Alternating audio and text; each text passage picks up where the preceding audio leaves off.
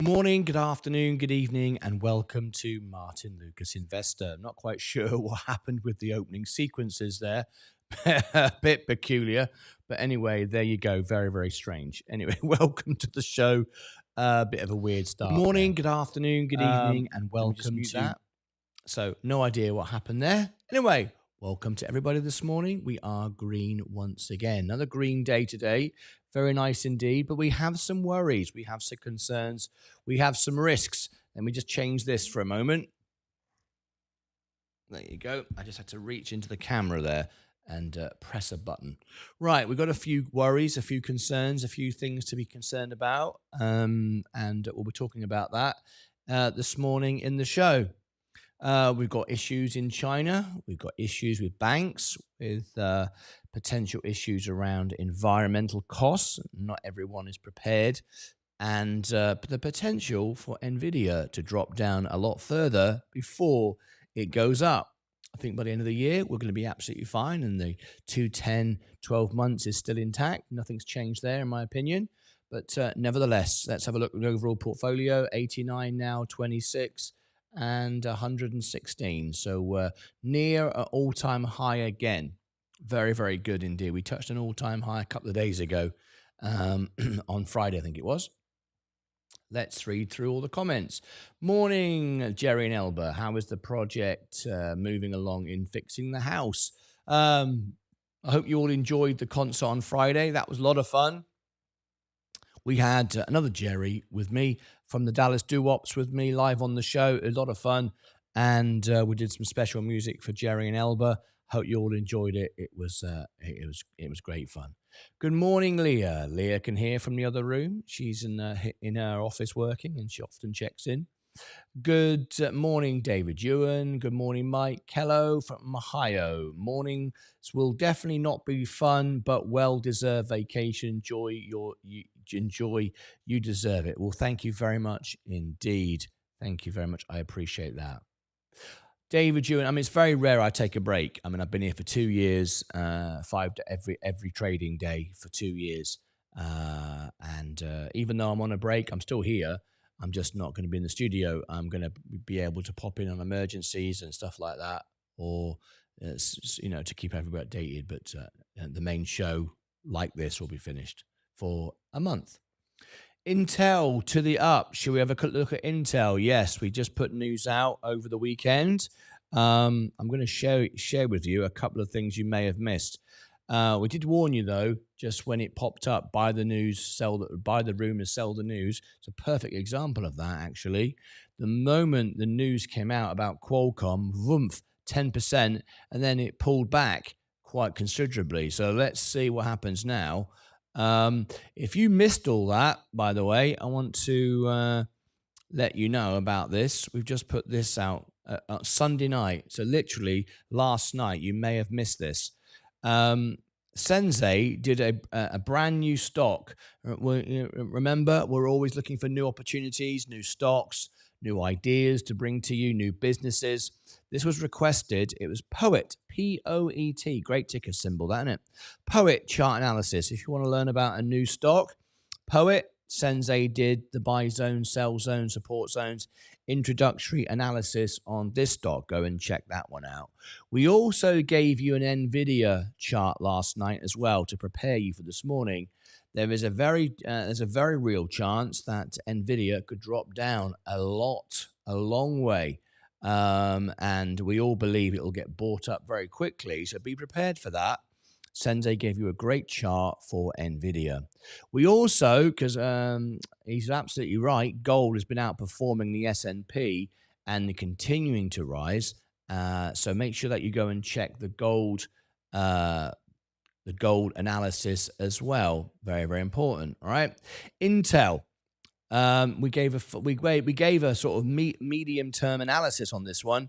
We brought you the news, we brought you the balance sheet, the numbers, the profits, the losses. And we also covered the news live from CNBC as well. So you might want to go and check that video out. These are all on the homepage of the channel. Crash, stay calm. There's going to be some volatility with NVIDIA. Hold the quality. The Friday phone booth. If you've not yet seen it, You got to go and check this out. You'll cry all the way through to the end. So there you go. And alerting you that this is the end. This is our last week here on YouTube for our 2-year. We have not had a vacation for 2 years. All right. I also even talked about is it stupid to short the market? It's a question you might want to consider.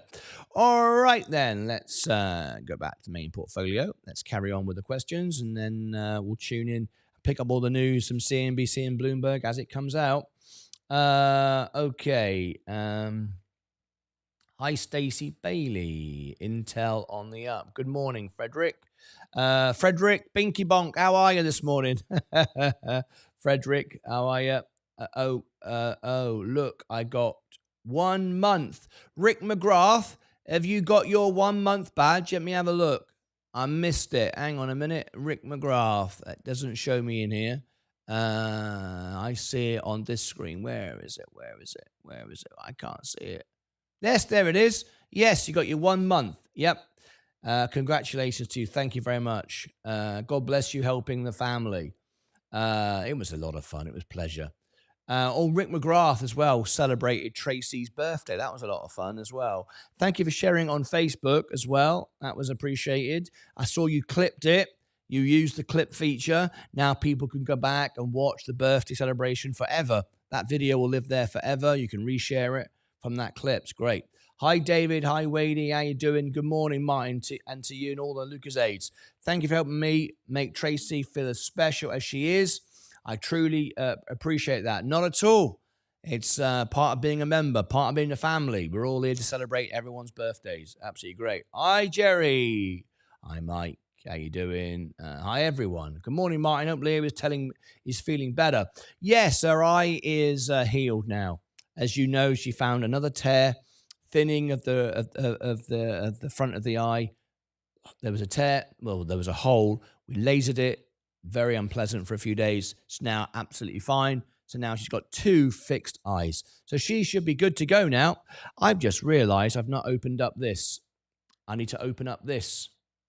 Will it work straight away? Yes, there we go. You don't know what I've done there, but what I've done is very important. Yes. Hi, Henrik. Good morning, Steve Gatson. Let's have a look. Hey, everyone. Bart. Good morning, Bart. Wadey's in the house this morning. More news on Intel in Discord. Great. We'd love to do some more. So links for YouTube. William. If William's in the chat, he's trying to become a friend on Discord. And of course, I got to confirm it's him. So let me know. Links for YouTube. No, nothing in there. More news on Intel on Discord. Where did you put it? I'm looking around. I can't find it. I can only find it instantly if I know if it's in links for YouTube. Every other channel, it takes a second or two for me to find it. Can you just drop it in links for YouTube, please? Please, fight. Or really more demands to withhold any type of automation or semi-automation. If you look at just New York, where you guys are, the Port of New York, New Jersey, it's about 1/3 of goods in all of the U.S., and it's a key destination just because of how densely the U.S. Hey, population Lance, is great in to have that you area. back. Of course, it will be very disruptive. Ran, it's one step forward, one step back. You had interest rates were cut, but costs should go up with disruption at the ports. One thing to think about, there's just 3 buckets. First, you got supply chain. They're going to be disrupted again. You can have some Asian importers that will divert goods to West Coast. You can rail and truck those, but that's going to lead to higher cost overall. Better than going out to a nightclub. I love it. Parziel Zero. Well, thank you. Loving you saying the words. It makes me smile. I know it's always your little thing, isn't it?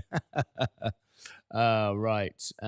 Ports brace for possible shutdowns. Supply shortages. Good morning, Martin. Do you believe in holding a reasonable position in your portfolio in cash if you're not using margin like in cash if you're not using margin? No. I'll explain it. I'll come back to you. I'll say that as a favorite, and I'll come back to that. Qualcomm is also interested in buying parts of Intel. It's there. Okay, this links for YouTube. Thank you very much indeed. I've got it.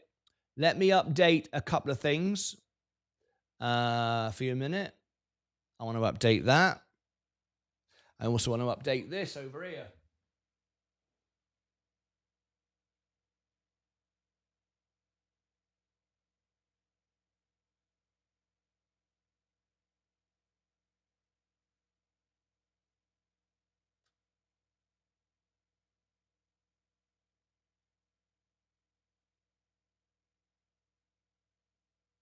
There we go. If I update that, it gives me faster news. Okay, so we got potential port shutdowns today. Let me have a quick cup of tea from my amazing Martyn Lucas mug. Oh, yeah. Have you all got one of these? I know who hasn't got one. Fight Channel doesn't believe in it. Doesn't believe in getting one of the mugs.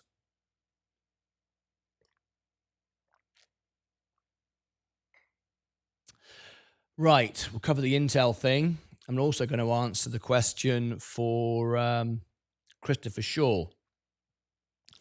I'll explain it right now. Morning all, Mark Saxby. Just popped a rib. Oh, just popped a rib. Hello. That don't sound good. Good morning, Martin. Dylan Wilson. Good morning. What is everyone panicking about today? James Turner. I don't see any panic here this morning. So anyway, let's answer the first question. And we've got Intel to do, and we've got a banking looming crisis, which could be a potential worry for all our mega stocks as well. So let's do it. First of all, then, so let's talk about do you need cash? So it's 15 minutes. Cash or no cash? Okay, right. Here we go. So I'm going to bring this one up now. I just did something very silly there. I just there you go. That would be easier. Right. Okay, here we go.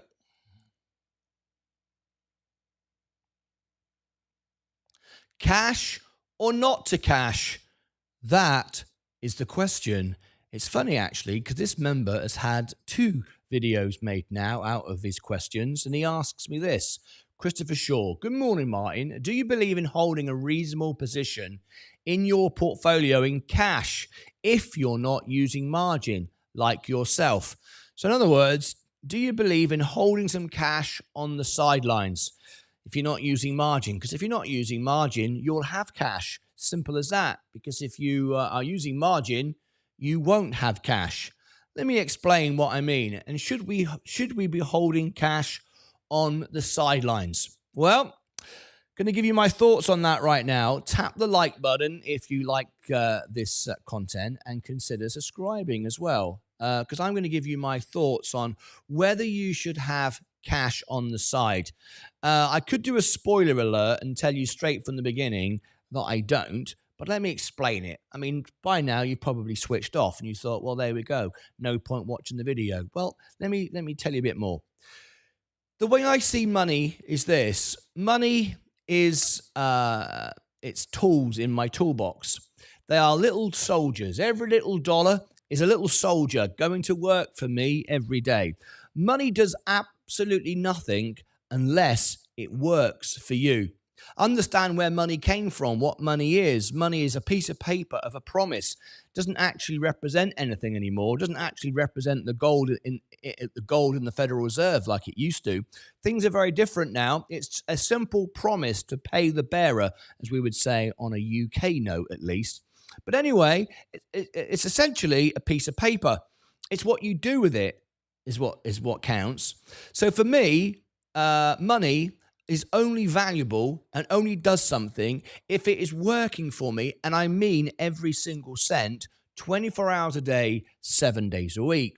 So let's take the analogy, take the thought of just leaving the cash on the side. What is it doing? If the cash is on the side, your little army of soldiers is asleep, doing absolutely nothing. In fact, they're doing worse than nothing. They're going backwards because If your cash is sat on the side doing nothing, it's being devalued by inflation every day. Even if inflation is cooling and we've tamed inflation, that doesn't mean prices are coming down. It means the rate they're going up has slowed. Everything still goes up by a minimum of 2% a year. Many people will say a lot more than that, because inflation is targeted at 2% doesn't mean to say the retailer who sells you the product doesn't keep it at 2%. They can increase it whenever they want. So let's all agree that money is always being devalued because prices always go up. So having your money sitting on the side is a completely useless thing to do. Completely useless. But let me explain, because some of you will say, I've watched a Dave Ramsey show, and Dave Ramsey said you should have 3 to 6 months of money sat there just in case of emergencies. Well, there are ways to achieve that same peace of mind and security without having your physical soldiers asleep, in fact, going backwards. Let me explain. For me, you should always be investing. For me, you should always be in the game. There should be no point at all when you're out of the game, because, like we've said before on other videos, you've got 95% chance of getting it wrong getting out, and you've got 95% chance wrong of getting it in. That's just a fact. That's a fact of life, statistically proven. So we want to remain in the game. Markets go up, markets go down, but over time, markets end up when you need the money in the future. And as an investor, not a trader, an investor, you are looking to achieve a certain goal by a certain period of time in the future. And you will do that if you stick to this very basic principle of remaining invested and remaining in the game. So for me, every penny I earn is disciplined and structured, so I don't waste any money. I don't waste any money. I'm very efficient. I don't waste or miss a trick. I'm always careful about all the money I earn, and I never ever lose money. Since I rebalance my portfolio, I never lose money ever. My portfolio might go down today or up tomorrow, but I never, ever lose money. I make money out of every situation that I'm in. So should everybody. So I'm fully invested with an efficient lifestyle. I'm efficient lifestyle, no wastage, everything's invested, everything's in. Then because I've got a reasonable portfolio like this, I get offered margin. Now, you can see from my margin, there is my balance of the margin that I'm using. If I scroll down, I'll show you the details, and you can see that the interest rate has now dropped to 6.05, $13.14 a day. It's dropped over $1.09 in just the last couple of days because of the Fed. So margin is getting cheaper for me. Cost of borrowing is getting cheaper for me, and it's going to continue to do so. So I remain always invested no matter what happens. If I had cash sitting on the sidelines, the cash would be doing nothing. However, you might argue it would be earning some interest. Well, it was earning 5.5%. I think that's come down to about 5% now on Robinhood, which is one of the best you can get. There's nowhere really anywhere else, any high yield bank account, anywhere you like, is going to give you any more than $5, right? Sorry, 5%. That's about the maximum. So you might argue, well, why not have your cash sitting there on the sidelines? Okay, it's earning 5%. However, if you put all that money in the markets, it's going to make, on average, 10 to 13%, depending on how you calculate it, in the S&P, which is a very safe asset. I wouldn't recommend using all your cash to buy risk assets, but the S&P, absolutely, 10 to 13%. So don't have your money sat on the sidelines, have it all invested. Now, for me, I use margin because margin is cost me less than I can make, but I only buy the S&P with it, and I only buy it on macro conditions. When I use my cash, I can be a little bit more risky, if you like. The markets can keep going up because it doesn't matter if you keep paying higher prices because the markets keep going up. There's nothing wrong with paying on the way up. But if I'm using borrowed money, now I want to make sure that I buy it with dramatic drops. That is my cash on standby, if you like. The margin is not there just to go all in and then I've got no money. The margin is to be used with macro dips, severe dips, big drops, because I'm already fully invested. No cash sitting around doing nothing. I'm fully invested. I only use the margin when there's really big dips, when it makes absolute sense to do so. because I'm already in anyway. I'm just adding to it, and then I spend the time to reduce it. Now, I know what some of you might be saying. Well, that's all very well and good, but what if I need the cash? Well, this is why this is not a simple answer. There's more to it than just this. So let's move on to the next part. We've established its right to remain invested. We've established the principles behind using margin, because if you're using margin, your cash has been used up. Are you vulnerable now you've got no cash sitting around? Well, no, you're not. Dave Ramsey would say 3 to 6 months of cash sitting around. No, I don't agree, and I'll tell you for why. If you've got good credit, Dave Ramsey will often say you don't need credit, it just means you've got into debt. It's rubbish. I've got no debts whatsoever, and I've got a perfect credit score in Europe, UK, and in the United States. I've got perfect credit scores on 2 continents. Doesn't mean I'm in debt, it just means I understand how debt works and how credit works, but I've got no debt. So you don't have a high credit score because you just are in debt. In fact, the opposite. You just know how to manage credit. So because of that, I've got a perfect credit score, so I've got access to credit cards. Now you might go, well, I wouldn't buy anything on credit cards because you're borrowing money. Correct, 23% very often, or even higher in some cases.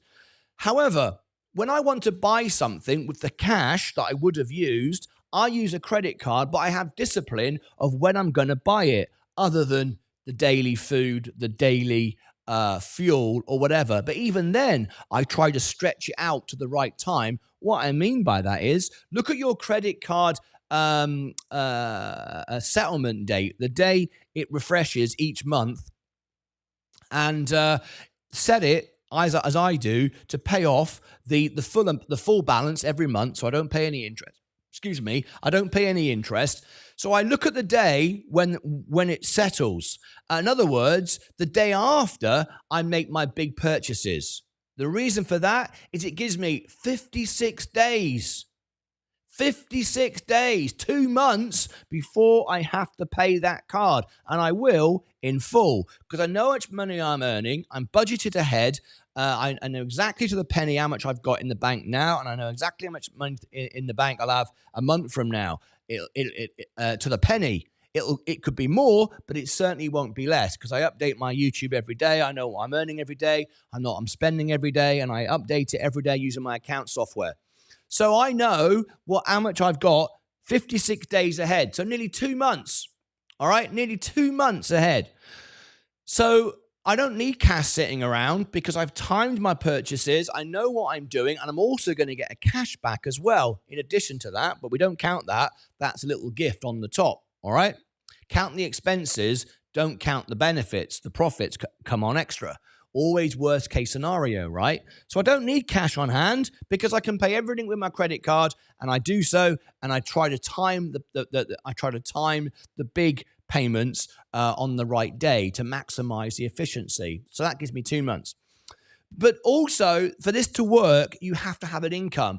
I've always said the success to make money, you have to have income. It's not about simply using the stock market as a casino. You have to have income. Whatever job you have, business you have. For me, it's YouTube. I know how much money I'm earning. I'm responsible and in charge of my income. Nobody else. Me comes down to me.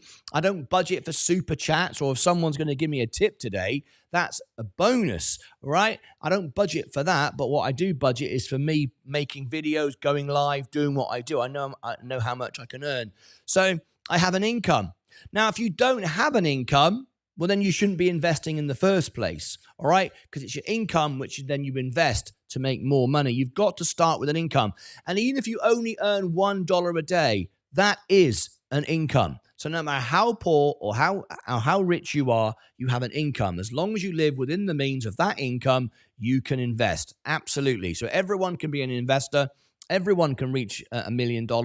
Everyone can do the right thing. It's down to you. So do I believe in cash on the sidelines? Absolutely not. Cash is trash. It's a waste of time unless the cash is working for you. Cash is is your army. It's your army that should be working for you 24 hours a day, 7 days a week. Cash on the sidelines does absolutely nothing. The only reason why anyone like Dave Ramsey would suggest, and this is why he does it, why anyone would suggest you should have money in the bank or money on the sidelines is because people don't have discipline. If you don't have discipline, you need cash on the side because it protects you from you. You can now go out and spend more money you can't afford because you can pay it off with a credit card. You can now recover from unexpected circumstances because you have cash on the side. However, you might say, well, you made a point there. What about the worst case scenario? What about you suddenly need $10,000 for an unexpected expense? You didn't budget for that, did you? You didn't know suddenly the wheels would fall off the car. No, you're absolutely right. Beyond my maintenance and beyond the normal things I can do for myself, you're absolutely right. There are unexpected things that could come along the journey. So what happens then? You've got no money now. Now you're in trouble. No, I'm not. First of all, I've got 56 days of interest-free credit. Remember that. And it's always zero balance. It's never more. It's always paid off. So I've always got that amount of money. But would I do that then? Would I suddenly go out and buy, I don't know, repairing the car or fixing the roof, put $10,000 on a credit card? Well, I could do that. I absolutely could do that. But then it would need me to pay off the credit card because I wouldn't be able to pay it off. I'd have to pay some interest in that then because I wouldn't be able to earn that amount of money. So then at that point, I would have to sell some shares, of course. But as a long-term investor, I've got shares now that I bought back in January that are all 30% up. So I can sell a couple of shares to clear that debt. So I've got cash on hand by holding it as a long-term investor in my portfolio. Not my recent trades, not trades I made yesterday, not stocks I bought yesterday. One, because I will pay massive amounts of capital gain tax on the original on those purchases of those stocks because I've only owned them a short period of time. The ones that I've owned over a year, I pay minimum capital gains tax, and they're the ones with the maximum profit. So I can sell a couple of those shares and pay off that extra expense. Alternatively, you could do things in a different way. And this is the way you should do it. Rather than sell the stocks that I had at the beginning and get rid of them. Remember, I want to leave my seeds in the ground. I want them to compound year in, year out, 10 years, 20 years. I don't want to sell any of my shares. But what do I do if I've got an immediate expense? What do I do if I have an emergency expense? You do what the big money does, what the real money, what the billionaires, the millionaires do. They don't sell their shares. Oh no, they don't release the seeds out of the ground. They leave them where they are. Well, what do they do then if they haven't got the money? I'm not earning enough money, remember, to fix the roof, to put the wheels back on the car. You borrow against what you have already. So if you sell your shares to pay off your credit card, why did you do that? You did it because if you didn't, you'd pay 22, 23, 24%. That's why you did it, right? Remember, always think about the solution, not the problem. If you concentrate on the problem, you're the problem. If you think about the solution, concentrate on the solution, the problem goes away. Always concentrate on the solution, not the problem. It's a different way of looking at things. I've always looked at things like that.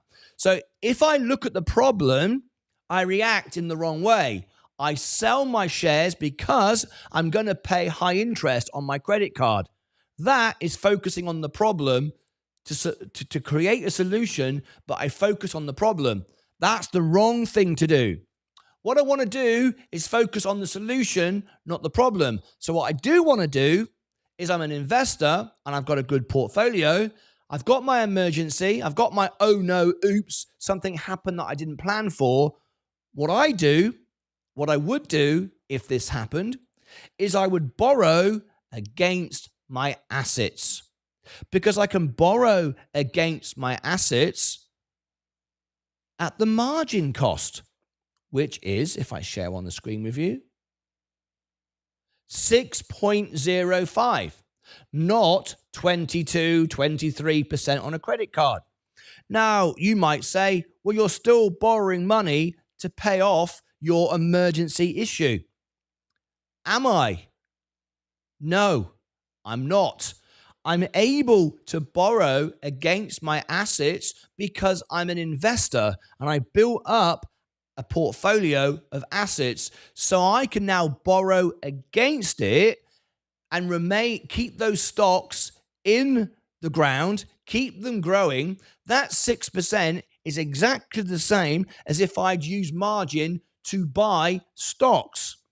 But in this case, I've used margin to pay off an emergency situation. So I'm only paying 6% to repair the emergency situation when the stocks are making me 10 to 13%. So it doesn't matter whether you have an emergency situation, day-to-day expenses, or any which way at all. If you started with A, and I mean A as in get your life efficient, number one, get an income, no matter how small it is, get an income. Then start investing wisely. Then give it time to grow. Once you get it to grow, once you have a portfolio that's making money, the world is open to you. You do not need to hold cash sitting around doing nothing. You do not need to borrow money on credit cards. It all comes down to this. Rich people invest and spend what's left. Poor people spend and invest what's left. They do it the wrong way round. If you start by investing, you will end up being able to get the things for free that the people that had no money bought in the first place. Let me put it like this. Which hat do you wear? Hat number one. I'm nipping down the mall, Deirdre. I don't know who Deirdre is, somebody. I'm nipping down the mall, Deirdre, to buy the latest iPhone 16 Pro Max. Do we really need it? Yes, it's great. It's cool. I've seen it on YouTube. I want to buy it. Well, you know, we're struggling. Doesn't matter. I can pay it over 12 months, 18 months, 2 years. I need the new iPhone. Well, do you really need it? Well, yeah, I do. It makes me feel good. Okay. Nip down the mall once again and buy yourself a new iPhone. Hat number one. Hat number two. This is my hat. Leah, I'm going to skip this year's iPhone. Didn't you skip last year's? Yeah, phone still works. What about the year before? Yeah, I've skipped it for 2 years now. I've got the iPhone 14. Leah, I think, has got an iPhone 7. We haven't bought an iPhone for years. I only bought an iPhone 14 because my iPhone 10 fell in the swimming pool. So I'm going to skip my iPhone because I'm going to get a free one. How are you going to do that? Well, I'm going to take my hard-earned money, which hat number one doesn't even have. He hasn't even got it. He's going to borrow it, not against assets, against his credit card. I'm going to take my hard-earned money, which I do have, and I'm going to buy some more Apple shares. Because in a few years' time, my portfolio is going to go up another 100%, and I'm going to get a free iPhone from the guy who wears his hat back to front. So, which hat are you? You could be the guy who nips down the mall today and buys himself another new iPhone, buys one every year. Or you could be the guy who owns the business, buy the Apple shares, and in a year from now, 2 years from now, you get a free one. Which one are you? So, The answer to the question right at the beginning was Christopher Shaw said, do you need cash on hand? Absolutely not. I think I've proved it beyond any shadow of a doubt. Always remain invested. But remember, you can't get to this position, I think this was level 4, until you've done 1, 2, 3, and 4 in order over time. Start today. The best time to invest is today. Be efficient. Get rid of all waste. If you don't need it, get rid of it. Throw it out. Can you afford that extra can of beer? Can you afford that extra packet of cigarettes? Can you afford that day out and buying some new trainers or a new phone? Cut out all the waste. Protect your income, no matter if it's $1 or $1 million. Make every single penny work. Get in the market today. The best time to be in the market is today. The S&P, the greatest businesses in the world, will always be up sometime in the future. You've got no doubt and risk about that. Use your own cash to do it. Don't borrow money. Don't use margin to do it just yet. Build up your balance. Build up your assets. Get yourself to be 10, 20% up. Just wait. Have patience. Build it up, build it up, build it up. Then, now you understand the market. Maybe you use margin as your cash. But with margin, because you're paying some interest for it, you wait for macro dips. When you get the macro dips, the 5, 10% overnight drops because of global issues, macro conditions, then you use the margin. You budget it out. You're very disciplined with your credit cards. You know exactly when to buy, when not to buy, what to buy, and what not to buy. Very, very important. If you should have a crisis, that gives you 2 months. If you then have a crisis, you borrow against your assets. That's what rich people do. That's what millionaires do. That's what billionaires do. You don't need the cash in the bank doing nothing. The only person who wins if you leave cash in the bank is the bank. Simple. So there is the answer to your question. Do you need cash on the sidelines? Absolutely not. You don't need any cash on the sideline sitting around doing nothing. I hope that makes sense, everybody. I'd love your thoughts and comments. Click above my head, down below in the description, over here and over here. Down here, I'll put the psychology of investing, maybe part 2 to this video. This was all about cash. This is all about making the cash. Until next time, as always, take care of yourselves and each other.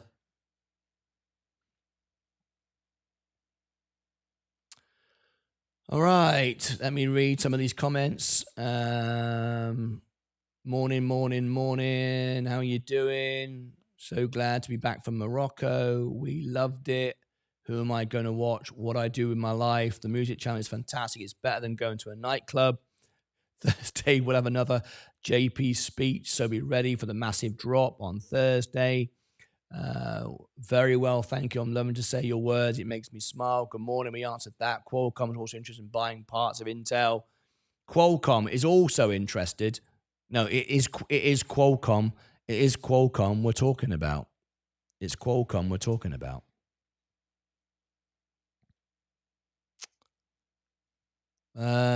Morning all, tuning in from beautiful Florida Keys. Lovely stuff. I'll check in a moment.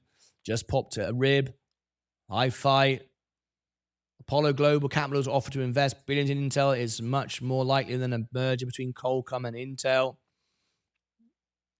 I want one. Jerry and Elba, what do you want?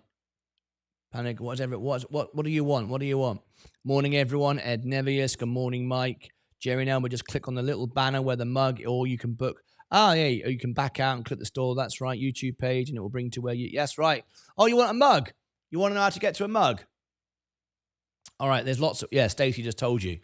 If you click on the video, there's a mug there. You can click on that.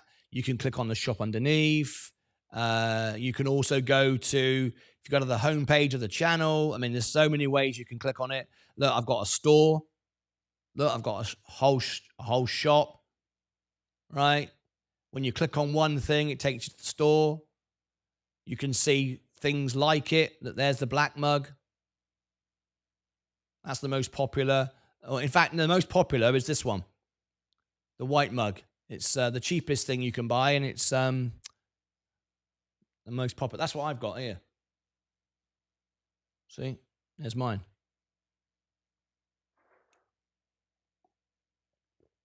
And while you're there, you can get the matching items to go with it. Because everyone needs a matching item. Don't just buy one. No. Don't just buy one. Buy at least 5 things. I mean, don't just if you're gonna get it delivered, you might as well go all out. You know, no point messing around, is there really? So anyway, that's a great video and great way to put it. Thank you. Songs for Space. That'll be my latest big epic video then. Money's a tool. Make sure you know how to use it. Exactly. Stocks drop over months, but go over days. Can't afford to sit out and miss the up movement. Listen to Martyn. Don't listen to me. I don't know what I'm talking about. I just make it up. Good morning, everyone. I've been in Dubai for a week for business. Cash is king. No, and always will be. I don't agree. I have 40 years of investing experience. You need it once the market pulls back to 10, 15% to purchase the dips, my opinion. That's what margin's for. That's what margin's for. You cannot predict. No one knows. No one knows when the stock market is going to go down. No one knows. And equally, no one knows when it's going to go up. But what we do know is it is going to go up. The chance of it going up is more likely than it's going down because it always does. That's just a fact. You cannot say it's more. If it was more likely to go down, then the whole thing wouldn't work. It's more likely to go up because it does. If it didn't, why do we have this? Why do we have this? To say you want to be in the market for when it pulls back, I don't agree. Look at that. That's the S&P since 2000, 2010. Beg your pardon. 2010. The last 14 years. What do you see? It goes up. It goes down. It goes up. It goes down. It goes up. But it goes up. It goes up. So you're waiting for it to go the other way? No. Wrong. Be invested. Stay invested. That is when you bought. That's when you use margin. When it went down, down, down, down, down, I don't sell, I don't sell, I don't sell, I don't sell, I buy with margin. Boom. Goes up. This is my paying back margin, paying back margin, paying back margin, paying back margin, paying back margin, earning money, paying back margin, doing nothing. I'm already in. Going down, going down. Oh, hang on a minute. Margin, margin, margin, margin. That's how it works. Cash is not king. I've just proved cash is not king. I think the argument I gave was compelling. I think I gave the argument that proves that cash is not king. It isn't. I see you in road walking. There you go. Good morning, family. We've got 10 minutes. The bond curve is not a curve yet. It's a blood pressure chart. 11% difference from S&P. Also, depending on how much and where you have your cash positions, it's called sleeper money. Remember, pawns win more chess game than the queen. Understand your portfolio strategy. Correct. In theory, 10 years still in recession level and indicating the S&P a bit overvalue situation, in my opinion. They need to push at least a 0.75 and stop the 25% cuts. Martyn, you are a teacher of margin. The majority of your audience is not. They are learning from your excellent videos. I am extremely disciplined and will always keep cash for a rainy day. Martyn, you are a teacher of margin, and the majority of your audience is not. What Tim is implying, and he's right. He's right. My methodology, if you like, my principles, my ideas only work if you have discipline and structure. They don't work. He's absolutely right. They do not work. My system does not work if you borrow money you cannot afford. If you are over your head. Got some breaking news. Artificial intelligence. He was one of the first people I ever explained artificial intelligence to. This is an extraordinary time for him and time for India because it's a reset of the whole computing stack. Now, I also asked him if he discussed with Modi clearing up some of that bureaucratic red tape American companies. Okay, if there's any more of that, I'll bring it to you. He said it's not a problem for NVIDIA. I haven't really experienced that. NVIDIA has been in India for almost 25 years. Our design centers are in Bangalore, Pune, Hyderabad, really fantastic engineering capability there. Some almost 10,000 NVIDIA engineers are in India. They do every single aspect of our engineering, and so they've been a part of our company since the very beginning. I also caught up with IBM's Krishna out of that meeting, and he praised the meeting, told me a bit also about the delicate dance of doing business in India, even though that country is tacitly supportive of Russia by buying cheaper oil from there. Take a listen. Countries are going to do what benefits each country. So you got to put those things a little bit to the side and say, is there any national security threat? So let's look at the major things. If you look at the geopolitical lens, doing cooperation between India and the US is going to be strengthening both these nations to the point where then you can go take care of all the other secondary issues.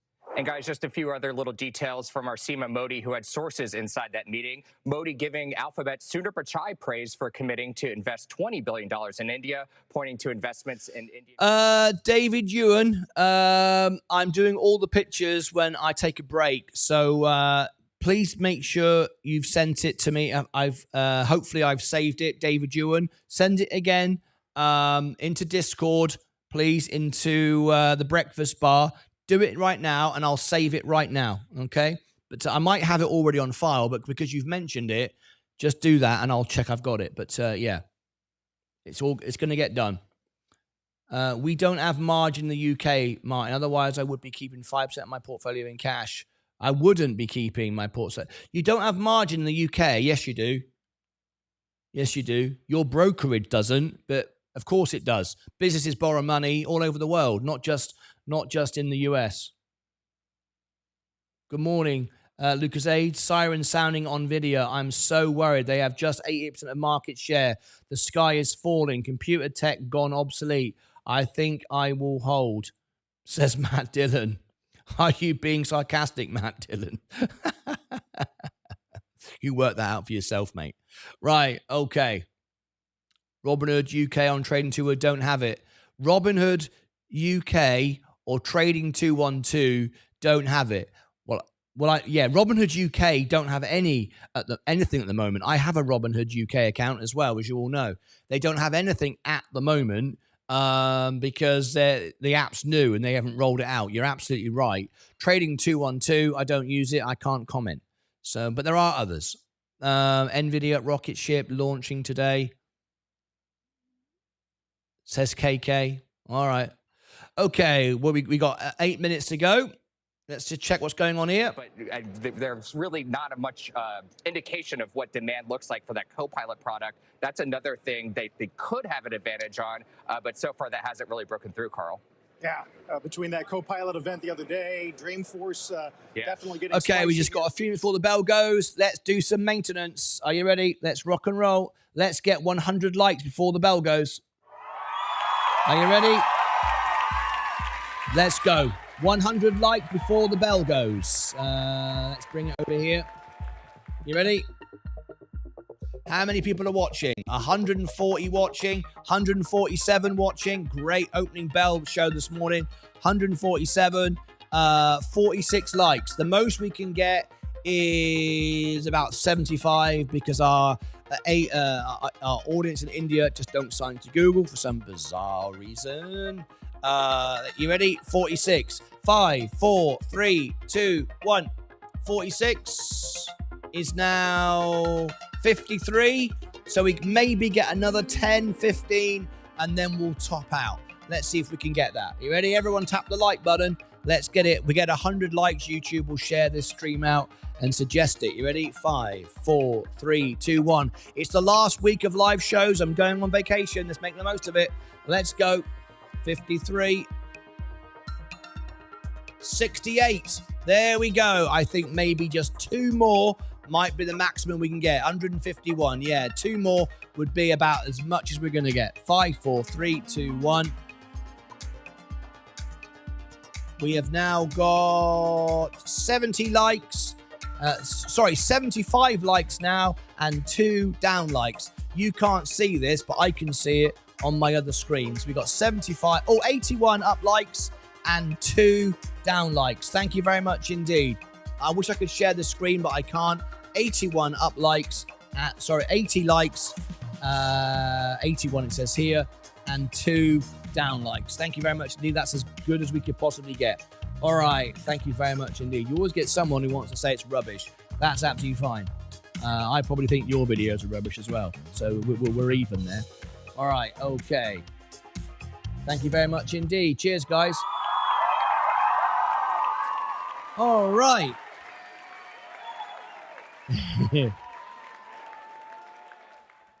Let's have a look.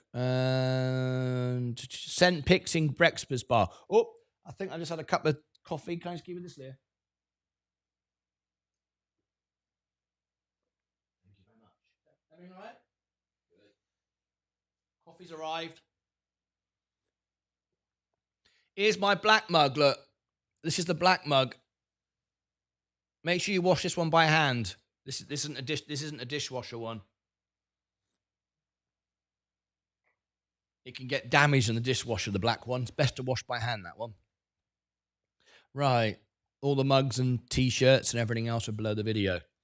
Right. So David Ewan. I've got some Intel news as well. So breakfast bar, David Ewan. Thank you, David. Oh, that's cool. That's very cool. I'm going to use that one. That is awesome. David, thanks, mate. This will be added to the show.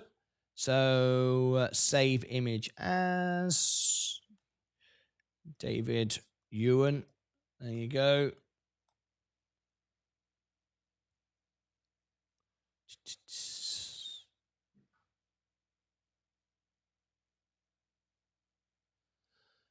Thank you, David. Appreciate that. You got the anniversary. Oh, you got the flask. You got the flask. Very cool. I love it. Oh my gosh, look, he got, look at that. He got 2. He got the small one and the bigger one. Look at that. Thank you, David. 3rd anniversary. Thanks, mate. Appreciate that a lot. I'm going to grab that one as well then. I might use that one instead. Save image, David. So make sure you've sent in your pictures. If you're not sure, send it in to me. David Ewan 1. There you go. Because I'm going on my vacation. I'm going to update all of this stuff.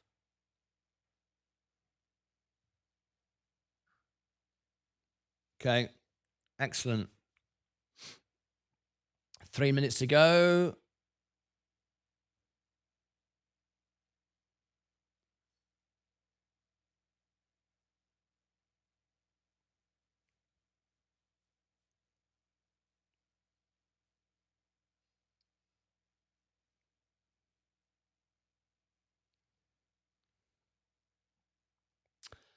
And you're in the background. Oh, and I didn't even think about that. Hang on. I didn't even think about it. Sorry. Have I got time?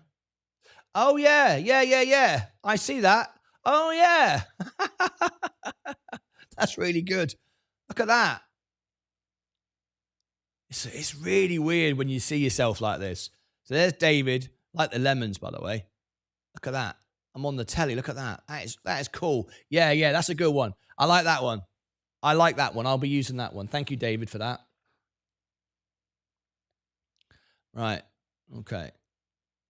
I didn't realize that. Now I do. Okay. 2 minutes to go. We're getting ready. Anyone interested in phone booth technology? Phone booth technology. Now then, you will notice there's no money gone in my portfolio yet because I get paid on the 21st, which means because of the weekend, Saturday, Sunday, I get paid today and I get paid at midday. So I get paid once a month on YouTube. Once a month on YouTube, I get paid. That's my job. That's my income. So at midday today, between the opening and closing bell, I will get money and I will then be able to bring in my cash, my money, and pay down my margin. So what will happen is my margin will go down, my balance will go up, and you will see that this afternoon. So I'm excited about that. I love payday and be able to reduce my margin. Now, remember, if someone ever criticizes you, you're just putting money in. Of course, you're putting money in. This is not a cash machine. You do not invest unless you have income, whether it's $1 or $1 million. Of course, you put money in. Of course, you reduce margin with your income. That's what you do. So, of course, I'm going to put money in from my job. Everybody does that. That's what you do. So, just so we understand that.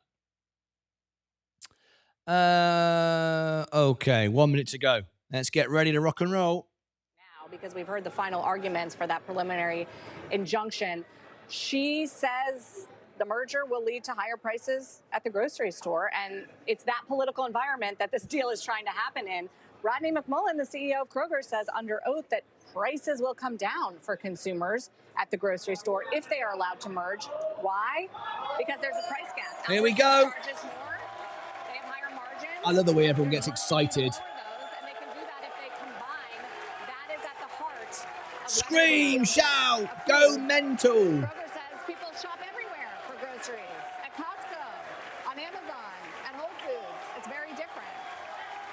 So, Lena Khan clearly... Ring the bell. Let's get the opening bell here on the CNBC Real-Time Exchange. Of the big board, it is the president of Argentina. We're off to the races. Woohoo! Let's have a look at where we are today.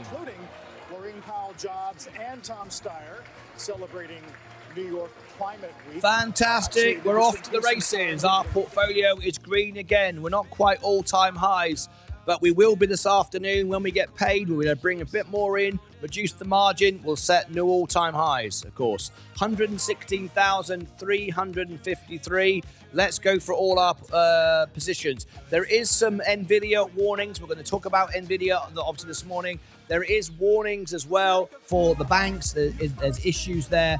There's lots to talk about and worry about. If you are a worrier, if you are an investor, you're not worried at all. You sleep every night perfectly fine. Thank you very much. Let's go through all our positions. Here we go. The S&P is up again today. Fantastic. S&P Global just down very slightly. Virgin Galactic down today, 0.486, 0.25. Palantir, it was down. It's very expensive, though. Jim Cramer says it's not even a real stock. It's a meme stock. Well, it is a meme. It trades like a meme stock, but it's not a meme stock. It's the most ridiculous statement I've ever heard. Jim Cramer is always doing whatever he can to get you to watch his show. Gold is up today. Fantastic. Amazon is flat right now. Was up earlier. It's going to be up again in a minute by the looks of things. Apple just trimming off. After their AI day, we want to see how much money it makes when we'll find that out in October. Next Era Energy won't make any money from me. I'm just the owner of the company. Won't be buying a new iPhone. I'll tell you that for a fact. Next Era Energy up 0.37. Enphase Energy a 2x to 3x. I love it. Next earnings, look out. All the interest rates coming down. More people are queuing up now to buy solar. Coca-Cola. Defensive, selling off a little bit to move into the high-tech stocks. J&J, a $200 stock. Chevron Oil up 0.64. Stephen Lewandowski probably likes that. Tesla, 243, firing away, up 2% today. Elon Musk says it will probably be the biggest company in the world. Is he right? Rivian, going the opposite direction. Don't touch it. It could go bankrupt. Look at that. Rivian selling off big today. And it always follows Tesla. Today, it's doing the opposite. Look at that. That's a worrying sign. McDonald's, just about to hit $300. You can never pay too much for land. Look at TPL, Texas Pacific Land, best stock in the world. Google, one of the best stock for in the Mag 7 for valuation. All right, Google going up. Microsoft going down today. Nvidia holding up. I like it. All this going down, but Nvidia's holding up. Wait for the earnings. Walmart, great business, going up. Tilray Brands down again, 171. Good buy at this level. Robinhood going up. They're making a lot of money now. More and more people are using margin. Just be very wise how you do it. IonQ going down. Rocket Lab is up today. Rocket Lab is up 1.67. Plug Power, it's kind of barcoding. I think it probably is, actually. We'll watch it again. Is it barcoding? Let's see if it falls over again. It needs to sell just there. Will it do it? Will it do it? A lot of manipulation with plug power at the moment. Rumble, no value to it at all, in my opinion. Funware, the same thing. Popularity contest for Donald Trump. Very risky stock. Faraday Future going to zero. Every day it goes lower. Bitcoin, I sold it all at 70,000. XRP is also down today. And Intel, it's starting to sell off those gains. Let's have a quick look at Donald Trump stock, DJT. I'm going to guess it's down because Rumble, yeah, there you go. There you go. It just keeps on going down. There's no value here. It doesn't make any money. It just keeps losing money. And every reason to think Donald Trump could be shorting his own stock. But we shall see. I don't know if that's true or not. All right, no idea. Right, okay, now then. Of course it was sarcasm, Martin. Absolutely right. I said straight away, didn't I? With 80% of market share, NVIDIA will only hurt when the others finally catch up to them. NVIDIA earning are on the 14th of November, a little bit far away. No, I like that. I like that because it gives it time to. It gives it time for all the Blackwell money to flow through. I have no problem with that. Anyway, any thoughts on cash out of refi on a home if you can get better rate than margin? Any thoughts on cash out of refinancing on home? You never refinance your home. No, you don't refinance your home because then you put stress upon yourself. No, you don't borrow against your house to invest on the stock market. I know people do, but what they do is they borrow against their rental properties. They don't borrow against their home because it's all about emotion. It's all about sentiment. If you are borrowing against your house, the one that you live in, and then the stock market crashes, you get stressed. You get stressed. When you get stressed, you make bad decisions. Now, I'm really glad that Mike came straight back and went, no, agreed, Martin. Absolutely not. You can borrow against your rental properties, your business assets. You don't borrow against your home. You keep the castle safe, the moat around the castle. You don't invite the enemy into the castle. You don't do that. That would be a bad idea. All right? Not because it's a bad idea. It's a bad idea because of how it will make you feel. That's why it's a bad idea. The human element there is the unpredictable part. And, that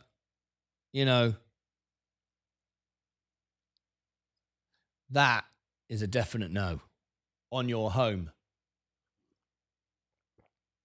We're still under 4% on the 10-year, which I think people see as encouraging. Yeah. I was just looking for individual stocks today, if there was follow-through on Nike, because of the huge announcement that came Thursday after the market closed, and I wasn't here on Friday. So I'm curious to discuss it with you guys. But a little give back today, 1.25%. A lot of excitement, and over the weekend, speaking to sources inside Nike, overnight the morale changes as the company announces it's bringing back 32-year veteran Elliott Hill to become the next CEO. That's going to happen on October 14th.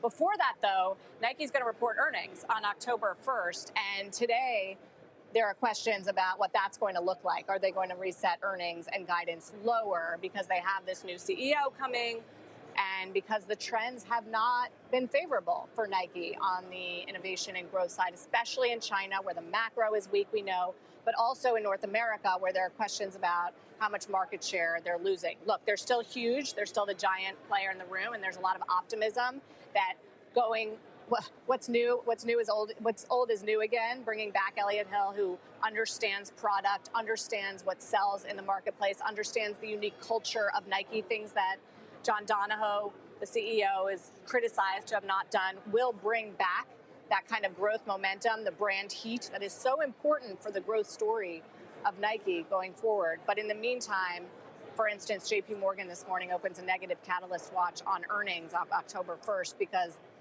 of the reality of numbers. You know, it's great that they're bringing in this guy that everyone seems really excited about inside and outside the company, but it's going to take a while to see what the strategy is toward returning to growth and towards pivoting away from some of what's been. I guess, Mike, also you look at valuation of Nike and you wonder how much damage has been done and what the numbers reflect at this point. Yeah, and how reluctant the street might be to kind of give back that big premium that the company used to trade at. Now, relative to the market, it's rarely been this modestly valued in recent history, so it's not as if the bar is that high. Yeah, you always have the question of people embrace the CEO change, but you have to ask, Intel what was the sense of news, urgency standby. to catalyze the CEO change? And so I think that's where the JP Morgan call comes in, which is a little bit of a rough go in terms of market share and things like that in the near term. But seems like the initial verdict of the market was good move, probably positive long term. We'll see how it plays out. There you see what's that, a 5-year chart? Or no, that's a 20-year chart. Although today, B of A ups on holding to neutral. Strong brand heat and white space opportunities helping to fuel top-line growth, translating into higher margins. So it is only to neutral, but the idea. Okay, I've got some Intel news here sent in from Fight Channel. Thank you, Fight Channel, for sending in. If you want to be one of my researchers, you can. It's part of being a member. You get access to Discord, and we want to share this with you right now. Here we go. So, Qualcomm.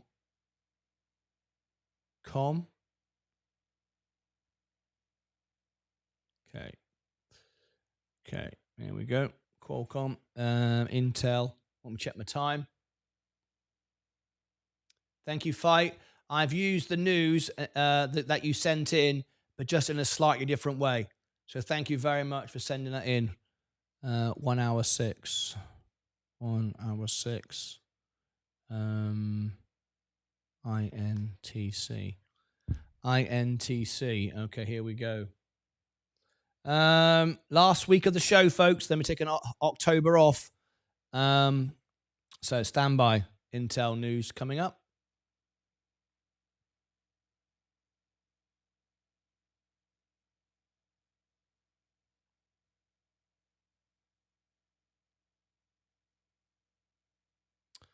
Okay.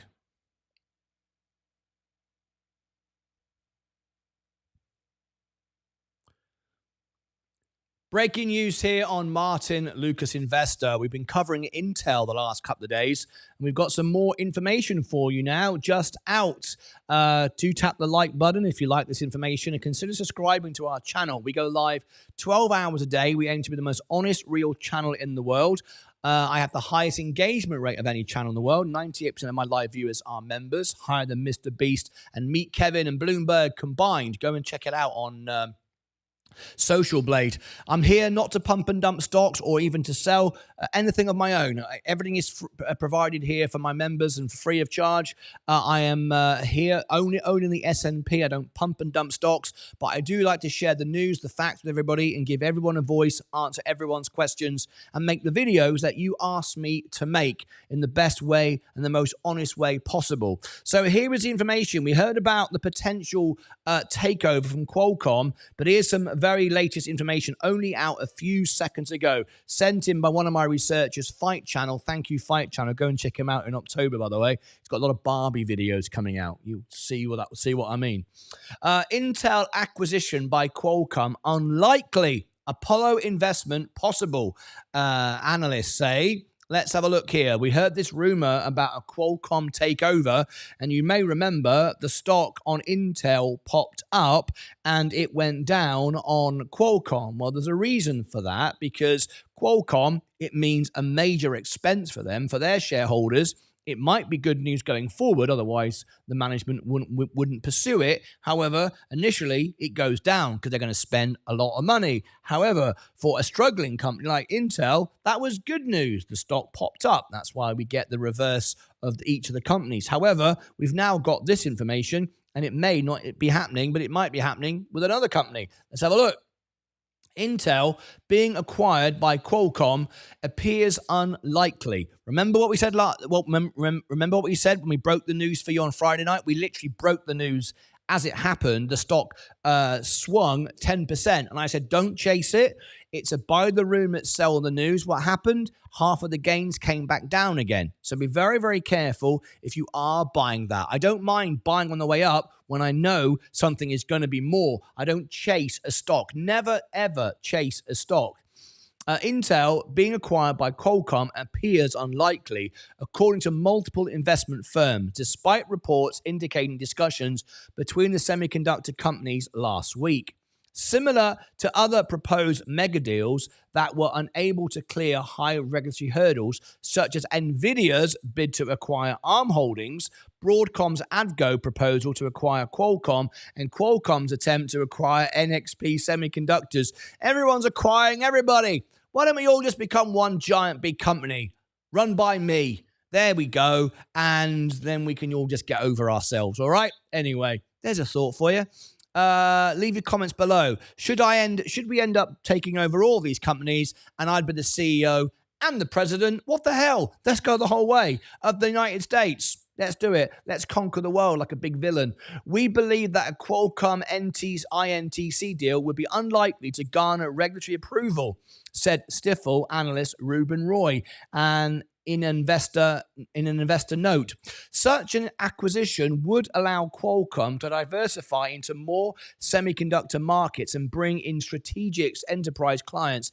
It would also create the largest semiconductor company on the planet, with Qualcomm's $33 billion revenue combined with Intel's $52 billion, according to Bank of America. However, we believe the challenges overwhelm the potential benefits, with tough regulatory environment, specifically in China, which historically has taken years to even consider medium-sized transactions. So scale CPU dominance works against the potential Qualcomm-Intel combination, said Bank of America analyst led by Vivek Arya. Both companies are extremely reliant on China's sales. China's sales, a whole different situation there, is the difficulties facing China right now. China serves as Intel's largest market, accounting for 26% of its revenue in 2023. Meanwhile, approximately 60% of Qualcomm's revenue in 2023 came from China and Hong Kong. Qualcomm sales to Chinese smartphone makers increased 40% over the first half of fiscal 2024. Intel also has $50 billion plus in debt. We shared with you the analysis on the previous video. Go and check that out. We shared you the whole balance sheet of the company. You might want to go and have a little look at that. I'm just watching the wires for some breaking news. I'll bring this into the show. This is important. Manufacturing PMI 47.0. We're expecting a number well over 48. In the rearview mirror, 47.9. This is the manufacturing weakest in June PMI of last year. Now, if we look at the services, it is above 50, 55.4, but it's still the weakest since, well, just July of this year. And if we look at the composite, 54.4, same scenario. It's over 50, but it's the softest since July of this year as well. So 2 out of 3 are above 50. Services, of course, pushing up the composite.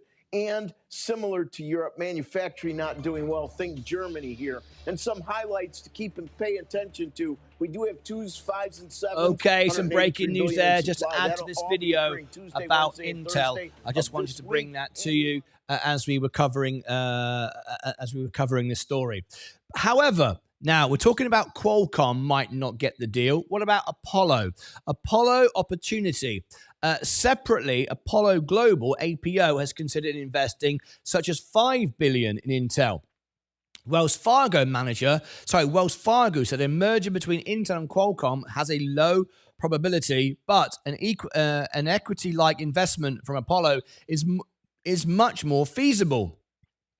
We think an Apollo investment would be a positive sign of confidence. However, the extent of existing shareholder dilution would be a key consideration, said Wells Fargo analyst Aaron Rakers in an investor note. As a reminder, in June, Intel and Apollo announced an agreement in which Apollo would lead an $11 billion investment in Intel's February Fab 34 in Ireland. Apollo receiving a 49% equity interest in the JV. Okay, so we'll go back to the stock right now, and you can see that Intel is rising at the moment 2%. Qualcomm, which was down, is now rising. Now, could that be because of the belief it's not going to go through? Because it did overreact. Let me refresh the screen. You will find it's gone green. There you go. This may be the fact that people think it's not going to happen, hence the stock going up because it overreacted. When it heard about this, it dumped. It presents an opportunity to buy Qualcomm. So, I like Qualcomm. Qualcomm is a great business. You might like to buy Qualcomm right now because Qualcomm overreacted and sold off on the news. Let's remember, if it's a good deal, ultimately Qualcomm will go and set new highs. It would be good, okay? If it doesn't come off, doesn't matter. It's going to go back to the trajectory it was on before because it got oversold. So Qualcomm could be a buy for you right now if you are looking to diversify, maybe in an overreaction, whichever way. I mean, whatever. You might like semiconductors anyway, and it doesn't really matter to you, but you got a bit of a discount right now. So anyway, there you go. Breaking news. I want to thank Fight Channel for sending that in. And thank you very much indeed. Click above my head for all the links down below in the description. Also, I'd like to suggest that you go and check out the full Intel video because over here, I did analysis on it. I shared with you the balance sheet, the profit, the loss, and another perspective as well. Its markets, its debt position. I'll put that here. And down here, I will put my new psychology of investing. You know, I did a video about the psychology of investing recently. Well, I just recorded a new one today, and that is cash king or is cash trash? Cash or not to cash? That's the question down here. I'll put that there. That's part 2 of the psychology of investing. All right, go and check that out. In the meantime, as always, take care of yourselves and each other. Right. Okay. Back to the main portfolio. Yes, we're green again. Very close to all-time highs. In fact, we're just touching all-time. Did we get to 117,000? I can't remember now. We were very, very close to an all-time. I think we're just touching the all-time high. I think it was 16.6, wasn't it? So obviously everything is fantastic because all-time highs are always good. Right, let me come back to here. I want to do this stock now. DJT. Going to put a huge warning out here for this stock. This is just bonkers. Let me just do this. DJT. Donald Trump media. So this is important. 117. Trump. Okay. I'm going to share with you this.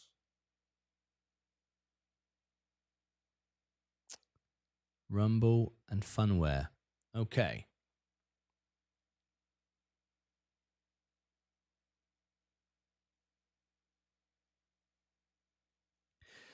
Okay.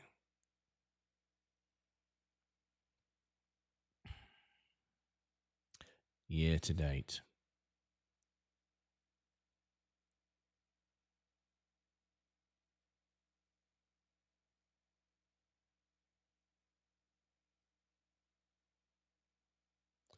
Okay.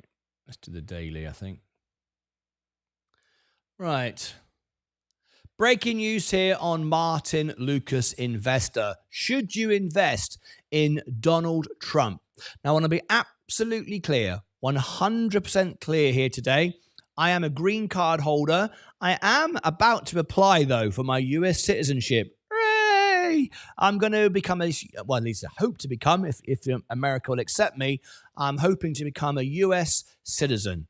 Very, very proud to say that as well. Very, very nice indeed. But at the moment, I'm a green card holder, and my channel is about providing information, impartial, factual, based upon nothing other than facts, and I've got no affiliation with either party. I'm not Trump. I'm not Harris. I'm neutral, bringing you the news. I simply want to present the facts for investors of a good strategy, not to promote one argument or the other, just to tell you as it is, simple as that. Now, we don't have a Harris stock to review. If we did, I would do it. But we have a Trump stock. And I want to give some warnings here for those of you that are interested in Trump Media and Technology Group. This is Donald Trump's stock, DJT. Is it a good investment? Is it a good idea? Well, as you can see, it's down today. It's trending down all the time. It's continually trending down. I have done a deep analysis on this stock. This is not what this video is. I've gone into the balance sheet, the margins, the profits, the gains. We've already reviewed that. We're not doing that right now unless anyone who watches this video comments and says to me, could you do a new review on it? And if you do ask me and you are a member, I will do it for you. However, that's not what we're doing right now. I've already established the stock doesn't make any money. Its debts are out of control. It doesn't do anything, all right? What this stock is, what no doubt about it, is a popularity vote, popularity contest. Is Donald Trump popular or not? That's what this stock is. Donald Trump, on his own rallies, encourages people to buy this stock. I don't know how he gets away with that. Technically, that should be illegal, SEC regulations, because you can't promote your own stock.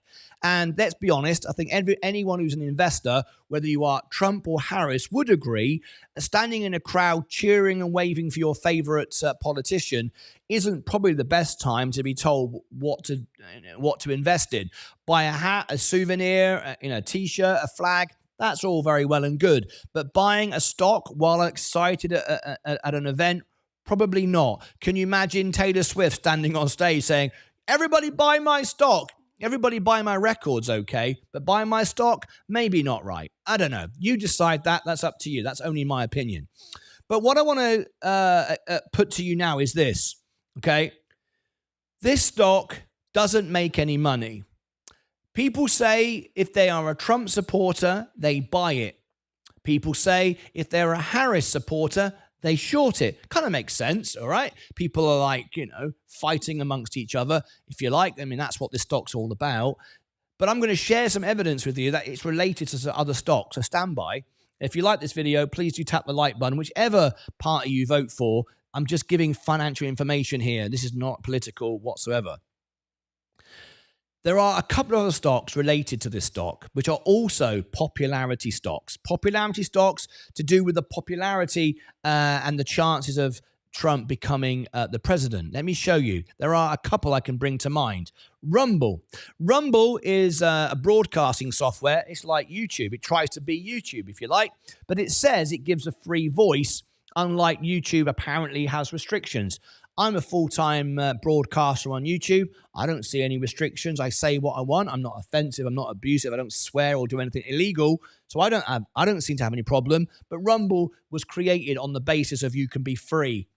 I feel pretty free on YouTube, but that's their belief. This stock is all around Donald Trump. If Donald Trump wins and he does well, the stock is supposed to go up. It doesn't. Even though I'm on Rumble, I've stopped broadcasting to it because I wasn't making any money at all. It's not as free as you think it is because they pay certain creators sponsorship to do it. That's how they make their money. They don't pay me anything, and I make nothing. Literally make nothing at all. I earned a couple, like 2 cents, 5 cents, 10 cents a day. I stopped broadcasting on it. It was a waste of time. Whereas YouTube don't sponsor anyone, but you get paid if you deliver content that people want to watch. So which one works for you? I don't know. Rumble doesn't make any money. That way, it can't pay its creators any money. It's got some money to sponsor certain ones to make it look like it's popular. It actually isn't. The stock keeps going down and down and down because it doesn't make any money, and it's all about whether Donald Trump wins the election or not. Any business, in my opinion, based upon a popularity of one person is a really bad business. Because if you are a business that is reliant on a certain character winning an election or a popularity contest, you've just halved your audience. I think that's ridiculous. Coca-Cola isn't going to come out and put a picture of Donald Trump or Kamala Harris on the front of the can, is it? Because half the country are going to go, I'm not going to buy Coke. It doesn't make any sense. Businesses, profitable businesses, don't do that, right? Those that are all in on one political view do that. But of course, you only win if your man wins or woman wins, but also you've only got half the country in your favor. I mean, it doesn't make any sense to me. It's a very bad business model. Anyway, Rumble has that business model, and it's following DJT exactly, just down, down, down, down, down. And remember, just out of context, Donald Trump has gone bankrupt at least 6 times. So just bear that in mind. He doesn't have a problem with going bankrupt. So just bear that in mind. It's very important to remember that. Funware is the other one. Funware is also based upon Donald Trump's success, and it popped up when it first came out, but you can see it's been trailing down ever since. Exactly the same trajectory as the others. Exactly the same. Very volatile, up and down, but keeps trending down. All right? I think we can all agree. Look at that. I mean, do you want to see a worse chart? There probably isn't a worse chart. It looks like a heartbeat. One beat, boom, dead, right? So be very, very careful. These stocks are all related to this one, Trump Media. They're all businesses around the principle of popularity. Nobody, Apple, Microsoft, Google, the S&P 500, Bitcoin, if you want to put it that way, no business or asset wants to be political or one side of the argument. You can argue that they might have political affiliations. I don't know. I don't know the CEO votes for. I don't care. But the business model is about delivering product and services, not success whether somebody wins an election or not. So, the end of the day, this is what I'm going to finalize with this on this video. If Donald Trump's stock was good and it was worth anything at all, why? I'll go back to this. I'll go back here. If, and this is the moment when I'm presuming, we don't know, there's no way we can tell, I'm presuming when Trump supporters say, I want to buy it, they buy it here, whether they're influenced, whether they're told to do it, whether it's like a big rally going on or whatever, for whatever reason, right? They buy it. They think, they believe that Trump will win the election. That's fair enough. They believe that. So they all buy the stock. They love Donald Trump. They buy the stock. Great. Popularity contest. Not a business. Doesn't make any money. But you all buy it. If you then believe and you have the conviction that Donald Trump's going to win the election and it's a great stock and I want to own it and I want to support him, why do you then dump it all?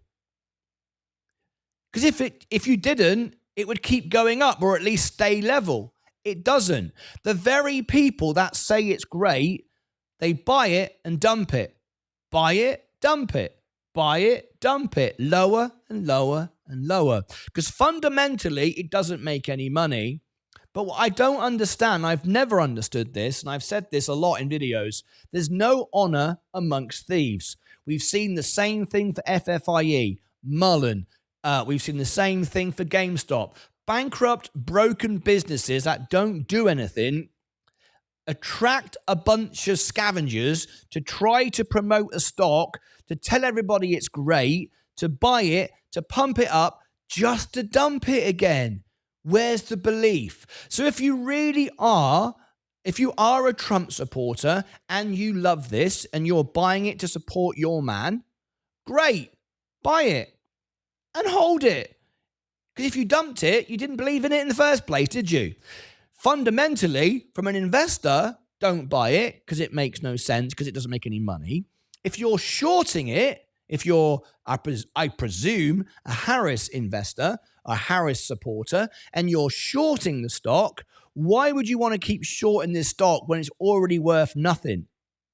You're going to lose in a minute because at some point, someone's going to buy it and pump it again.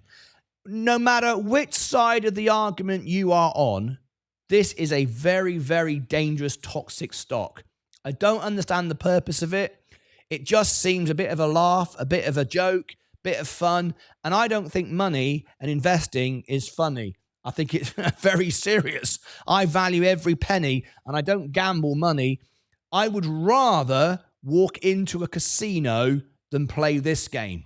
Because at least in a casino, I got 50-50 chance of winning. Every time I flip the coin, 50-50 chance. This stock doesn't have that. Because, yes, if people buy it, it goes up. If they short it, it goes down 50-50, right? Is Trump going to win the election? 50-50. I don't know. Don't know. Completely impartial. I've got no idea. But on top of that, the stock has no value.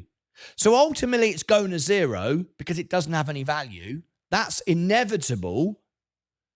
Doesn't do anything, doesn't make any money. It's never going to make any money. No problem with that. Trump's had no problem with going bankrupt 6 times. This is number 7. That doesn't matter. So don't buy it for that reason. But all you're doing now is you're buying it with your fellow Trump supporters who aren't really supporting Trump because the moment it goes up, they dump it. Kamala Harris supporters, they're all shorting it. So they're going to lose in a minute because when the Trump supporters pump it, it's going to dump again. From a financial standpoint, this is a really bad idea.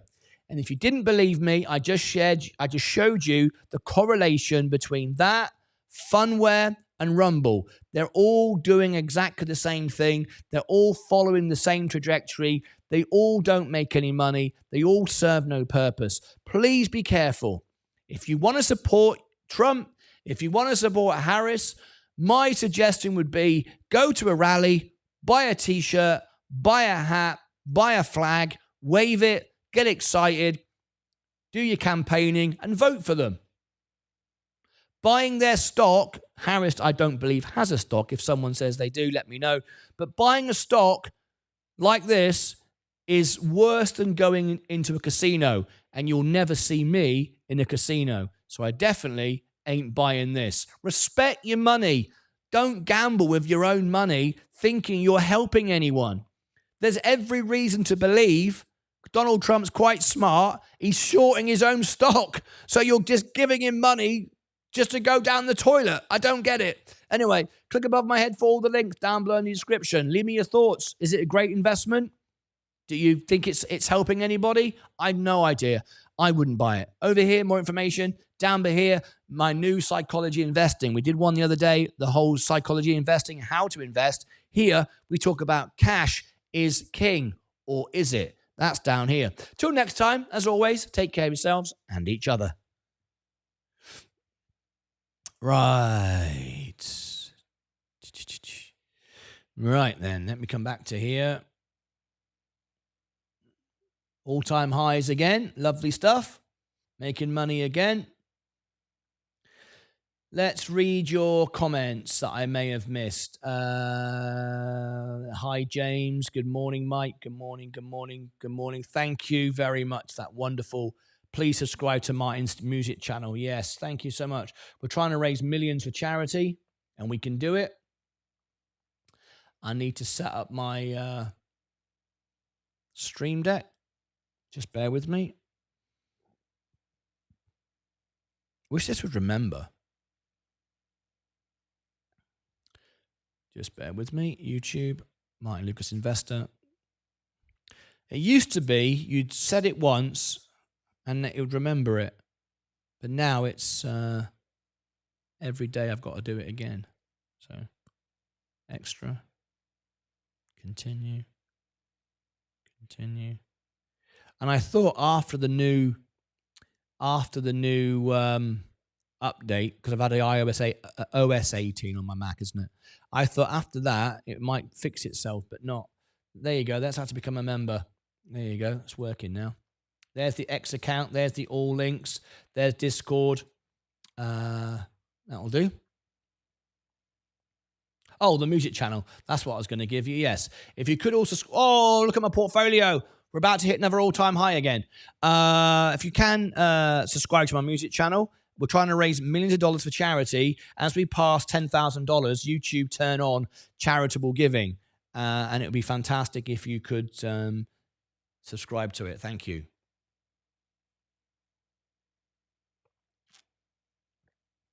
Right. Let me check this a minute. No, still not working. Got some weird stuff going on.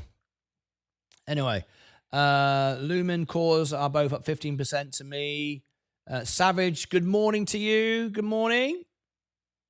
Apollo offers, don't forget you can subscribe to Savage Faith Creations, of course. They are on the homepage of our channel. All our silver members are. Savage Faith is a silver member of the channel. And that's Stacey Bailey. Her page is on the channel. Oh, Qualcomm news. Let's share this. Certainly, there are plenty of synergies. You're talking $52 billion in revenues, but you're also talking roughly $50-odd billion in debt that Qualcomm would be taking on. There's Stacey Raskin, who we have on frequently. Some more breaking news here for Qualcomm on Intel. Let's listen in. Influential of semiconductor analysts. He says, don't do it, Qualcomm.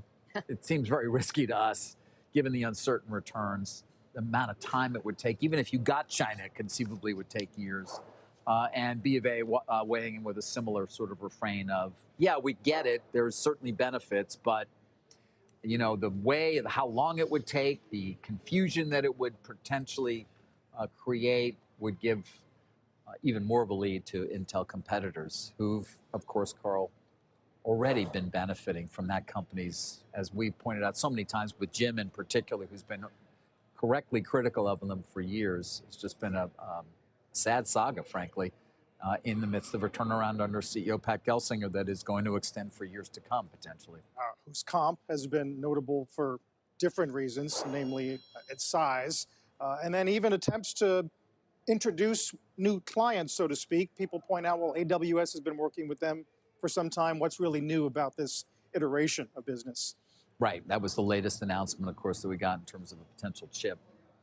Yeah, it's a long period of time with an enormous amount of capital investment required by Intel. We've talked often about how constrained they conceivably are. One reason why they bring in the likes of an Apollo or a Brookfield to help them finance these new fabs that they are planning on building. Apollo also figuring into the weekend's news as well. Bloomberg reporting that that company at least looking to potentially make as much as a $5 billion investment in Intel.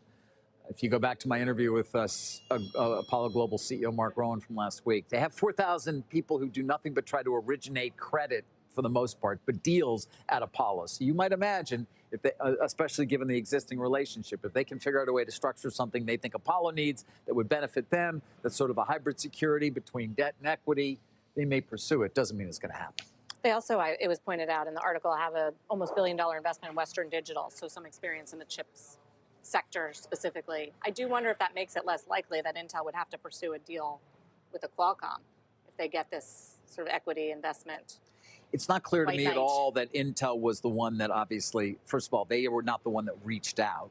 It was Qualcomm, which I believe a couple of years ago also had interest. I remember at the time, at least, I didn't report it, but reporting on it, that there was at least some interest and perhaps an approach was made back then.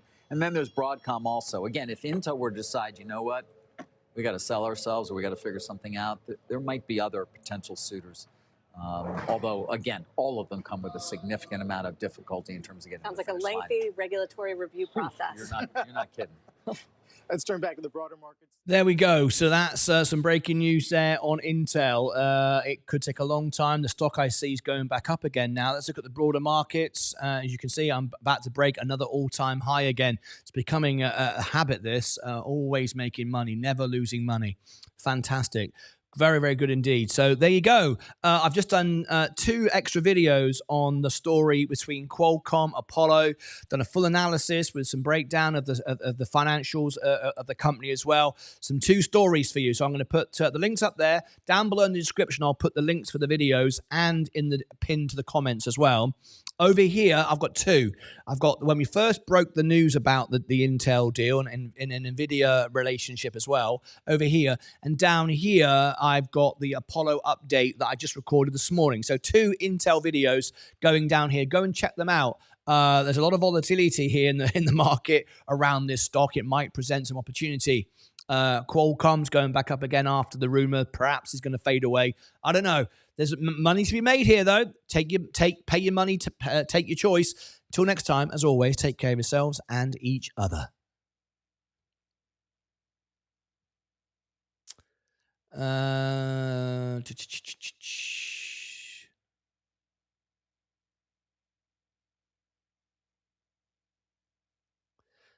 have a look. Stephen Lewandowski, good morning to you. Good morning, Stephen. Oil and gas, thank you for the RW. If Roaring Kitty can get away with it, Trump can. Anyone can play those sort of games. It's just whether you want to or not, really, isn't it? Brian Bynum, yes, 100 likes. Thank you very, very much indeed. Yes, 102 now. 102 up likes and 3 down likes. It's amazing to watch you spend an entire day explaining what shorting is, but seem unable to realize DGT is being shorted, not pumped and dumped. I just said it was being shorted. I said it was being shorted by Harris supporters. You mean I'm assuming Trump supporters wouldn't short their own stock? I mean, I'm assuming they wouldn't do that. But then, like I said, people do, right? I mean, whichever way you look at it, I did explain all that. Good morning to you. You buy GGT to own a piece of history, like a painting. Do not buy a lot of it. Only a little. You buy Donald Trump stock to own a piece of history. Well, it'll be history because it will go to zero the way it is at the moment. Like a painting. Well, you do realize this. Oh my gosh! I hang on a minute. I gotta do that. I gotta cover that. If that's how you feel, that needs to be expressed. If that's what you feel, then I'm very happy to give you the floor and announce that to the world. If that's what you really think, I will share your thoughts with the world. 141. Blimey. I wouldn't look at the world like that if I was you. Okay.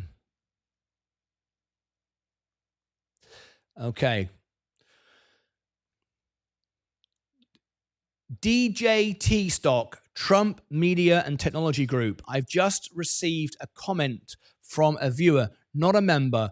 We would never get a comment like this from a member of the channel. I can tell you right now. This came from someone just watching the show called Will Berry. Now, it doesn't matter what side of the argument you are. It doesn't matter who you vote for. Remember, I'm completely neutral. This is a very, very bad idea to look at stocks like this. Will Berry, as I repeat, not a member. He would have a badge next to his name, so we don't know who this is. You buy DJT to own a piece of history, like a painting. Do not buy a lot of it, only a little. Again, my members, the investors who have been here for 3 years, we study stock, we study the principles of investing, would never make a statement like that. This is not a member of our channel. Could be a bot, could be a scammer, or could be someone who's just making up stuff. Doesn't make any sense. Let me tell you right now, whatever stock you buy, whoever you vote for, the stock doesn't know you own it. The stock doesn't care you own it. The person who owns the business, the CEO, don't care you own it. It's not a piece of history unless you want to go, it's going to be sent into history, because the chances of this stock going to zero are extremely high. Why? Because Donald Trump has made 6 businesses already go bankrupt. This could be the 7th one, at least 7th. There could be more. But also, the stock doesn't make any money. So maybe he means going into history, as in the stock going to zero. So be very, very careful if you are considering that. But owning it as a piece of history, a stock, remember, is a piece of money, is a physical piece of your cash invested in that business with the principle of growing that piece of cash into more cash. You're buying a business. You are not buying a badge or a souvenir or a piece of history or a flag or a painting, because let me tell you, he did also say it's like buying a painting. If you own a painting, you keep it. It's a physical thing. You own it. Buying any stock is not like buying a piece of history, like a painting. If you like Trump and you want to support Trump, go to his rallies, vote for him, buy his hats, buy a t-shirt, buy a flag. Don't buy a stock which is being shorted to death, which has no value at all. It doesn't make anything, doesn't profit anything, and the debt surrounding it is off the charts. So I have to disagree. That is really not a good thing to say to anybody. Buy Donald Trump stock. It's like owning a painting, and it's like owning a piece of history. That is one of the most ridiculous comments I've ever heard about investing. Please do not follow that information. If you want to hear the full story of why Donald Trump stock potentially, in my opinion, from a fundamental principle of value and business is going to zero, then click the video I'm going to give you now. Above my head, down below in the description, over here, I shall put it for you. And down here, I'll put my new psychology of investing. We did a new one this morning, all about, is cash king? Cash or not to cash? That is the question. Until next time, as always, the stock doesn't know you own it. It's not a piece of history. It's not a souvenir. It's simply investing. This is a very different thing than joining a fan club and buying a souvenir. Take care of yourselves and each other. Right. Blimey. I've never heard that before. I want physical gold and Trump's face on it in air. It first in air bloody ear. In air bloody... I'm not sure I know what that means. Shorting his own stock. Trump derangement syndrome at its finest. Trump derangement. What do you mean? You're the one who just said, buy a piece of history. I didn't say that. You said that. You're the one who said... well,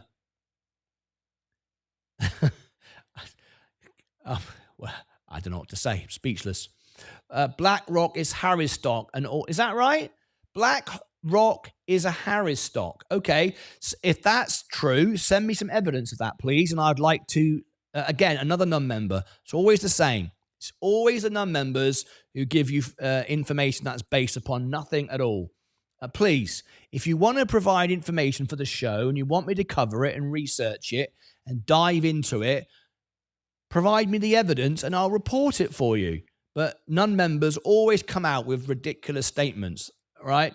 How can BlackRock, one of the biggest institutions in the world, right? It owns nearly everything, be one person's affiliation? It can't be.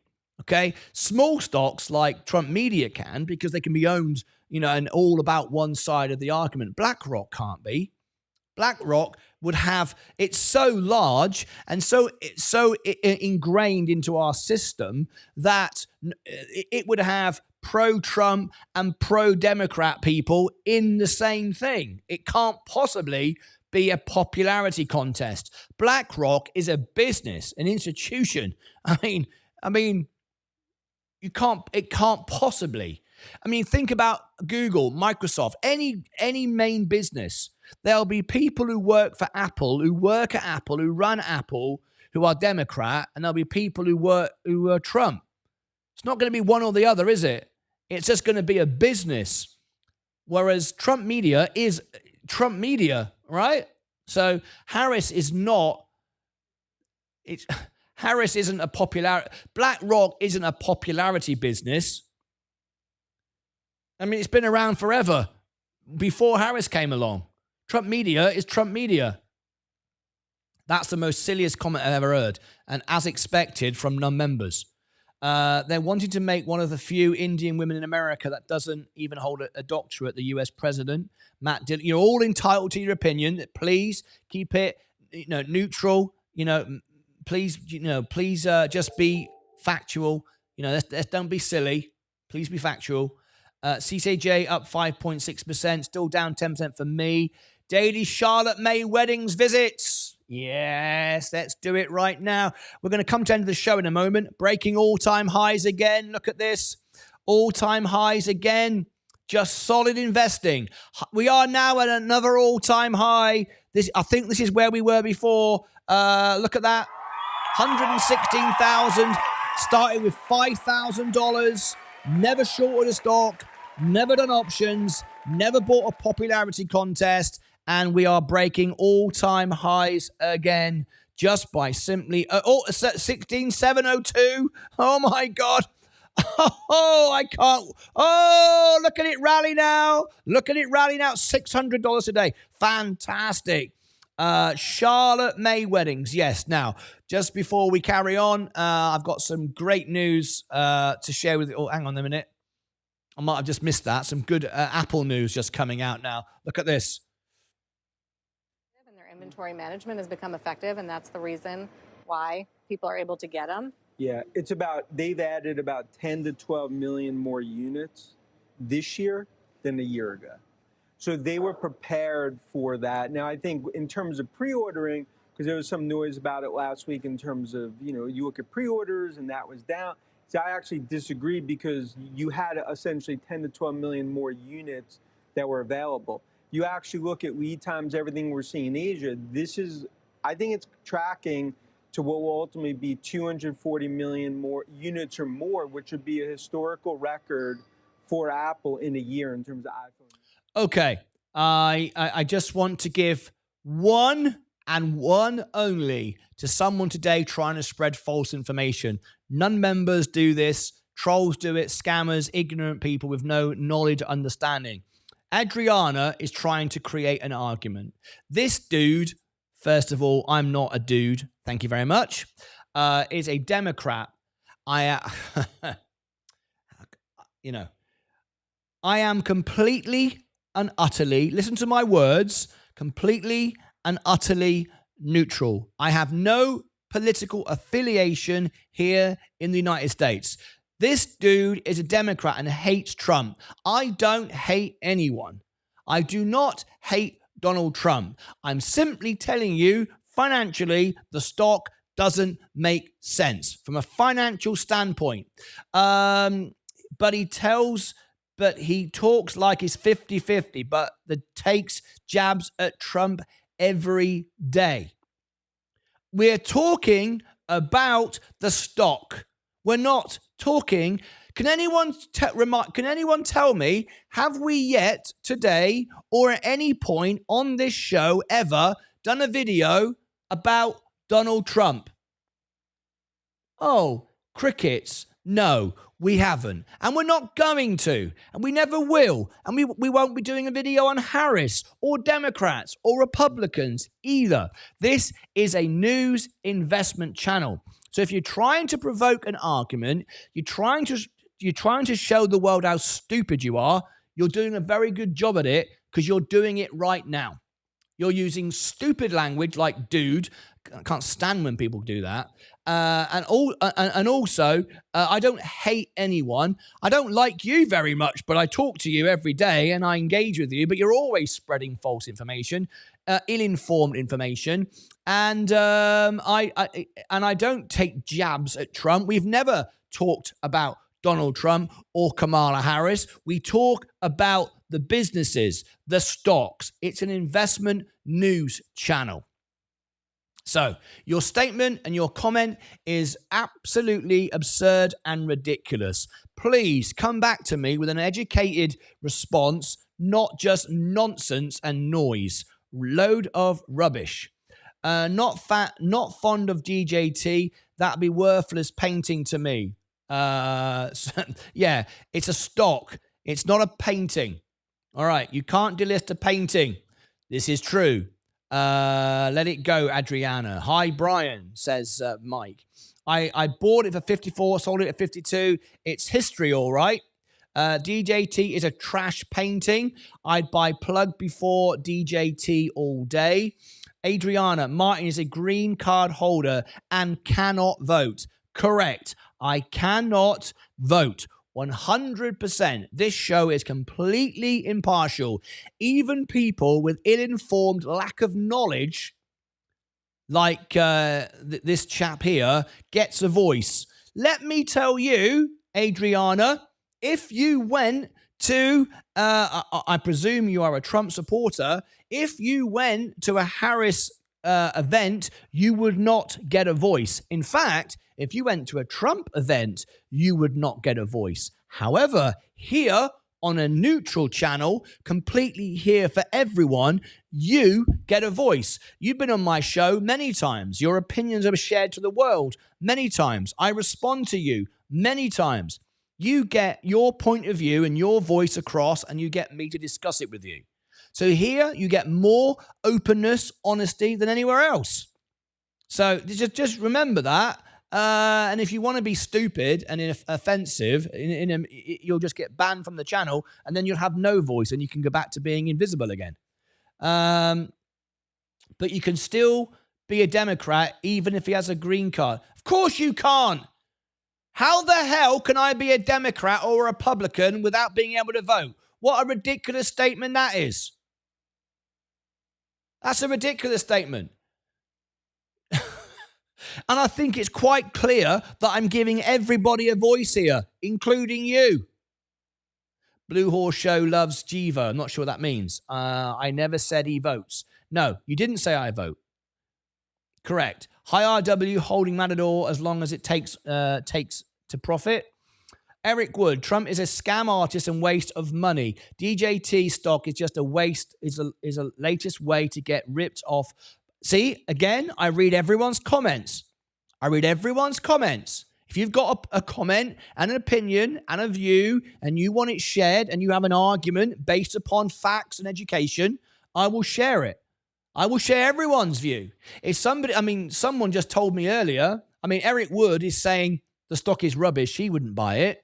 Someone else just told me the stock is like a painting. I shared both opinions. I shared both views. And the argument I gave was based upon fundamentals of business and the stock valuation. That's it. And I showed you evidence based upon Funware and Rumble, how they correlate. I showed you the evidence. What you do is up to you. If you think that's all rubbish and you want to go out and buy the stock, be my guest. I won't be buying it, and I will consistently make profits, and I will get to $1 million on the show. You do whatever you like, and I wish you the best. I don't want you to lose your money. I'm trying to help you, though, and suggest I think you probably will. That's all I'm trying to do.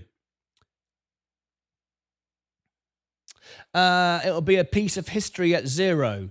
NFT of PB&J and BLT. Thank you, Kevin B. Read the whole comment. Excuse me? I've given you more airtime today than anyone. It's not the Adriana show. This isn't your show. I read as many comments as I can, but I do, and I should be right now, actually, because you're getting more airtime than anyone. I actually prioritize the members because they pay to support the show for that privilege. So I don't have to read your comments out. Name any other media that would give you a voice and you think they have to respond to you like it's your show. No one. This is the only channel in the world which gives you that. I've given you maybe 20 minutes today of my time. 20 minutes I will never get back. I have given you, and you've wasted the opportunity. I'm not a Democrat, but I do hate Trump. Every decent person should. Eric Wood. Well, I don't hate anyone. All right, just want to be clear. Harris supports are not investors. Ones that are investors are probably buying Disney. Rick McGrath. Thank you, Stephen. Welcome. Hey, Eric, stop promoting hate. Exactly. Stop promoting hate. What's your opinion on the Poet stock? Honestly, Jerry and Elba, I have not had a chance to fundamentally look at it yet. Sensei gave you his opinion from the technicals, the chart standpoint. I haven't made up my mind yet because I haven't looked at it. Anyway. Sensei did something on Poet yesterday, I believe. Yes, he did. Jerry and Elba knows that because I think he asked for it. He just wants my opinion. Thank you, Vanessa, for suggesting that. There is the Poet chart analysis done by Sensei. He did it. I've never heard of it until yesterday. Sensei brought it to our attention, and there it is. But I've not heard of it until today, and I've not had a chance to do it. Jerry, yeah, man, I grabbed 500 ports today. Tried to join Discord, but it looked weird. DMan808. You can't join Discord because you're not a member. There's nothing weird about it, but you won't see the channels. You won't be able to use it because you're not a YouTube member or you're not a YouTube member or a Discord subscriber. That's why you can't see anything. Poet, congratulations, Martyn. You should reach 150,000 by the end of Q2 2025. Thank you very much indeed. Q2 2025, 150,000.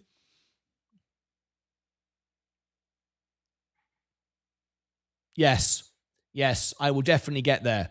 I will definitely get to 150,000. I will be at 120,000 today. By the time I get paid today and bring in my cash today and reduce my margin, I'll be at 120 today or thereabouts. Martyn, don't forget Jerry and Albert, super chat for Poet. Yes, I answered that question. Thank you very much, DJ Hayes, for reminding me. I gave my opinion. I have no opinion right now. Thank you, DJ Hayes, for reminding me. Very kind of you. New investor here, XRP, worth buying and holding long term. I would speak to Sensei on the Sunday show. He does the Sunday show. He is very, very connected to XRP. Speak to some of the managers of the projects, of the crypto. I don't have an opinion on XRP. I've sold all my Bitcoin. I've sold all my XRP. I'm out. I see great opportunities owning businesses. But Sensei is our expert on crypto, and he will tell you all about XRP every Sunday live in the show. I strongly recommend you join Sensei on the Sunday show, 3 p.m. Central on this channel. I support Trump, but even I'm tired of these people. Kick them out, Mike. There you go. There you go. Lance Strength. Lance Strength is a member. He's an investor. And he supports Trump, but he doesn't want to hear your stupid nonsense. There you go. That just tells you. That just shows you the level, doesn't it? Adriana, you're doing it to yourself. You're burying yourself. So just consider that. Nice sack. Will do if they keep promoting hate statements. Yes. If you say that you talk about the stock, why did you say that Trump filed for bankruptcy? You need to spell field correctly. Filed for bankruptcy 6 times. That's talking about what do you mean? What? It's a fact to do with his business acumen. He is the CEO of the stock. Isn't that important? If I bought Apple and Tim Cook had legal. If he was guilty of crimes, if he'd been found guilty of crimes, if he'd gone bankrupt half a dozen times, if he'd gone to jail, do you think I should mention it as the CEO of Apple? What do you think? Probably. Do you only invest in the name Apple, or do you invest in the business? The business is the CEO. Mullen is owned by Dave Mitchery. Dave Mitchery has gone bankrupt many times, broken many laws. That's important to know if you're investing in Dave Mitchery's business. If I told you that I had got a public company and I was going public tomorrow and you could all buy my business, and I said to you, I've gone bankrupt 6 times and I've been in prison half a dozen times and I'm a terrible person, would you invest with me? Probably not. And you shouldn't either, should you? So you don't think that's important?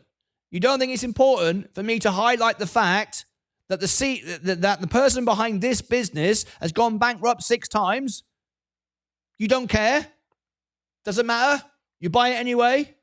Well, good luck to you. That's why you can't afford to be a member. That's why you haven't got $2 to be a member, right? Because you come out with silly statements like that. So because of that, I have done. Some people you can't help. Some people want to bankrupt themselves. Some people want to lose money. Some people want to spread hate. Some people want to talk nonsense, and they want to promote the fact they're talking nonsense. So because of that, I want to focus on my member. I gave non-members the chance today, but of course, that got abused, so we're going to turn it off. So there you go. Let's turn that off. No more Adriana. And if he spreads any false information or anything like that, we're just going to ban him. I don't need him to watch. Don't need your opinions because you've shared your opinions and they're rubbish. All right?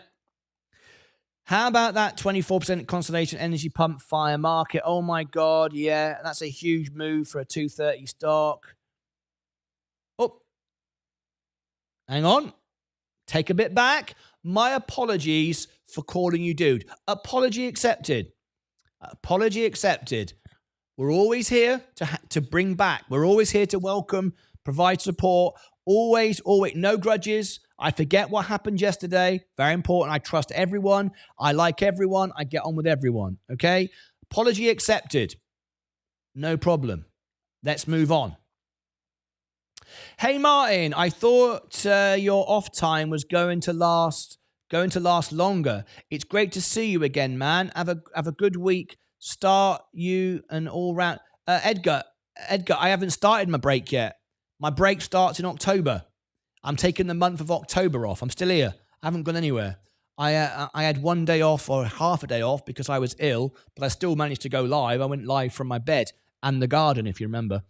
Martin has shown no political support. If I were to guess, he's a very smart man, so he's probably like DJT, but not the stock. I'm not going to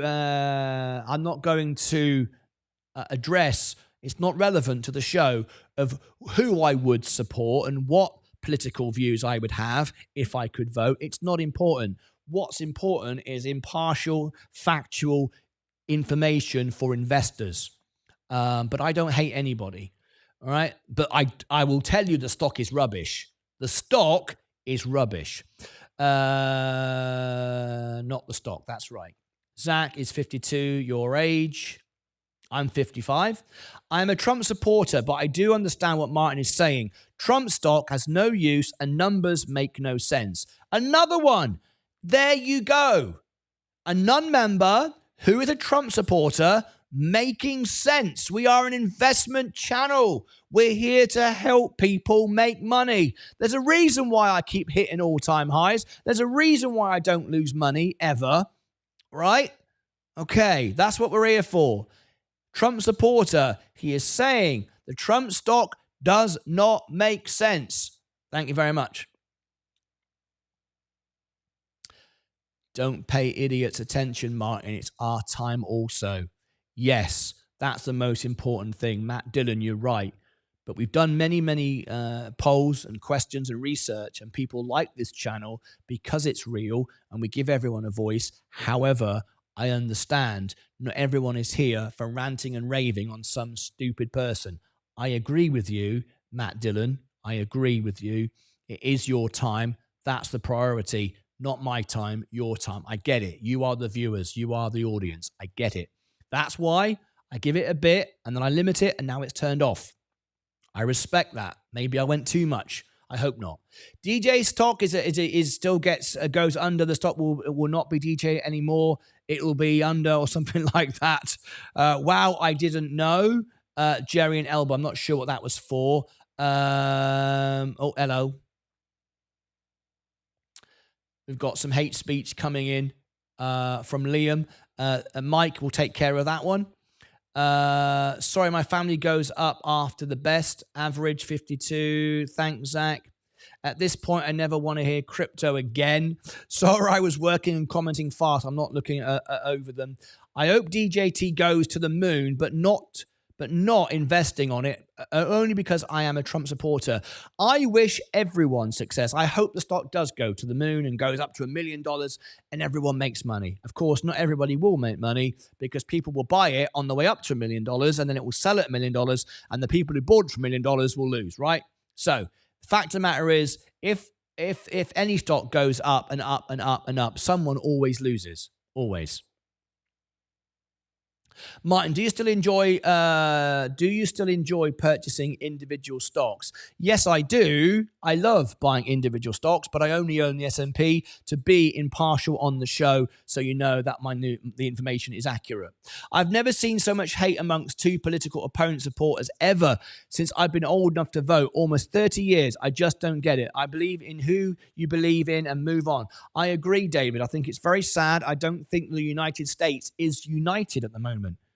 In fact, I would go further. I don't believe it. I know it. Half of America hates the other half. It's a very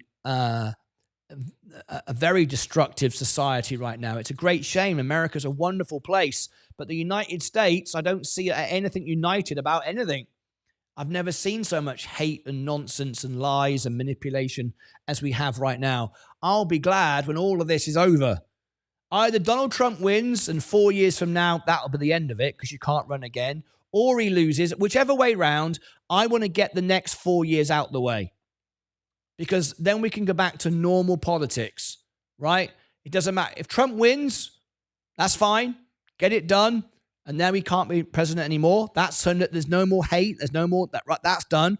Or he loses and that's done. Whichever way, I want to get 4 years out of the way so we can go back to just two people discussing politics. This constant fighting and shouting and name calling and lying, and it's just America doesn't need this. This isn't politics. This is just a shouting match. I want to see the United States become united again. All of Americans come together and wave the flag together, not this fighting amongst each other. Never seen anything like it. I agree with you, David. Okay, I'm going to the hospital this morning. My eyes are getting worse. Jerry and Elba, one of our loved members here of the channel. I know from what you've told me, from the music that you've requested, that you are an elderly gentleman and you are suffering today with your eyes. So, everybody, copy and paste. Copy and paste. You ready? Hang on a minute. I'm going to take that down. 1, 2. That's better. Take that down slightly and file.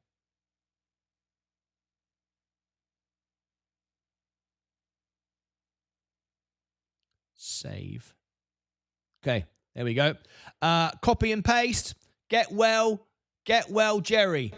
Copy and paste, copy and paste, copy and paste, copy and paste.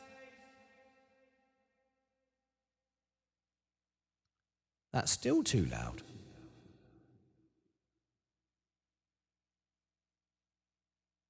One.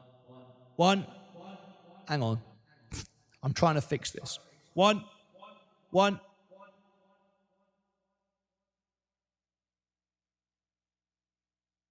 Hang on a minute. That keeps going up. One. What?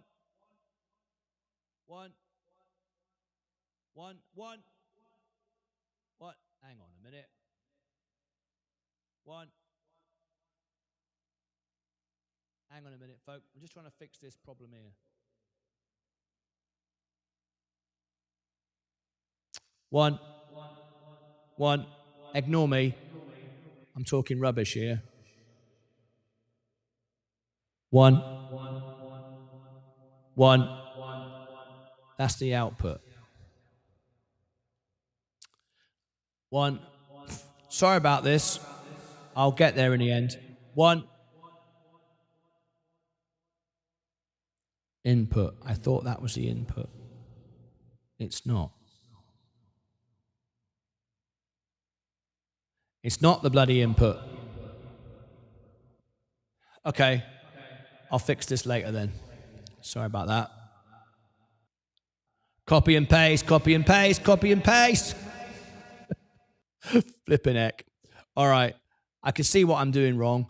I will make an adjustment later. So could everybody please but get well, Jerry? We want to send some love to Jerry. Get well, Jerry. All right. There you go. Get well, Jerry.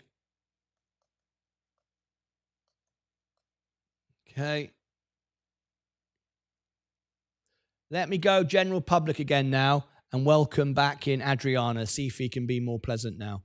Let's have a look. Back to subscribers. To Adriana, I'm giving general public chance to come back in again. So there you go. Going to hospital. Everyone send some love. Get well soon, Jerry.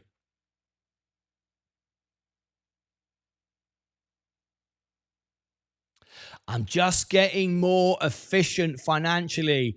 In time, I will be back. Love it. Love it. Nick and Trade. There you go. Nick and Trade. This is why we do this.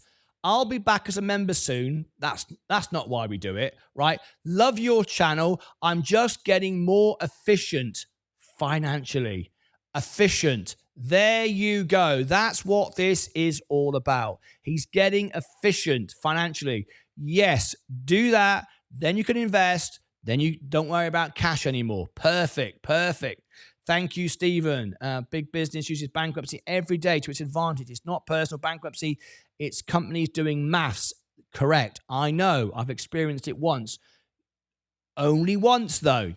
I went bankrupt once myself. You learn from it. You don't go bankrupt twice. I don't agree you need to go bankrupt twice. If you go bankrupt twice, it means you haven't got a clue what you're doing.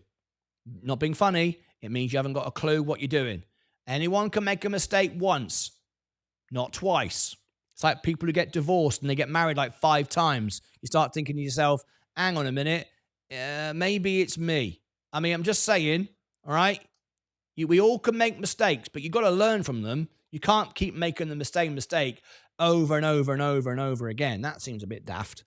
Real estate and what you make of some of the campaign promises from the Harris campaign. We'll look at that in a minute. Just seeing something coming in. Thank you, Mike. From a market standpoint, it really does not matter who wins the election.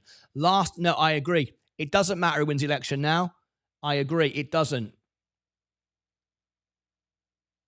It's good to be a member. Thank you. Thanks for going members only. You're the man.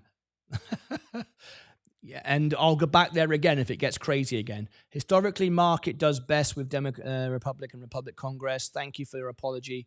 Thank you for your apology.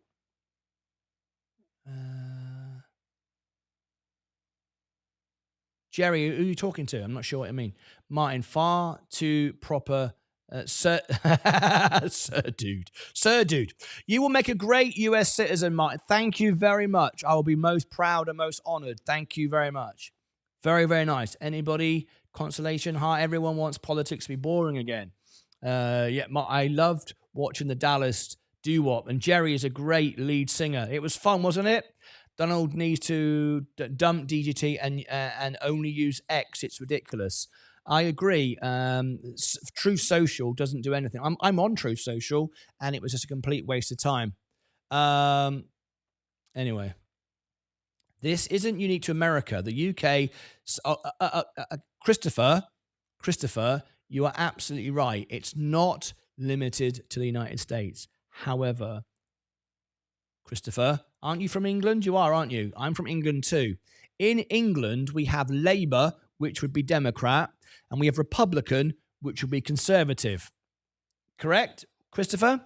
And in the United Kingdom, you vote Labour or Conservative. You might vote for something else, the Green Party or whatever, but Labour and Conservative, Republican, Democrat are the 2 main ones. Some people, there's always going to be somebody who hates somebody because we do. But I have to say, and having first-hand experience of politics in the United Kingdom, the hate level is on a whole different ball game. The president of the Donald Trump has had an attempted assassination now twice, and in fact, the most riskiest job you can do, if you look at percentages, is be a U.S. president, not a British prime minister. A U.S. president. It's more dangerous than being in the army. If you look at how many presidents there have been and how many assassinations there have been, it is, without doubt, percentage-wise of people that do it, the most dangerous job in the world. It really is. If you look at the percentages, more more fatalities are being a president than a US president than any other occupation. It doesn't happen in the UK. So we have a lot less security on the Prime Minister in the UK. And there's no shooting attempts on the Prime Minister. I don't think there's ever been an assassination attempt on a Prime Minister. I might be wrong, of course, but I've never heard of it. I have to be honest, and I'm pretty up to my history. And I'm also involved. I understand politics. I read a lot. But people in the UK might not like Labour and they might not like Conservative, but I don't think there's very many people who literally hate, and I mean hate, Keir Starmer, who's the leader of the Labour, which will be Democrat right now, and who hate the other side either. I don't see that. In America, it's on a whole new level. The hate towards each other is a whole new level. And I think you have to agree there. I think you'd have to agree that the level is on a whole new level. So you're right that people disagree, but not like they do in America. Come on. Get well, Jerry. Get well, Jerry. Get well. I love it. Everyone's wished Jerry a get well. Thank you ever so much, everybody. Look at that. Everyone, Jerry. Everyone.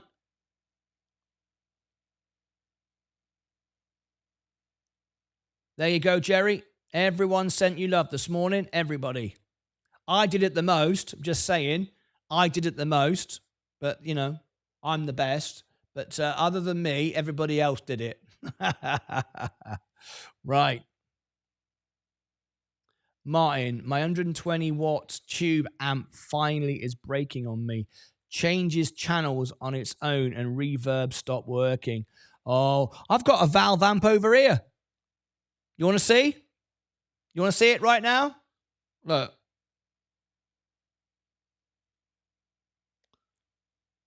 How do I connect? Watch this. Okay.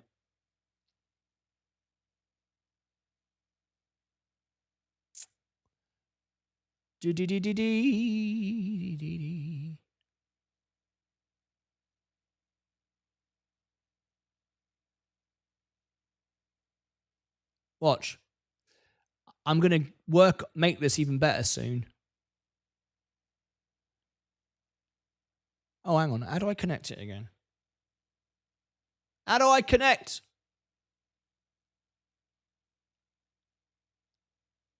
There's a button here somewhere. How do I do it? Oh, I can't remember now. I'm going to work on this. Yeah. I don't know how I do it now. Anyway, I've got a valve amp just over here. It's this red box down the... It doesn't matter. I'll show you another time. I'm working on a mobile camera. I can move around the studio. But I'm not there yet. I've got to change that back.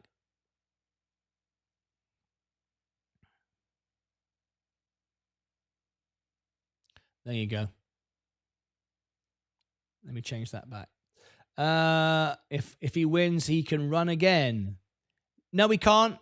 No, he can't. He's already run once. You can only run 2 terms. In the United States, you can only run 2 terms. He's already been the president for 4 years. If he wins, he can't run again. A president can only be 2 terms. Get well, Jerry. Get well, Jerry. Get well, Jerry. They usually know they were bankrupt and business before they even buy it.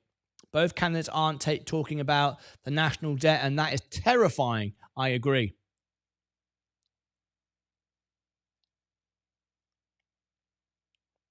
Oh, Jerry, did Elba call me a dude? That's fine. Don't worry about that. Don't worry about it. I just mention it when people say it. It's not a. Doesn't matter. Doesn't matter. It's as costly as I've got worse. I've been called worse. Is it as costly as they say to become a citizen? Yes, it was very expensive to become a green card holder.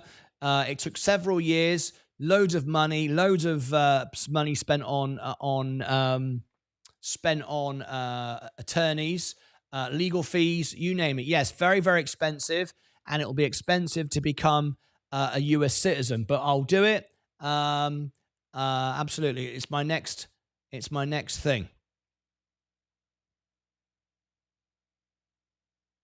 Does Christopher have the Coca-Cola accent TPP? Rest in peace, Joe Cox, killed 8 years ago. Oh, yes. Correct. You are right. You are right. An MP. That was terrible. That was slightly different, though. That was not a prime minister or a president. It was an individual MP. Terrible. You're absolutely right. A crazy person came up and killed Joe Cox. You're absolutely right. Wasn't she stabbed, I think? But yes, of course. Lots of politicians get attacked. Of course, we had, was it Nancy Pelosi's husband got attacked in his house? Didn't someone hit him with a hammer? Oh, God. I mean, people are getting, of course, politicians are getting attacked. I'm on about the president, the prime minister. But yes, of course, people go into MPs' offices and throw paint on them and, I mean, all sorts. Yeah, of course. Of course. Yes, that was terrible. Thanks for reminding me as well to just give clarity. Didn't England just almost break into civil war? Yeah. According to Elon Musk, civil war nearly broke out in the United Kingdom. Yeah. I'm American, but lived in Preston, England. During 2018, there was a volatile time in the UK politics, but I do remember quite a lot of disagreement that reminded me of what we have in the US. No, not on the same level, surely. Hey, Martin, from the UK, Spencer Percival was assassinated. There we go. Hey, Martin, from the UK, Spencer Percival was assassinated in 1812. Thank you very much. Was Spencer Percival a prime minister then? Was he a prime minister? I'm assuming he was, if you've shared that. Thank you for that. Biden administration ban, this is fake news. Biden doesn't know what will happen if he made this ban. I've no idea what that means.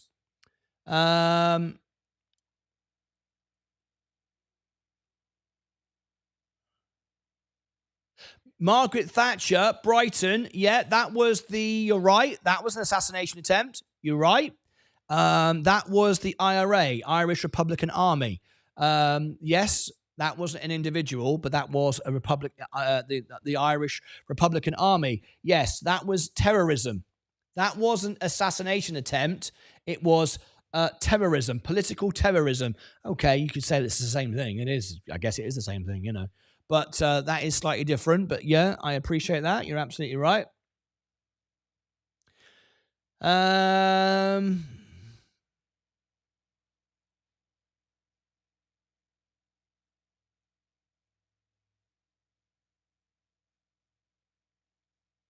Oh, I know that. Absolutely, Jerry Nelber. Absolutely. I respectfully disagree with you. I'm down to security level. Is on a with you. I'm down to security level. It's on a whole new level scale. But the current prime minister is very much hated. You only have to look at last month's news with the riots. Okay, fair enough. I think it's a different level, but you know, hate is hate. You know, we can agree to not disagree, but we can agree to debate the subject. I think that's the best way of leaving it, all right? We love you, Martin. Jerry Nelber, I love you too. Thank you very much.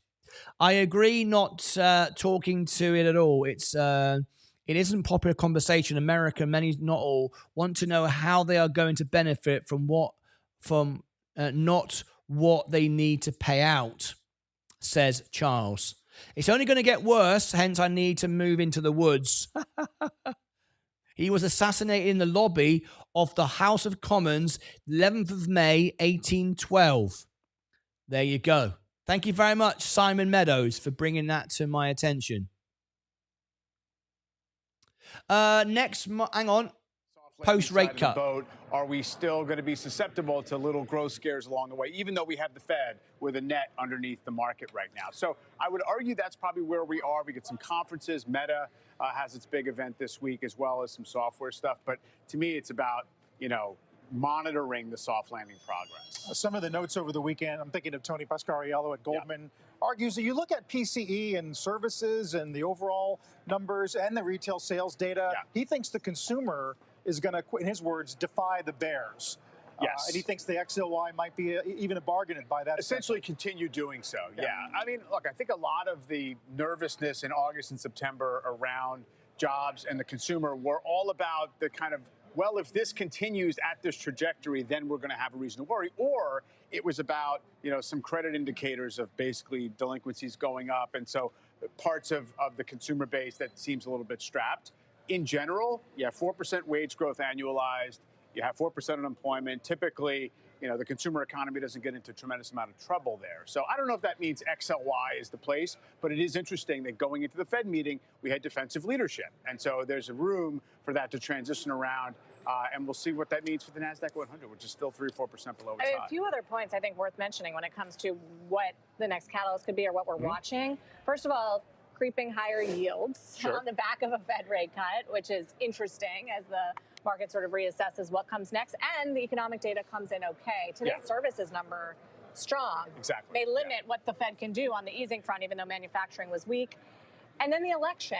And I don't know, Mike, is the biggest risk there that one party sweeps? Because nobody seems to be concerned that we're running the highest deficits, not in a wartime. I think the market would interpret that as the biggest kind of mispriced risk. So the thing to react to most is if it starts to seem extremely likely. I'm kind of done in deciding like how the market views the outcome, the congressional balance, what it means for policy, what that means for tax, only because you have to get so many links in that chain correct.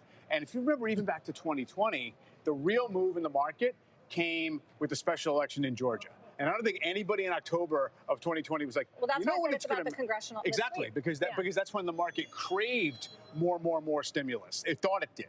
And so I think it's tough to kind of read the market's mind on that stuff. But I do think it makes sense if we get choppiness before the election, just assume that that's kind of the norm and not something that the market has some prescient view of what's exactly going to happen. All right, Mike, thank you. Mike Santoli. So when it comes to what's next for the markets and the Fed, our next guest sees meaningful new highs ahead for the major averages, but not until after the election. Joining us now is Wells Fargo Investment Institute Senior Global Market Strategist Samir Samani. Yeah, I agree that the major rally will come after the election. Of course, this is a consolidating period. This is a period of just paying down margin, getting in, earning money, remaining in the markets, ready for the explosion next year. Absolutely right. I agree with that 100%. Right, I think it's time to wrap up the show. Here's William. William, I'm so glad you came in at the end. I was just about to end the show. I've had a message from you on Discord.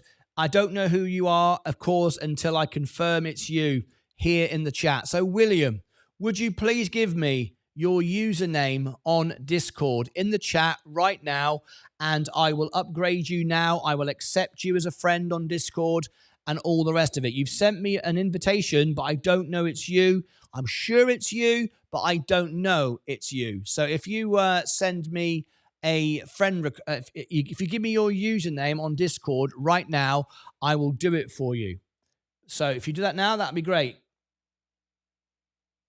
Me and Elba hate the word dude. My master came home and called me a dude and had to do 25 push-ups. Ha ha ha ha. Hi, same name as my YouTube name. Thank you. Okay. So let me copy and paste that then.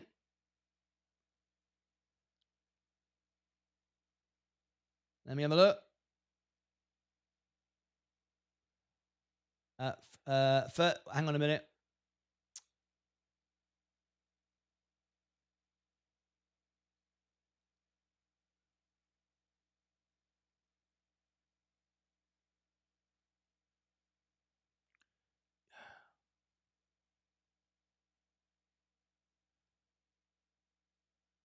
Right. William, it's not correct. You have some numbers afterwards. I do this to protect your account. I've done it for everyone. William PMCD, but what are the numbers afterwards? You have to write it in. I have to see it's you because people do it all the time. They use because People can see your name here on the channel and they use it to sign into Discord. We cannot let any bots, scammers, trolls get into Discord. We don't want that. So, William, you need to write your username. That's why we do it this way in the chat, exactly as it is. Your name you've just told me, the same as it is in YouTube, is your display name. It's not your username. Please give it your username, please. Okay? Please give your username. If you do that, I will upgrade you right now, but I won't do it until you follow the rules. We do it to protect you. We do it to protect the members. We're not trying to get, the biggest Discord server, but we are trying to grow the best one. Adriana, why so sensitive on the word dude? I'm not there you go. That's why we don't do it, William. That is not your username. William, that is not your username. I don't know why you put YT8548. I don't know what YouTube. I don't know what that's got to do with it. Your username on Discord. Okay? It's William _ and then there are 5 numbers. If you put the right numbers here in the chat, I know that account on Discord is you. That is not right. And that's exactly why I don't do it. I'm sure this is you, but we just need to be sure. Okay? We're here to help people. Adriana, why so sensitive on the word dude? Let me be clear. I couldn't do what I do, whether I was the World Piano Man touring live shows, getting all kinds of critical, critical reports, reviews on my shows, or whether it's in here with people sending me messages, all the rest of it, all the rest of it. But the reason why I say I don't like dude is because it normally accompanies trolls, bots, scammers who are trying to promote something, giving accurate information. They call me dude. I'm not offended by it. I simply prefer to be called by my name. That's all. I'm not offended by it. You can call me what you want, as long as it's not a swear word. But I'm not offended by it. I just, when you're presenting information which was inaccurate or false, or suggesting that I am a political party when I told you I'm neutral. So you're trying to make me out to be either a liar or make me out to be somehow, manipulating the audience. I don't like that. So I say I don't like being called dude. I'm not offended by it. You can use any word you want. It's only a word. And call me what you like. It's absolutely fine, as long as it's not, swearing at me, or whatever, or something incorrect, something factual incorrectness. But call me what you want. I just don't particularly like it. That's all. But I can live with it, mate. You can call me dude all you want. I mean, it's fine. I'm sorry, absolutely fine. No problem at all. No offense taken. I'm just saying I don't like like to be called it. I can live with it. I'm a big boy. I can carry on through life. Anyway. Yeah, my mistake. Thank you. We'll confirm. Yes. I'm ready to do it now. If you do it now, I can get this done. It'll take you 1 second. Take you 1 second to do it, and I'll do it. But yeah, I can't move forward on it until you've done it. All right. Bill's here.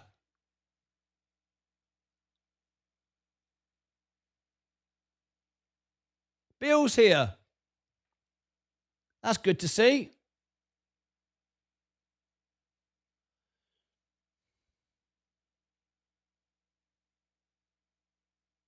I am, because I'm his dad. I like it. I'm sorry. We're all friends again. Absolutely right.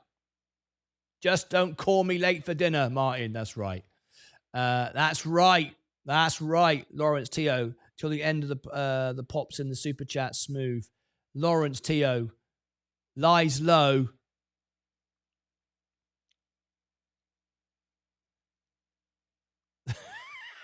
Bill celebrates 29 months of a member. Wow. He'll be 3 years soon. My YouTube name. That's right. Yes, your YouTube name is that. Yeah. Hang on. What are you on about? What are you on about now? Hang on a minute. Right, okay. I'm going to accept this, William. My YouTube name is _54731. No, that is your Discord name. Now I know it's you. It's absolutely fine. I now know this is you because you've given me that. That's absolutely fine. You've given me the code. All right. That's not your YouTube name. It's your Discord name. There you go. This is what I was looking at. There is your username, 54731. So I can now accept your friend request.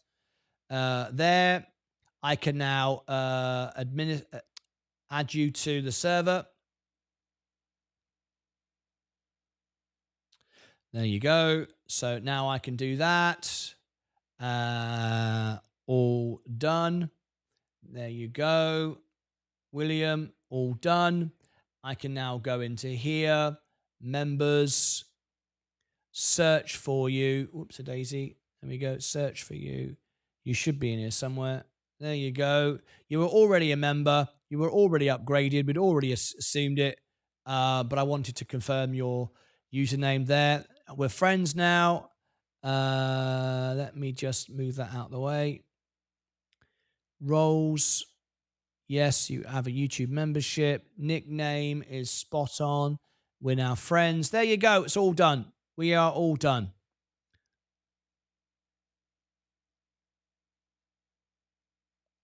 Okay.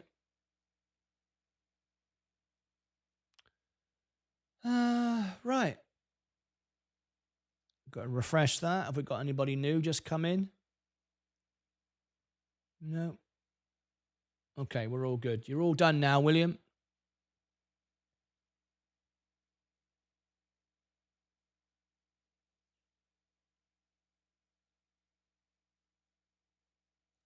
Let me get rid of that.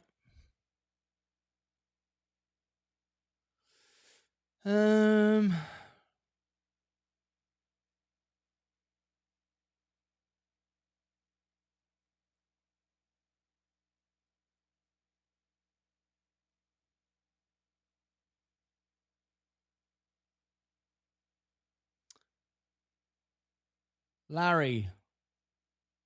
Bill Larry. Not sure what Larry means. We talked about more bull than money today. Bill is in the house. Bill, another thing the news does not report or doesn't even do in politics, US dollar values. Songs for space. Hi, Zach. Hi, everyone.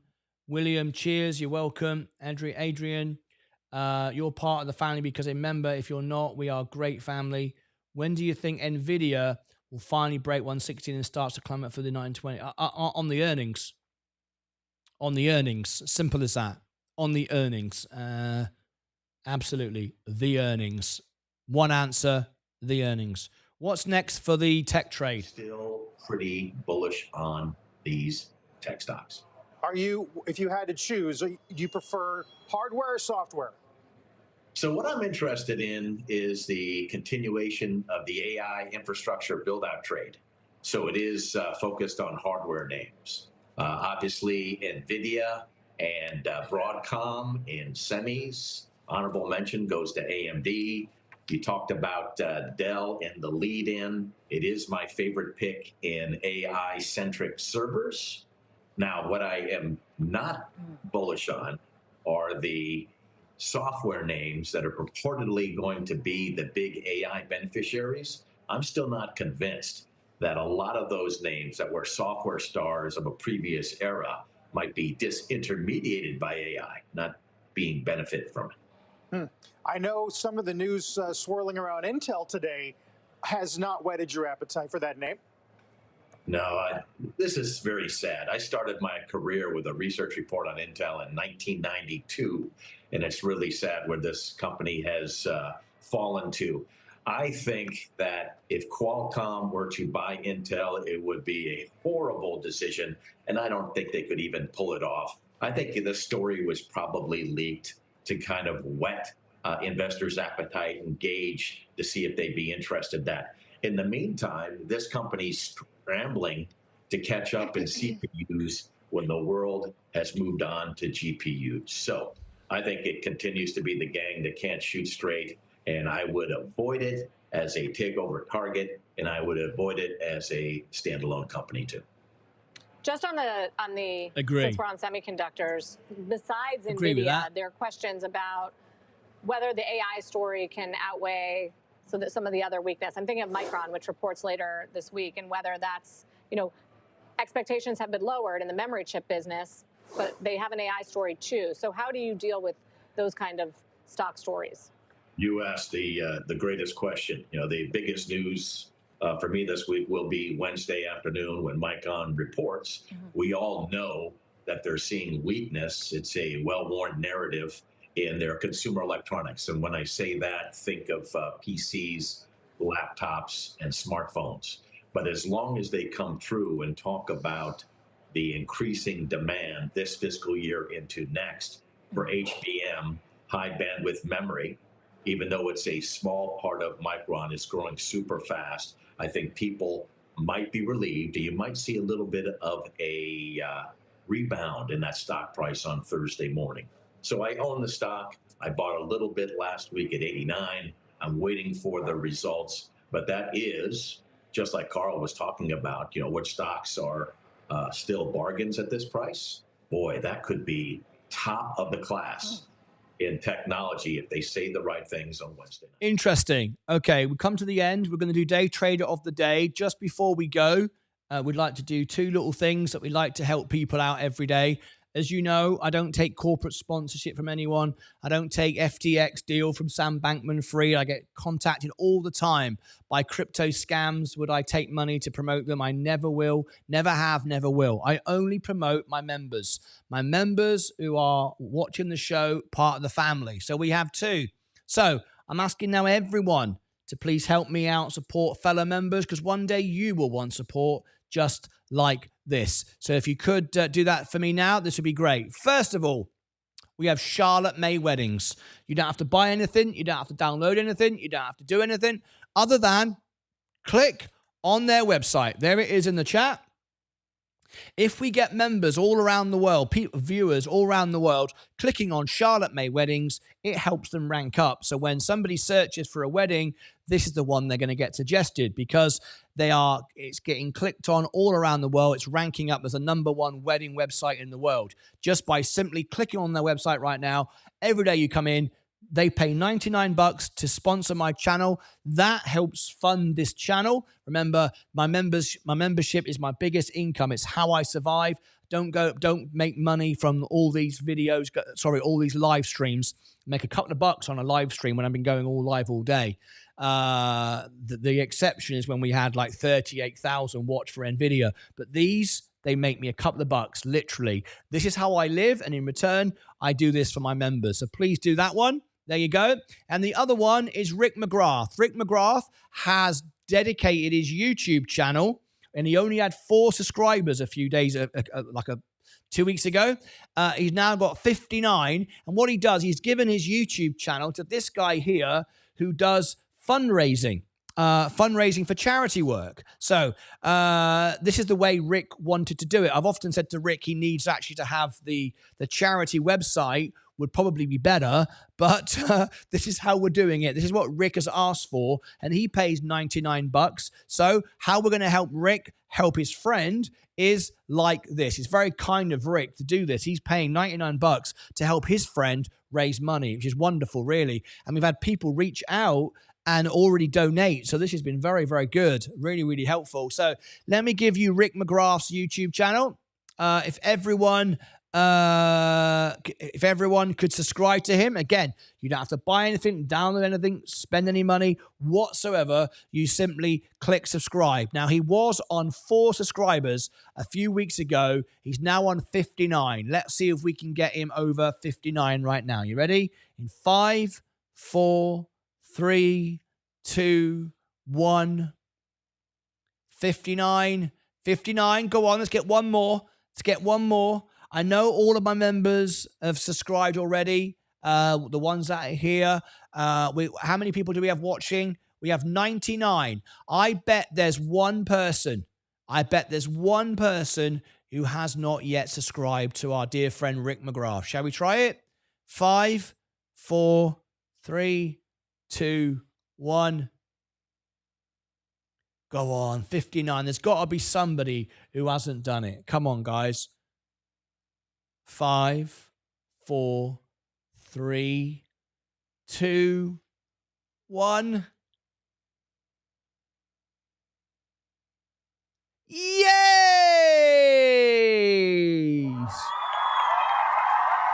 Thank you, Radislav Ivanov. Just done it. Look at that. Radislav just did it. Thank you so much indeed. We got there. Brilliant. By subscribing, it helps him grow and more people will learn about his friends' charity. It's very kind of Rick to pay $99 to promote his friends' fundraising event. I think that's very generous. Very nice indeed. It's supporting the channel. Also, Rick, remember, it gives you all the silver and gold benefits as well, Rick. He's already on the homepage of the channel as a sponsor, but Rick, you get the 1 hour call in a month. You can speak to me one-on-one. You get all the silver benefits, the discounts from the shop. You get many other things as well. Remember that. Intel has been downtrend for a while now. That means there's a sellers selling it. Investors should not buy stocks in downtrends or you're asking for heartache. Fatso talk stocks. Okay, good point.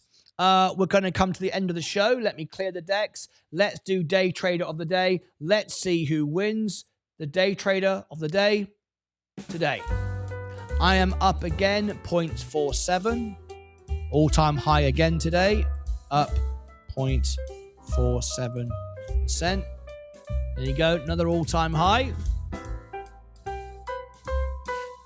And remember, I haven't added any money into my portfolio for a month. I'll be doing that in the next few minutes when I go off air. I got paid today. I can reduce my margin, so my balance will go up, but my gains are the same. Remember, when you add cash, it doesn't make your profits go up. I'm just reducing my margin right now.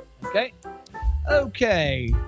Let's see who wins today. I'm up 0.47. Into the lead goes Stephen Lewandowski. Let's roll the credits. Who are the stars of the show today?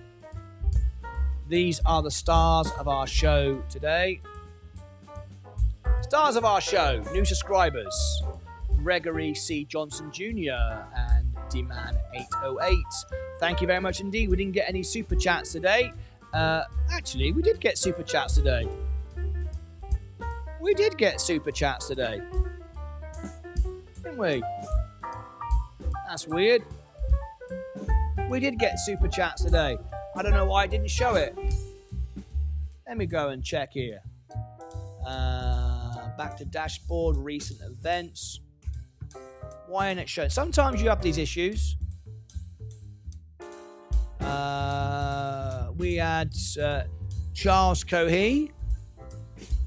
There you go. Charles Cohee donated $5 through a super chat. Poet, please. Sorry, forgot I was on my channel. Stay safe in the storm. Thanks for all you do. I was on my channel. And Mike Koza might show it. Anyway, we're running out of time. Let me go over to, I'm going to say the winner is... There it is. Mike is Stephen Lewandowski is the winner. £1.99 through a super chat. Euro Energy, please.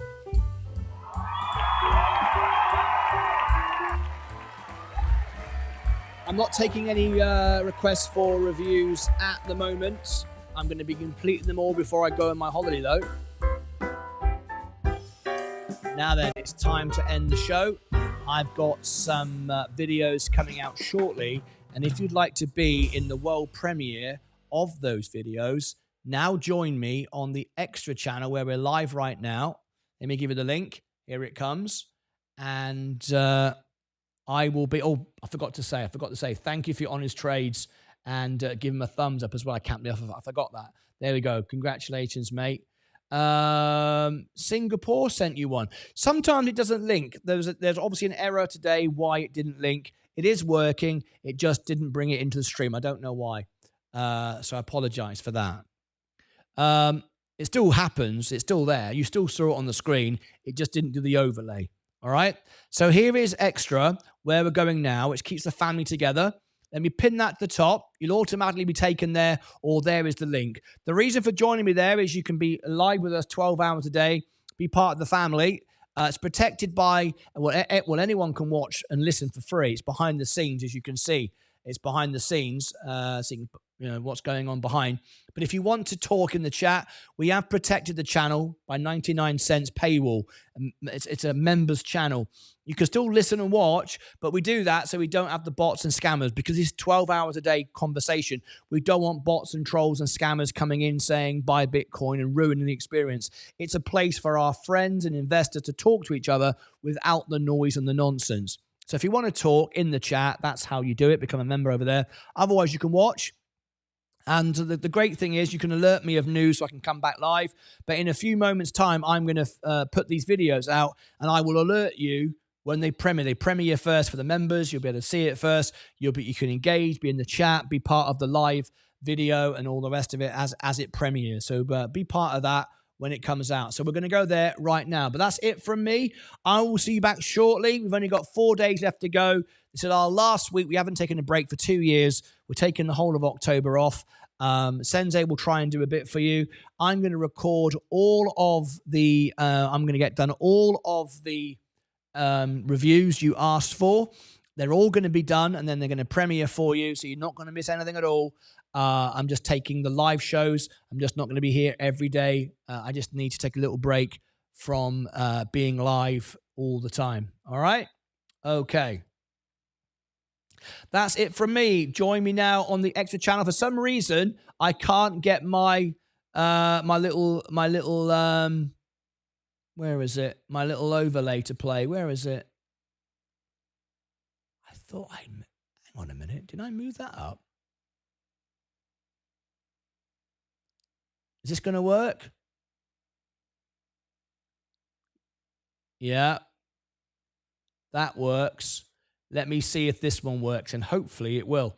That's it from me. See you over on the extra channel right now. I'll be back this afternoon for the closing bell. Have a wonderful day. As always, take care of yourselves and each other. No, it didn't work. I can't believe it. It's not supposed to do that. The ML bumper. Why is it going there? Right. Okay. Hang on. How the hell was that changed there?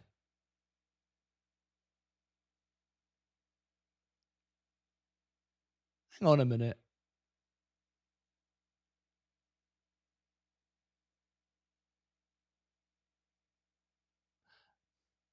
Very odd. This should be... Right. This should be... Hang on. How do I fix this when I'm live? Preview mode. Okay, I'm in preview mode. Go to this mode.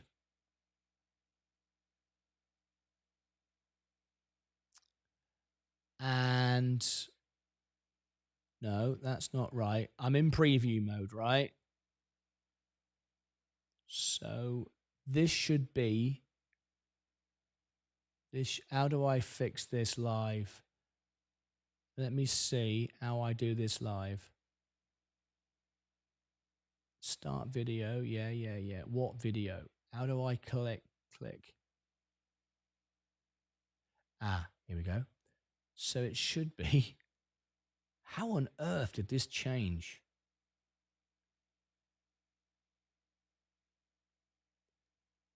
Choose file. No.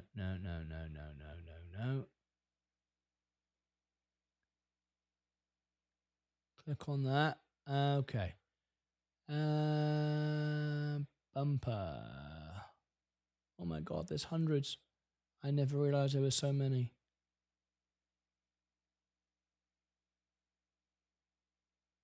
Okay.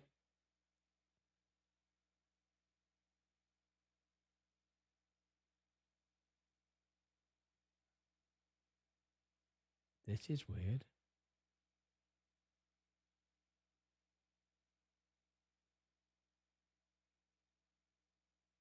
I wonder if it's...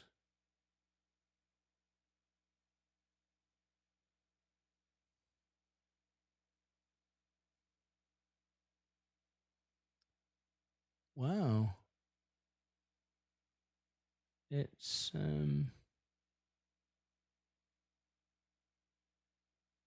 not in this list anymore.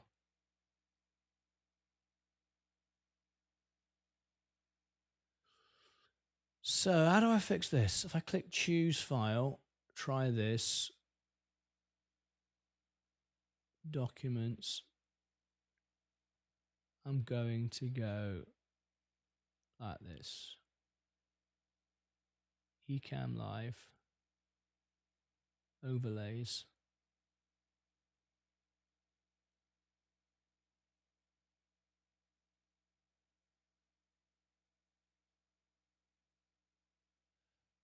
Alrighty. I think I've done it. And then start video from beginning. Start video. Do nothing.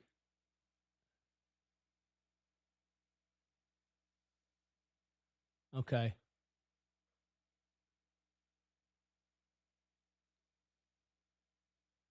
Okay, so let's see if this works.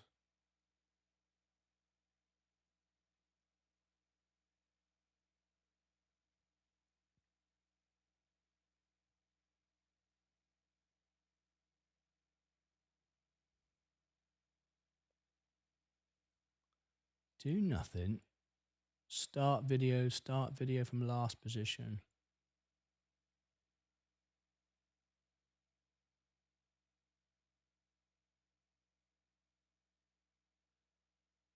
Okay. All right. Configure Stream Deck. All right. See if this works. It might not work. It might not work. If it doesn't, it doesn't. It is what it is. Let me go back to end screen. Back to live mode. Okay. I'm in live mode now, right? Let's see if this works. I don't know what's going to happen. Don't know why it's changed. But anyway, let's see what happens. I'll say goodbye. What plays, plays. I'll end it anyway. Take care of yourselves and each other. Yes!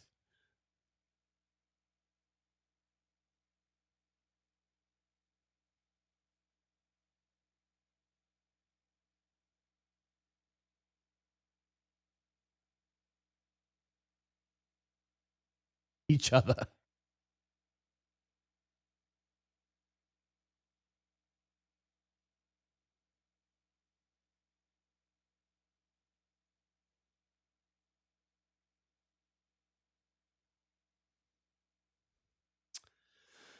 Okay. All-time highs looking good. Right. I'll wait for everyone to join me and then I will put the background music on. Once I've welcomed you all in.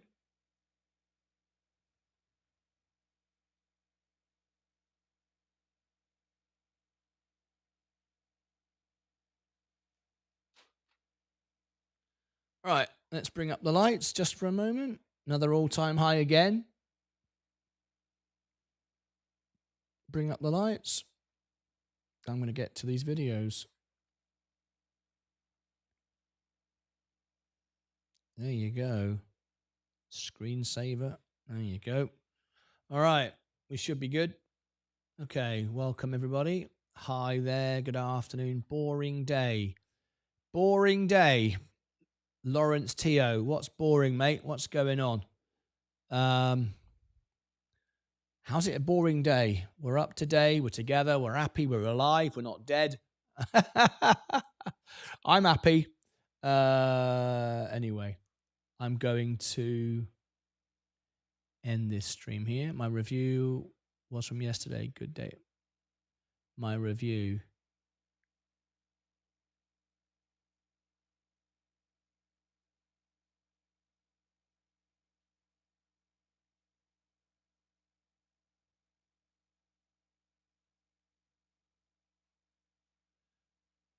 Oh, thank you, Lawrence Tio.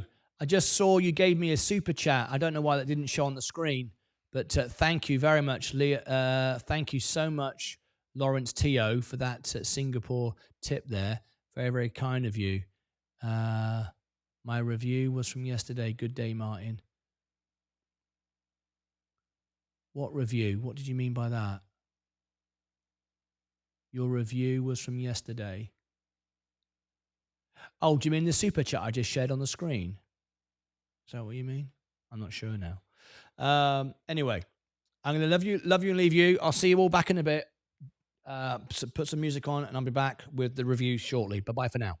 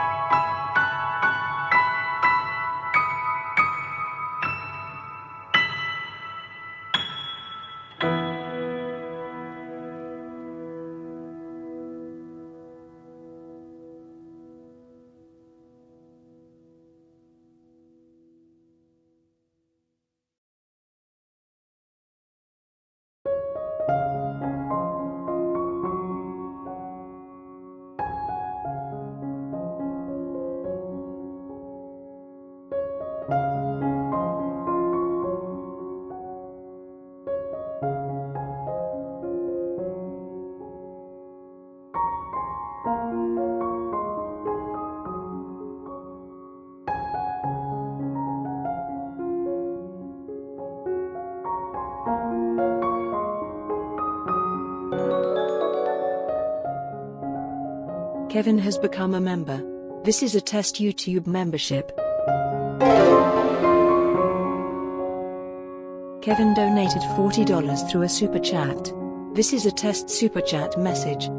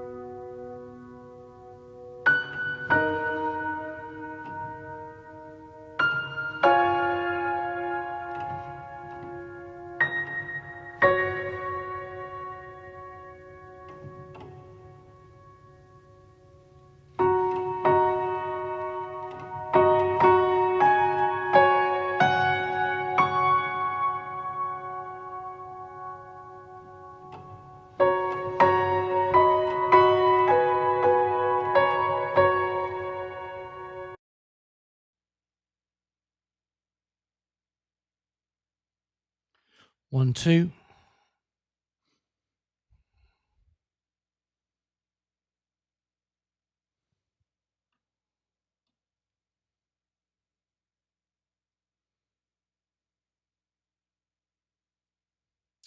One, 2, 3, 4, 5. Sound 2, 3, 4, 5. 1, 2, 3, 4, 5. 1, 2.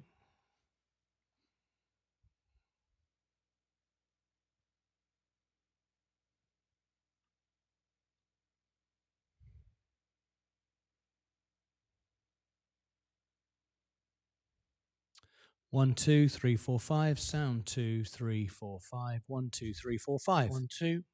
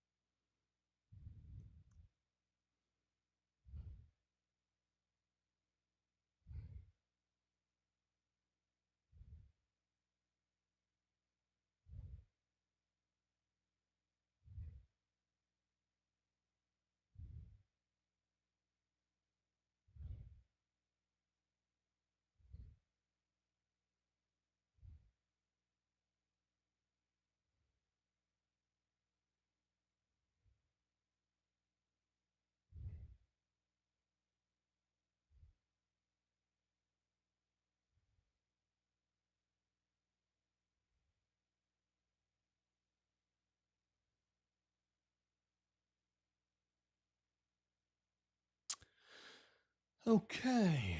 Are we ready to rock and roll? I think we probably are.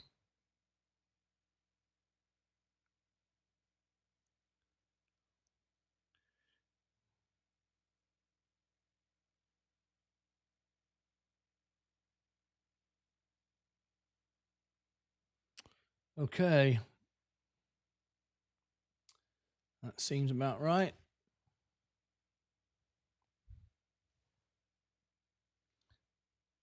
1 hour to go. We're racing up to the close. So let's make a start. Okay. That video. Intel. Should we invest in Donald Trump stock? Okay, that's all out now.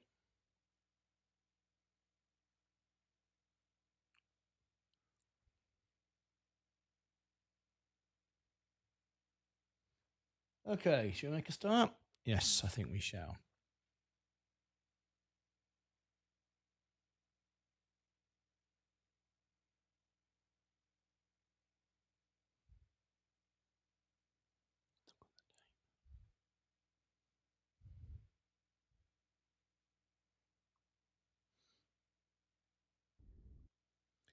Good morning, good afternoon, good evening, and welcome to Martyn Lucas Investor. What a day, another all-time high. Fantastic, set new all-time records again. It's becoming quite a thing, isn't it? It's becoming like every day we do the same thing. What's going on? So there you go. Remember, for those who follow me every day, who want to know what's going on and how I'm growing my portfolio, today is payday. So I brought my money in from YouTube to reduce my margin. So you can see my balance has gone up by now reducing my margin. So you can see how it works. And you can see exactly how much I earned, exactly how much I brought in. I did it live on the extra channel earlier on. And as you can see, record numbers, record highs. And that's because YouTube are now receiving more money from Google because the CPM is higher. Click the cost per thousand because businesses are spending more on advertising. So we all make more money. YouTube makes more money, Google makes more money, and then of course the end user, the creator, makes more money. So that tells you the health of the businesses, the enterprises. So as you can see, portfolio is up again today, 119,476. We are very, very close. I told you we could probably touch 120,000, didn't I? I made that prediction a couple of days ago, and there we are. It's now just touching $120,000. Robbie Cooper, Robbie Cooper just became a member. Hi, Martin. I'm really liking Intel. We're going to cover Intel in a moment. Look at it. You're thinking it's going to swing back up to $30. Be careful, though. It's a failing business. It has a huge amount of debt. But there's a lot of talk about it. We'll cover that all in a few moments, and we'll go through it all. So welcome, everybody. Intel is an interesting company, says Manning Capital. So there you go. Lovely. Robbie Cooper, wasn't you already a member? Have you celebrated your 1 year? I'm not sure what exactly that is. Have you No, you haven't upgraded to silver, have you? Robbie, thank you very much for being a silver member of our channel. Are you celebrating your 1 year? Is that your free super chat that advertises your year? Is that what that was? Anyway, well, I tell you what, we're very quiet this afternoon, aren't we? Oh, hang on. Everyone's in the extra channel. That's weird. That's weird. I've actually got just 5 less in the extra channel than I do here on the main channel. That's really, really weird. That's never happened before. Anyway, there you go. Maybe it's a new trend. Getting ready for next week. Robbie Cooper, good to see you.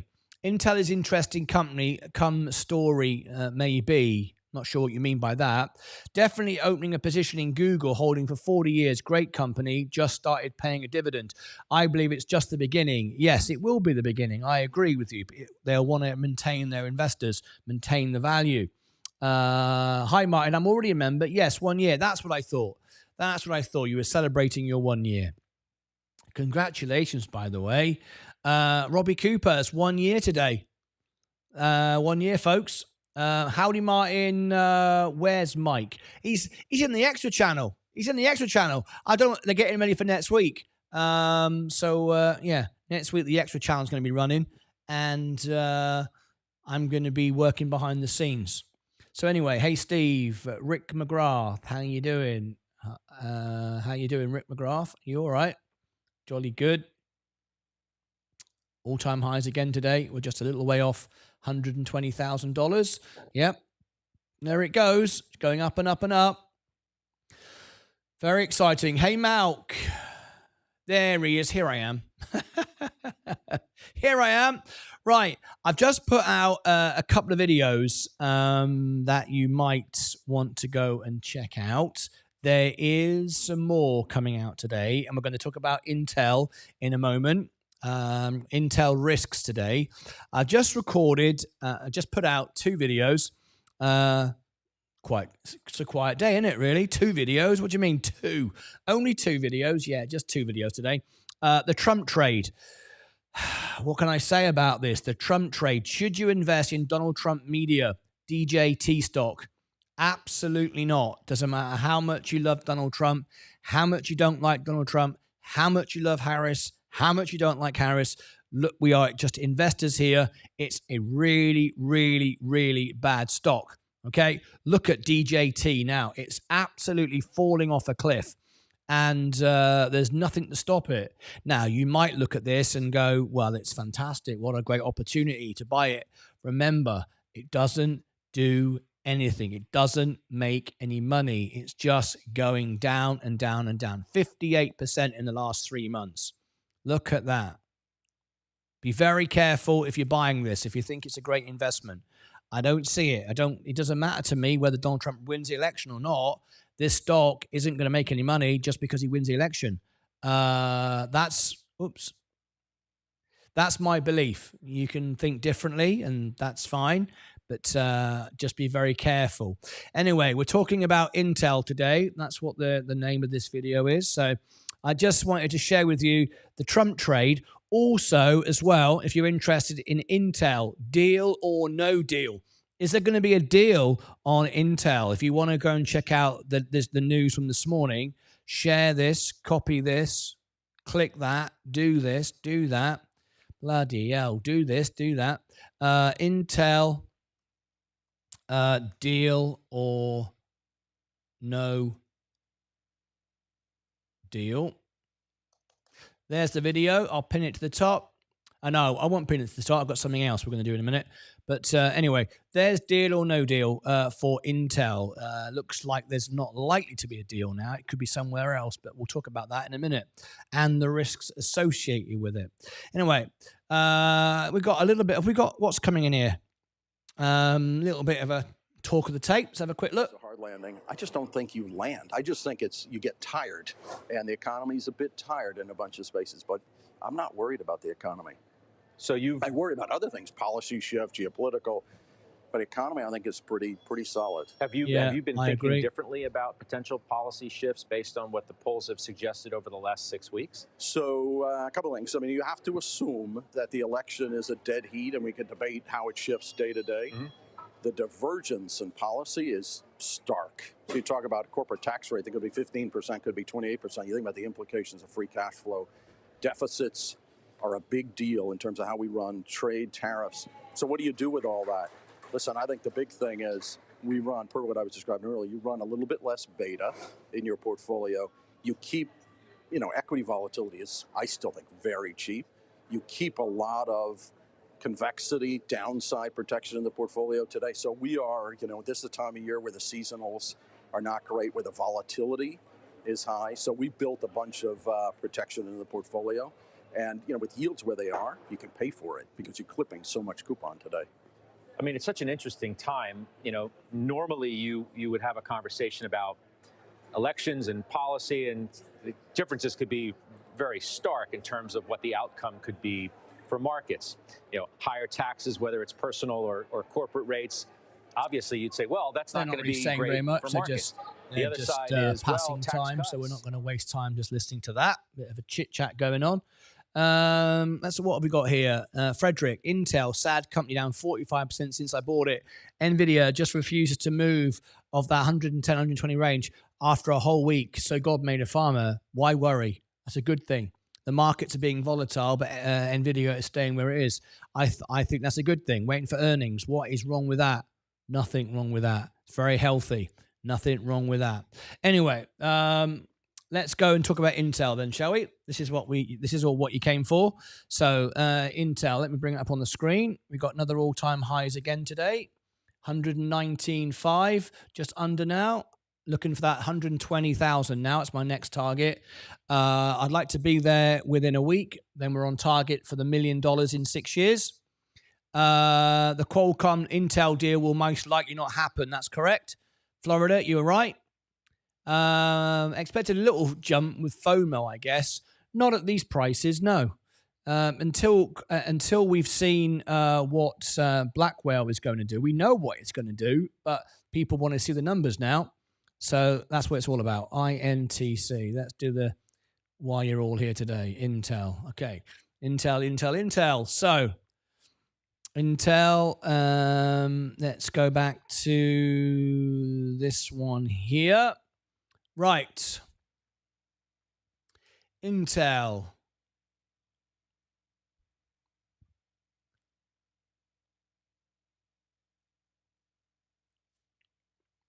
Intel, the risks and opportunities. We've got Qualcomm flying around, Taiwan Semiconductors flying around. We've got the vultures all around Intel. Is it a good opportunity for Intel, or is it a better opportunity for the companies who could potentially acquire it? Well, we've been talking about Intel now for a couple of days, but we're going to dive a bit more into it right now. So Intel, if we just pan out and get some perspective, today, it's back up again. The week, it's up 11% because of rumors of a takeover. We've heard of several companies that could be interested in this. Qualcomm was the first one that gave a swing of 10%. That's now less likely to happen. However, that's coming from certain institutions who perhaps have an incentive to say it's not going to happen. Remember all this, it's a game. It's a game of mystery, snakes and ladders, smoke and mirrors. It's what it's all about. We've got to get through all of that and read the numbers. So we can see over the week, we're up 11%, which is had a good week, right? Over the month, we're up 10.64. Over the 3 months, however, we're down 27%. Let's go back to the day and look at this a minute and see what's going on. I've got some numbers for you, some latest news for you. We did cover it this morning, so if you want the information I brought out this morning, I had an interview. We had an interview on CNBC, which we shared. You might want to go and look at that. But I've just got some news out just a few minutes ago. This is pretty new. It's only been out a very short while. In fact, it's been out a couple of hours now. I beg your pardon. But I don't think many of you have seen this yet. If you've not got access to Seeking Alpha, you won't be able to. So here's my link for Seeking Alpha. It's also below in the description of this video as well, so you can get that. But with my link, you can get a free trial, a $25 off.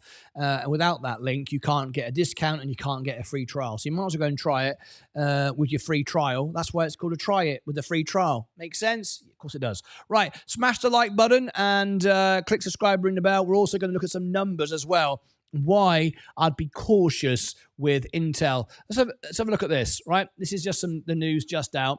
Taiwan Semiconductor has potential opportunities and risks amid Qualcomm Intel scenarios. A lot of noise going on. Let's take a little look. We've got Taiwan Semiconductors now maybe having a bit of a go at this one. Shall we have a quick look? And while we're doing that, we'll just bring this out of the way. I don't need that up there. That's my little secret window. You can't really see that, can you? But I can see it. It's my secret window. It gives me information behind the scenes. Oh, yeah, stealth. Right, Bank of America Securities said, and remember, whenever you get anything from the banks, I take it with a pinch of salt. I don't really take any of that with a pin, because these are the people that are investing in it. These are the people that are the institutions behind it. They're not your friend. They're not your mates. The Bank of America certainly is not your friend. All right, let's get that absolutely straight. Bank of America Securities said Taiwan Semiconductor Manufacturing, TSM, faces both potential opportunity and risks with the ongoing developments involving Qualcomm and Intel. Okay, let's repeat that. So, Taiwan Semiconductor Manufacturing faces both potential opportunity and risk with the ongoing developments involving Qualcomm and Intel. However, in the last few hours, we've seen that the involvement of Qualcomm is getting cooler by the minute. It doesn't look like it's going to happen. However, a lot of it's coming from institutions and banks.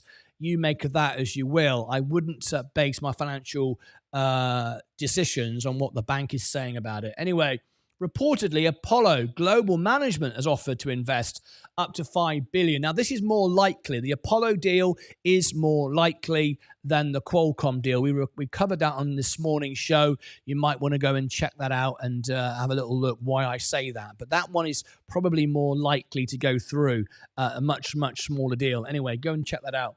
The potential deal,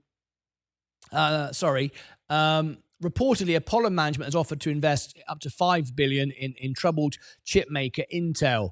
The potential deal comes on the heels of Qualcomm reportedly approaching Intel recently about taking over the company. Now, we're going to show you the numbers in a minute. It's in Qualcomm's interest and it's in Apollo's interest and the banks to play around like vultures around a decaying carcass. I don't think Intel is going to do well out of this at all, but it does mean that the other companies can acquire something, but they want to drive it down first. They want to get it for nothing, right? This is what the sort of stuff that Warren Buffett does all the time. Get a company with potential that's in trouble that can come back stronger with the new money and the new management. Let it virtually fail and go all the way down before anyone picks it up. Anyway, so there could be a lot more of this, so be careful of Intel. It could drop a lot yet before it goes up. If it goes up. Analysts led by Brad Lin said the Qualcomm is one of the TSM's top 5 clients, contributing mid to high single-digit percentage of revenue. Intel currently outsources about 30% wafer portion of TCM, contributing low to mid-single-digit revenue to TCM. This is Taiwan Semiconductors, of course. We're planning to reduce the portion to 20%. Now, we're going to cover the numbers in a minute of Intel and see how healthy the business is. So stand by for that. If Intel's Intel Foundry Services, or IFS, receives enough support due to the deal and executes on product development, this could slow the outsourcing pace to TSM.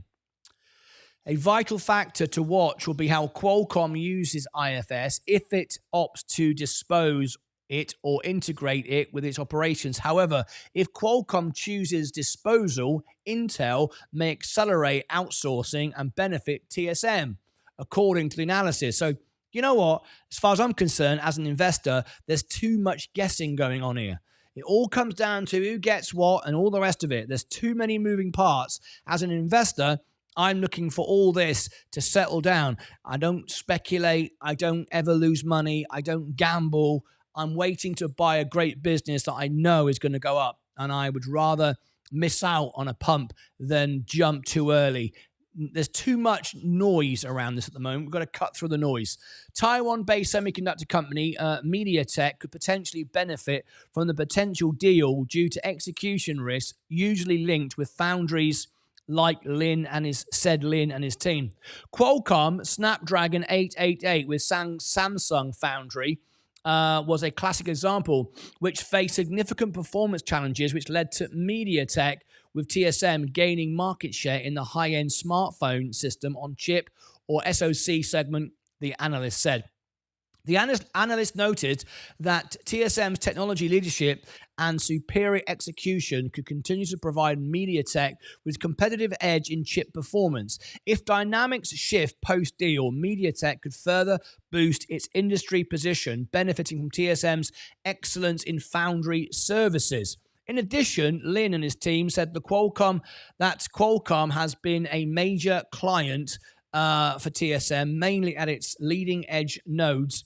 The potential acquisition of Intel may enable Qualcomm to expand into x86 and high-performance computing or HPC markets. However, Qualcomm's existing relationship on a different ARM architecture with TSM and other foundries could complicate integration. Now, complicate is the word. This is the word that's being batted around. This deal, and the way I'm looking at it, and I remember I do speak to CEOs and I speak to managers on Wall Street, through social media a lot. A lot of noise is being created here. A lot of confusion is being created here. A lot of people are saying the deal isn't going to happen with Qualcomm because it will take too long and the pure confusion over it. I think there's something going on behind the scenes here. I think confusion is being created on purpose. Lots of different players, all moving at once, all fighting and jostling for position. I would not use this as a buying strategy at all. I would sit this one out if I was you. Anyway, we're going to look at the numbers in a moment. In fact, we'll look at the numbers and then come back. No, we won't. We'll finish this. I'm watching CNBC right now. Some news sort of being talked over. If it's anything relevant, I'll come back to it. The potential deal also faces risks, including possible regulatory challenges that could delay or prevent. There you go. Delays of this is what it's all about. We don't know how long this could take. You could end up getting a deal and find it takes a year or two to complete. I would not touch this with a barge pole. Along with Intel's weak financials, and we're going to cover that in a second, these factors introduce uncertainty into a broader semiconductor landscape, the analyst added. I would sit this out, folks. I would sit this out and just own NVIDIA and the S&P. I would let all of this, just own the S&P. You have all these companies and let the winner win and the losers lose and you own it all anyway. I wouldn't worry about it. TSM has a strong buy rating at Seeking Alpha's quant rating. It does. TSM is a good buy, which consistently beats the market. Yes, it does. I like TSM. Meanwhile, the Seeking Alpha's author's average rating is a buy. But remember, and this is important, Seeking Alpha, I'm an analyst for Seeking Alpha. Anyone can be an analyst for Seeking Alpha as long as they've got, some information to provide, an opinion, and they've got a media outlet. I'm an analyst for Seeking Alpha. Does that mean I'm right? No, absolutely not. But anyway, let's go and look now at the numbers. I think this is important, right? If you're thinking of getting in this stock, we did touch on it yesterday, but here's some more updated information since then I want to share with you. So, and I've also got some more information on Intel. I'll come back to that in a second. We have got a valuation here which we can rely on. 31.85. So potentially it is undervalued in the base case. Worst case, it's right on the button now, undervalued by 1%. We're right where it is now. Worst case scenario, okay, You can buy it, worst case scenario. Base case, what about best case? 46%? Are we in a best case for Intel? I wouldn't say so with all this going on. I would say we might be in a base case, somewhere between base and worst. Well, if we go that's flat and that's 29 and we call that 15, well, you get 13% on the S&P. I would just own the S&P into TSM. I would own NVIDIA, and I'd leave away from this. I would not want to play around with this. Get greedy. You get yourself burned here. But this is what they're all fighting over. They're fighting over, I'm going to show you in a minute, the revenue. I'm going to show you the balance sheet in a minute because the stock is weakened. They're fighting over that. The revenue is down, and there's no real potential for the revenue to increase. Now, of course, if it gets taken over and funds and everything improves and so on and so forth, yeah, and then maybe the company can improve. But operating income, net income, it's all down dramatically. But this is what I want to show you. We covered on this yesterday. 206 billion in assets, 29 billion in cash. That's okay. Good percentage of cash with assets. But this is where it all goes wrong. This company should not have this amount of debt. 91 billion of liabilities. 48, I beg your pardon. 48 is long-term debt. Now, if we look at that, that's 53% of its liabilities is debt. That is excessive by anyone's imagination. But if we break it down, 48 billion, if we look at the assets, we've got cash, we've got 30 billion. So, we've got about 18 billion short from paying our debts off if we wanted to do that. Now, you might argue interest rates are going down. They are going down, but it's even with the 0.5%, we're going to get maybe another 0.5% maybe next month. That would be great. That will help them, but still, it's got a long way to go before it really kicks in. It's not going to be felt instantly. Gross margin falling. We used to be around 61%, 62, 63, down. Operating margin, well, that's gone through the roof. Sorry, gone through the floor. Net margin, same thing. FCF margin, down. ROCE, 0. ROIC, 22%. That's shot up. ROA, and by the way, if you're not sure what that is, that's return on invested capital. Tells you how good a company is at turning its investment money into profits. This is the cash it uses to reinvest. But then we can all do that. Take the business, we can reinvest it and make money. Well, I've made more than that this year. I made a lot more than that this year on my invested cash. I think I'm about 30% or something like that this year. So yeah, that's no big shakes. Anyone who's got cash who can't make money this year shouldn't be running a business. So let's be absolutely clear. It's not hard to make money on your cash this year. I've beaten that. That's no big deal. ROE 1%, ROA 1%. Look at this though. Profitability score 46%. A software, chip company shouldn't be 46%. They should be in the 80s, 90s. 46%. They're just not making the money. This is why we've got this potential. This is called your moat. Your margins. Your margin is a safety net around the camp, around the castle. All right, in English terms, around the castle. And your moat is your margins. And the wider your moat, the more profit you make, the more you can live through depressing times. Okay, because you can reduce your prices and still make money. You can crush the competition. When you're not making any money and your profits are reduced, and they are reduced, then you've got no moat. And that's when big companies move in and buy you. So note that for the moat, all right? When you see profitability scores going down for which once was great businesses, Intel was once a great business, right? When you see those businesses that once were great go down below the 50 when they used to be at the 80s and 90s, no, there's a potential takeover bid. People will swarm around like vultures and snap you up. But the solvency score was 43%. So you've got to be careful. You end up just buying a load of debt, right? What's the point? Because remember, whoever takes them over acquires the good stuff and the bad stuff, right? We've got a 24% downside, worst case scenario, 21% average upside. Again, I would say it isn't worth the noise. It isn't worth the risks. I would rather consistently make 13% like I do, never lose money. In fact, more than that. I make a lot more than that because I buy the macro dips. I can make 20, 30% a year at the moment. So, I can make more than that with only the S&P. Why would I want to risk this when it's going for all of this? If you consistently make profits and never lose money, I don't care what you say, you're going to outperform anybody else who said, I made 100% on this and so on and so forth. And then the next one, they lost all their money. If you consistently make money and never lose money, that's what I do. You're always going to win. Always going to win. Down the line, you're going to win from those that make 100% one day and then lose it all the next day. 172%. Now, these figures, I don't know where we get this from. I got to be honest. This is all the deals go through. It's great. There's just too much unknowns. Too much unknowns. So I wouldn't take that. I would take this and then I just go, well, I can make 13 anyway. So there you go. I wouldn't buy it right now. I wouldn't buy it. The short interest, in case you're wondering, is only 2%, which means people don't think it's going to keep going down. They just think it's going to stay where it is.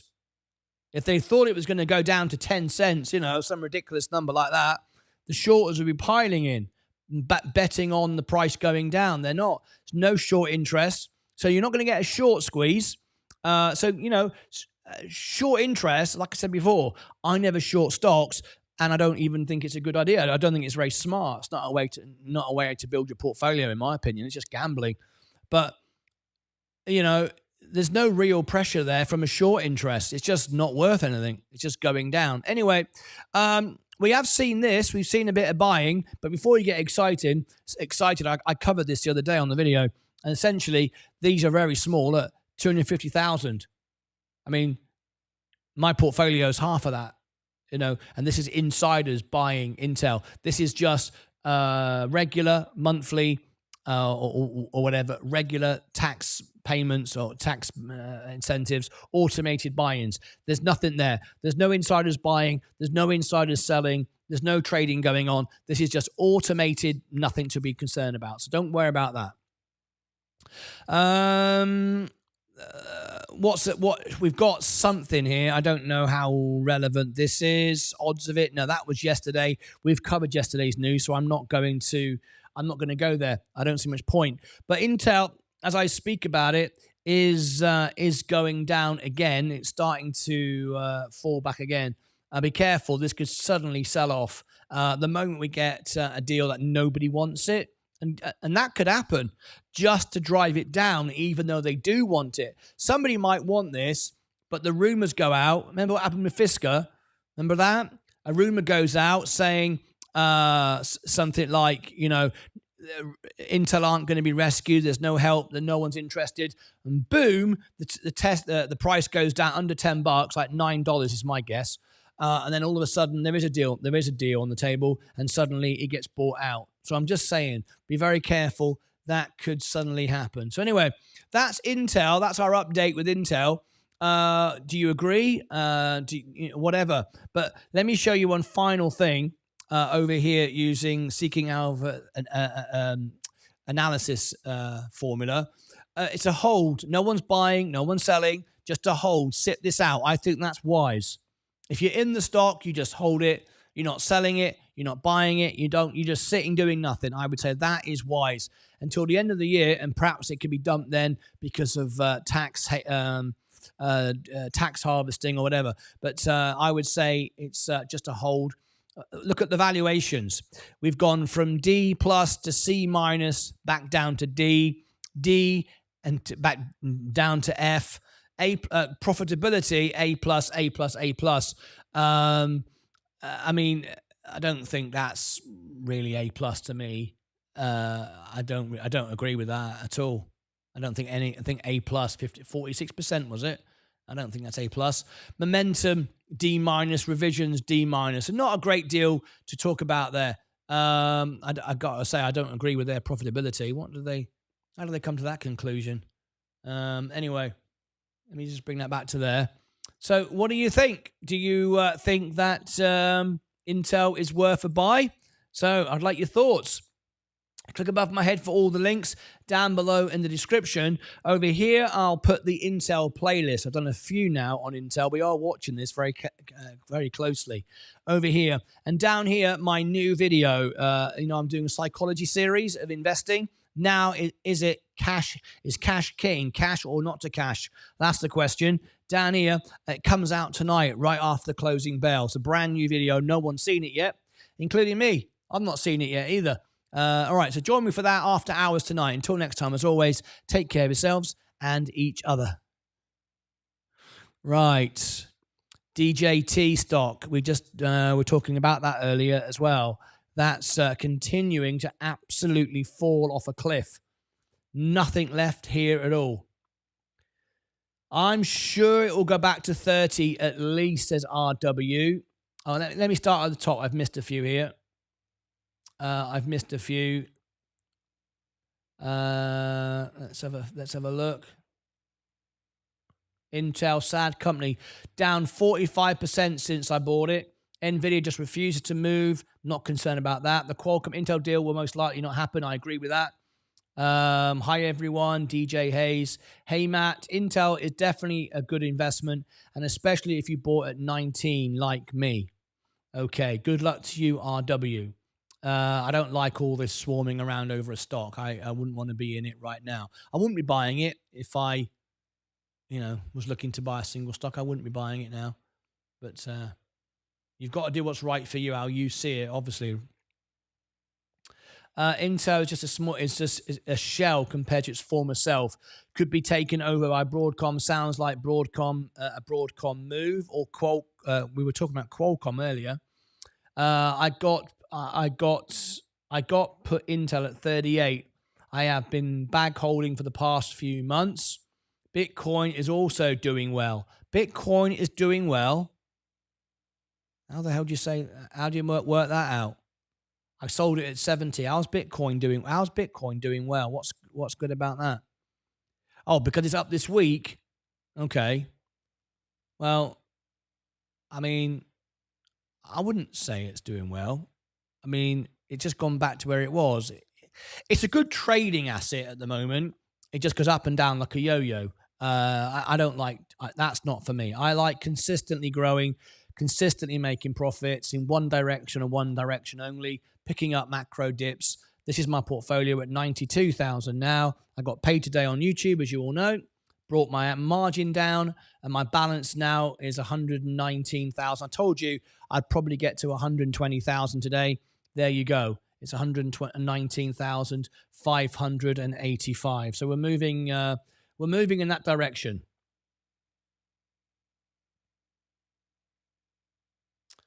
Hang on a minute. What's my source there? Hang on. I knew something was wrong. iPhone. I should have this part. I knew there was something wrong. There you go. There you go. I bloody knew it. Right. Who was it earlier who was asking me about their valve amp? I've got my phone working now. Who was it who was asking about the valve amp?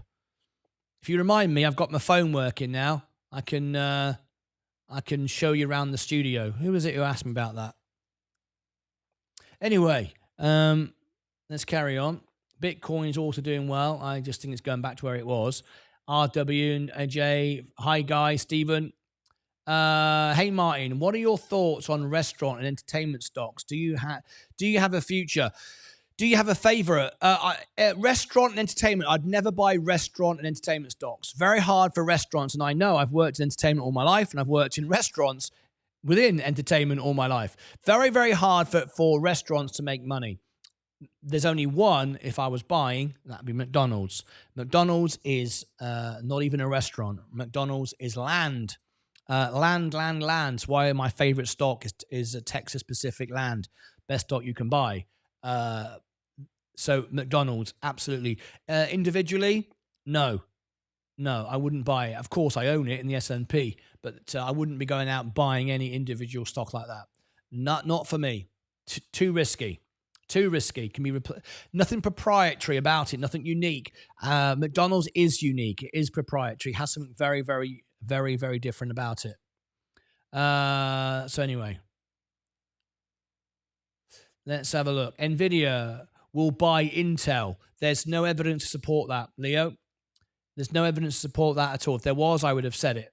Good evening, Lucas A. Don't forget to hit the like button. Thank you, James007. Subscribe to Martyn's channel. Thank you so, so much.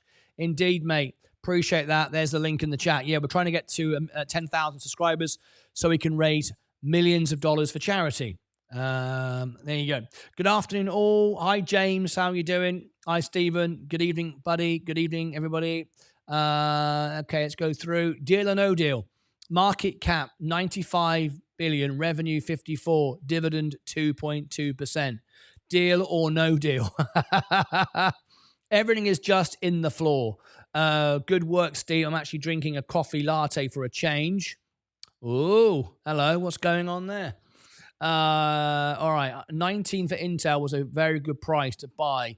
Then you guys should have bought instead of looking at Intel now. I agree with that. But we don't know what pain's going to come down the line, do we? That's the trouble now. I wouldn't be hanging around. That's all I'm saying. Hey, Martyn, I've been away for a couple of days and I'm back with another question. Why is there different spreads of the same ETF?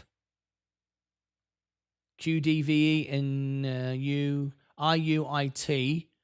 Hang on. Traded in different stock markets, Germany and the UK. I don't know the answer to that. I could try and find out. I'm back with why is there different spreads of the same ETF traded in different stock markets, Germany and the UK? I don't have any experience of that. I don't know. Let me think about that, because be interesting to, yeah, it'd be interesting. I'd like to consult with Sensei on that. I've got my UK Robinhood. I don't know if that's going to be different. I'd like to have. I don't know the answer to that question. I don't know. I'd like to give it some thought. Sorry, I don't have an answer for you. I'm sure it will go back to $30 at least. How long you hold Intel for? I bought some sometime in August, 5 to 10 years ago. Okay. Katia, how are you? Lovely to see you here. The government would never let an American chip company fail. 18 years. I respect the conviction. McDonald's, my favorite stock, real estate company. So much value. Yeah. You can never overpay for land. I use that expression a lot. Why would Nvidia buy Intel? Yeah, there's no evidence to support that.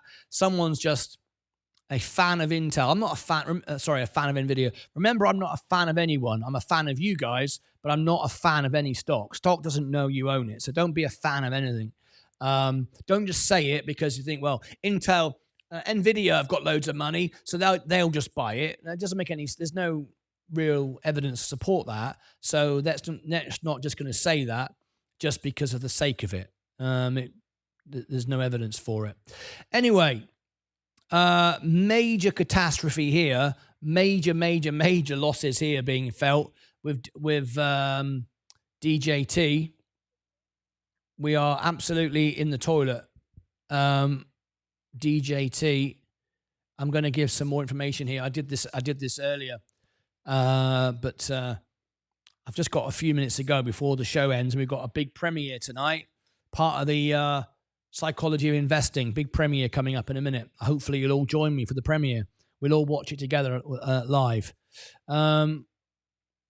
So let's have a look here. This is not good at all. Trump media, here we go. I want to just talk about this. DJT, that this is a telling sign. We covered this earlier, and I told everyone, do not buy this.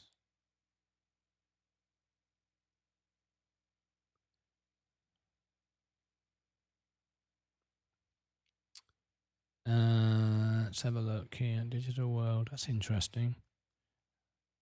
Trump media. Does it different over here? No. DJT. Okay. Right. Oosh. Whoa. Wow. Wow, wow, wow. You're going to see something now. Ooh. Is that reliable? Oof, woof, woo, hell. Okay. You want some scary numbers? Assets, 274. Liabilities, 64 million. What?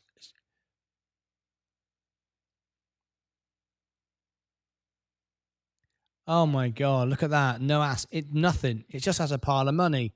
Oh, okay, this is ridiculous. Okay, I got some further information on this. Now, you've got to be so careful here.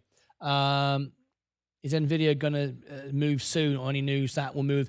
I doubt it until we get the Blackwell news and the earnings, but that's where investing comes in. Just have patience. One thing about SMCI, Martin, they haven't filled their... I haven't looked at it for a while. DJ is a stock to only buy one share and let it do its thing. Oh dear, oh dear. I wouldn't buy one share. Someone said that to me today. That may have been you. Who was it who made a comment to one of my videos earlier saying it's okay, I've only got a bit of money in it? I'm sorry, I don't look at money like that. Every penny has to work for me. I'm not prepared to throw any money away. I'm not prepared to let money die and go, it's only a few bucks, let it die. No, because the few bucks bought my house, remember?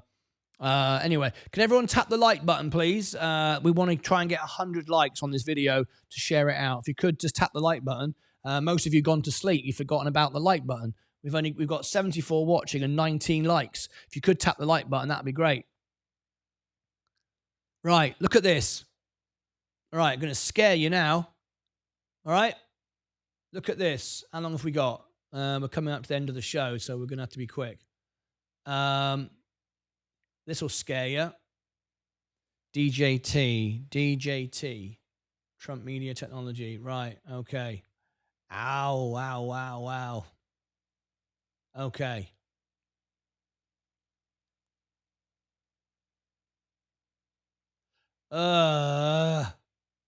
Okay. You got a major concern here. All right, okay.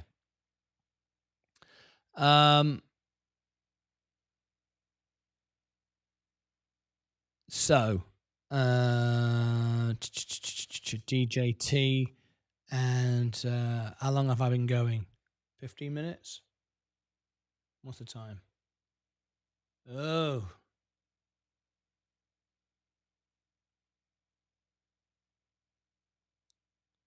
Oh, 45 minutes. I was thinking that can't be right.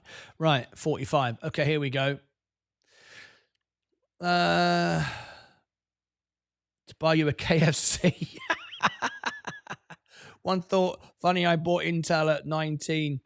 Okay. Right, okay. Okay. DJT stock, Trump Media and Technology stock. This is going down the toilet so quickly. It reminds me now of GameStop. In fact, worse. Let's talk about it right now. I've been having some strange comments from people today. I've had somebody comment to me and say, just buy a few dollars worth of it. It doesn't really matter. You know, let it do its thing. No. I don't agree. You don't buy any stock and let it just lose money. I never lose money, and every penny counts. Remember how I bought my house from $1 tips. Don't let 1 cent not work for you. I think that's a bad attitude. If you think like that, you'll always have no money. Rich people never talk like that. They never say, let that money get lost. No, I'm the guy who picks a penny up off the ground. Look, CXD just said to me, DJT is a stock to only buy one share and let it do its thing. What's the point of that then? What's the point of that? That makes no sense. I've been telling you all day that Donald Trump stock is going to go down and down and down, and now it's getting worse. really worse. Be very, very careful. Remember, Donald Trump has gone bankrupt many times, at least 6 that I can mention off the top of my head. So just bear that in mind. This is not a popularity contest. No one cares whether you buy it. No one cares whether you own it. So just be very careful. Nobody wins an election by you buying a stock. This is just business. Do not buy a stock that looks like this. Are you ready for some numbers? This is all that matters when you buy a stock. Let me share with you these numbers. Whoosh. I told you there's no value here, but this is insane. This is the intrinsic valuation of DJT. 79 cents overvalued by 94%. Why? Because it doesn't do anything. It doesn't produce anything. And when I show you the balance sheet, you're going to fall over and see this for what it is. And be clear, I am not a Donald Trump supporter or a Kamala Harris supporter. I'm a green card holder. I am neutral. I'm an investor. I'm here to make money. I'm here to share facts for people to make money. And I make money consistently. If you don't believe me, this is my portfolio. I've just put another all-time high today. I don't lose money, never lose money. I'm now at $119,600. I started with $5,000. I never short stocks. I never do options. I just make money. Trump Media is a really, really, really bad stock. If you support Donald Trump, you want to help him out, buy a t-shirt, buy a hat. This doesn't help anybody out, all right? This just makes you bankrupt. Let me show why. Every business, no matter what business you have, it must have a product or a service that returns a profit. If it doesn't, it's not a business. The very definition of business is it drives business. You put something in and something more comes out the other end. What is this? Well, we've got a billionaire, Donald Trump, who's put together some cash. Let me share with you the revenue. There is no revenue. 4.9 revenue. 4.9, no revenue. Operating income, negative, none. Net income, down, none. Doesn't do anything. Investing cash flow, down. I mean, nothing. Doesn't do anything, right? But it gets worse. This is what you got to look at. That. Looks good? You think that looks good? What is it? Well, that's the cash it owns. 274 million. So basically, Donald Trump comes along and goes, well, I'm a billionaire. I'll put $274 million in the bank. Stick it anywhere you want. Just stick it in the company, a holding company. Stick it in DJT. Brilliant. We've got $274 million.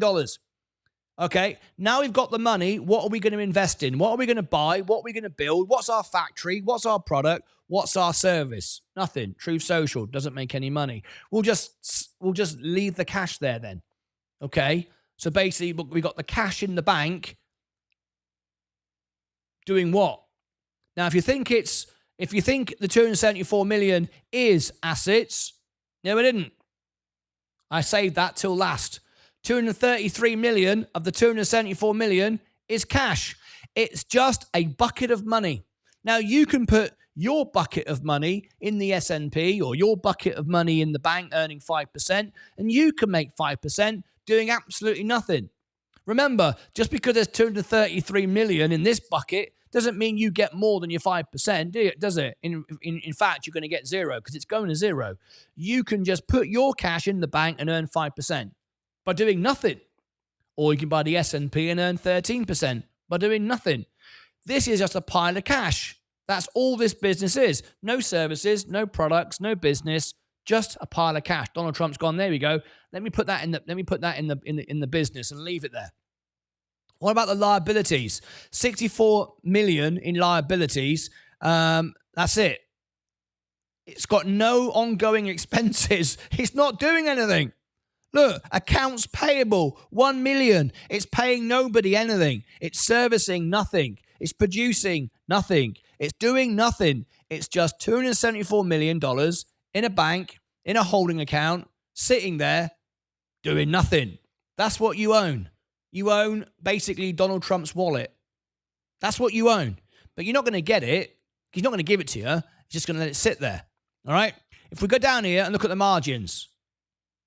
Gross margin, 95%. It doesn't mean anything, right? Operating margin, net margin. Whoops. What happened there? I clicked the wrong button, right? Look, negative 2,000. I mean, 2,000%, 3,000%, 8,000%. Look at these numbers. What this tells you, what this means is there's no business, there's nothing, zero. Look at this. This tells you everything. 22% profitability because there's no profit. There's no money being made anywhere. Zero. That's pretty much uninvested cash, earning cash for whoever owns the business, not you, Donald Trump. You can just take the cash off the top. There's no point. You could put the money yourself in the bank, couldn't you? So that's the profit. The profit is just high interest. Look at that. That proves what I just said. 81% solvency. What does that mean? That means all the money is sitting in cash with no debt, not doing anything. Just sat there. Well, if I opened a business up today with $10 and put $10 in my account and had no running costs, no bills, no expenses, no stock, no factory, no employees, nothing, $10 would just sit there. What would be my solvency score? 100%. Can't go bankrupt. You have $10, you spend zero, you have zero liabilities, zero expenses, zero ongoing recurring costs. $10 will live there forever. 100% solvency. That is all that is. You are buying cash sitting in Donald Trump's back pocket. That is basically what you are buying. 6% now, short interest. People are taking it all the way down. 6% short interest. Now, a lot of people said to me, those that just don't care about facts and numbers, they said to me, the reason why it's going down, it's not because everyone's selling it, it's because everyone's shorting it. Not true. Not true. If you are a Donald Trump supporter and you've bought the stock to support Donald Trump, don't do it. Buy a hat. Buy a MAGA hat. Buy a t-shirt. Buy a flag. Go to the rally. Send him a donation. That will help. This is not helping anyone because the reason why it's going down is not the short interest. It's only 6%. 6% is reasonable, but it's not that big a deal. It's not going to drive the stock down like this. It's going down not because of excessive short interest. We need over 20% for a short squeeze and excessive downward pressure. What we've got is no more or no less than the people telling you to buy it have sold it. In other words, come on, bro.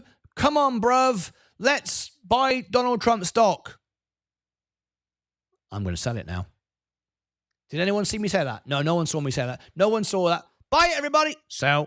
That's what we got. We've got people buying it and then dumping it. That's all there is. And then we've got some people shorting it as well. Add the whole thing up together and you have got one of the worst. Not the worst. The worst would be Mullen. At least with Truth Social, there's a platform you can go on and there's actually customers using it. Doesn't make any money, neither does Mullen or FFIE or GameStop or anything else, but at least there is a platform. Now, the platform doesn't make any money. It's never going to make any money. Doesn't do anything.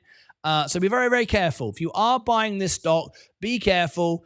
It's probably going to go to zero. It's only worth 79 cents.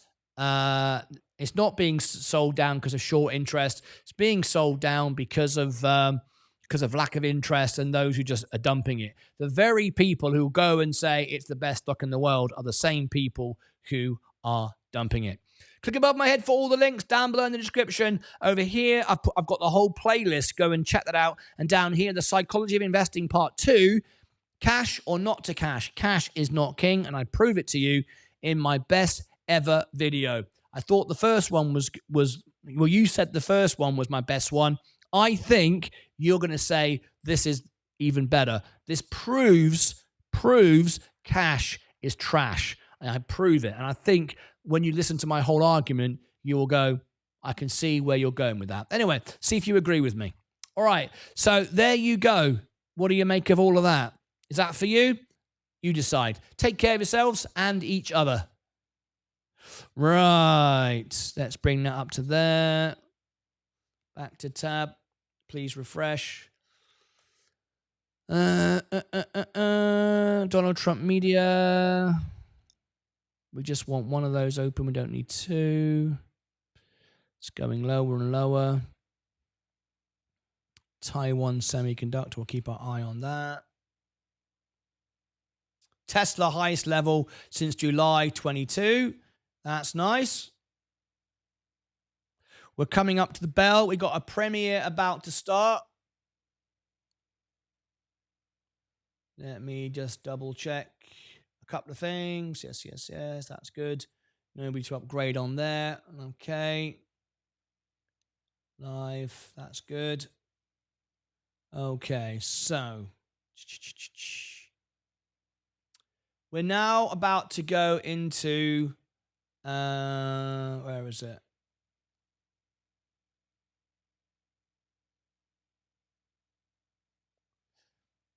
There we go. I've just lost about 10 YouTube subscribers. That never happens other than when I talk bad about Donald Trump. I am not against Donald Trump. I'm just here for my investors. I've just looked at my subscriber list. It's gone down 10. Just like that. Boom.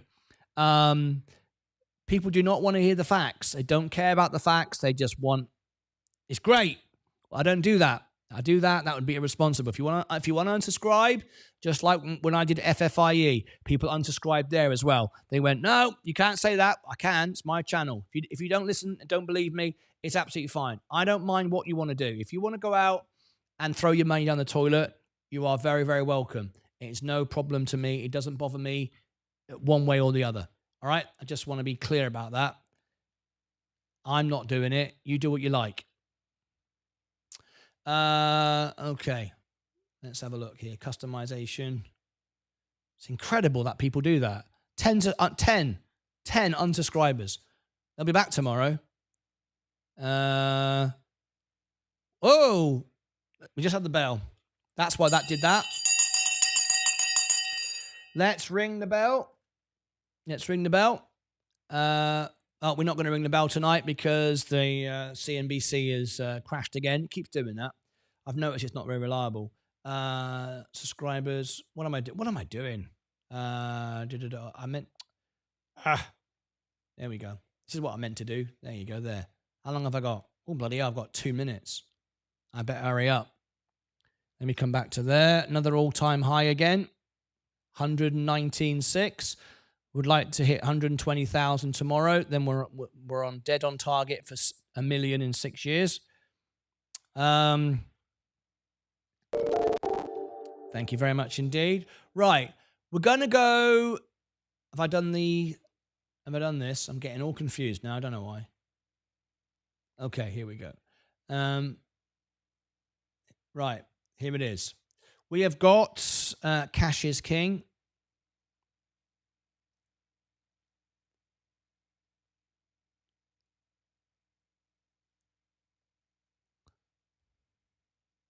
Okay, here we go. So, Cash is King.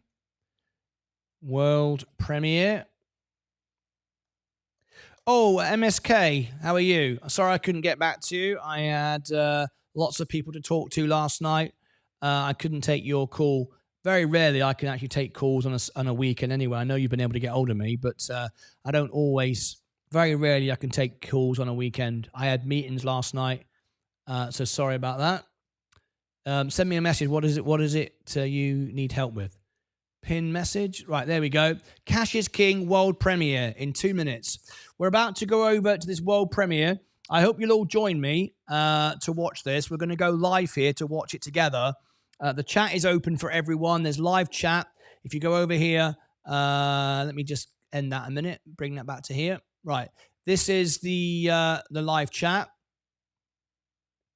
If you select live, all the members together can talk live. This is a world premiere, not been seen before. Cash is King. It's the part 2 of my investor strategy. I encourage you all to watch it. In this video, I will prove to you that cash is not king. I think if you watch it all the way through, by the end of it, Leave me your comments below. I think you will agree with me that cash most certainly is not king.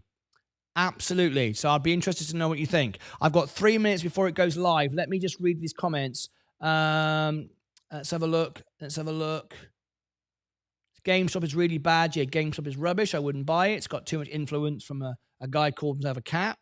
It's pretty stupid, isn't it? Really? I'm not well at all today. Oh dear. Get well, Crag. Get well, Crag. I'm sorry I haven't got time to do the whole get well thing. I just saw that. Get well, Crag. One of our members is not very well. Copy and paste. I'm sorry I haven't got time to go over all of that.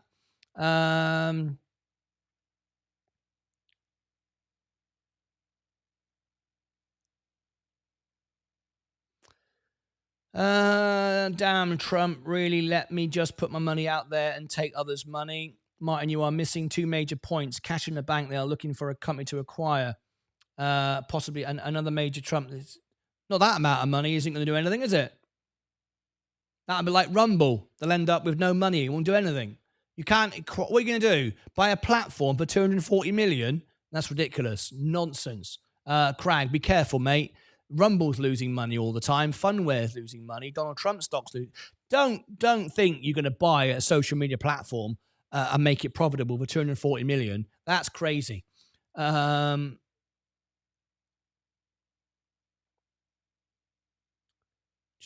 Pump and dump, but I love Trump. Yeah, do what you like. I'm just trying to give financial information. I'm not here to promote a stock or promote Donald Trump or Harris or anybody. Phone booth video on it because it ends up with Mike discussion. Martyn, flipping out. We got you need to make a perforated phone box mix video where it starts with original discussion. I did. There was a short done on it. There was a short. Yes, there was. I've made the videos. There's loads of shorts. I haven't got time to show you now, but there is. If you go to my short list here on the homepage, this premiere is about to start now. We're going to miss it if I'm not careful. Look.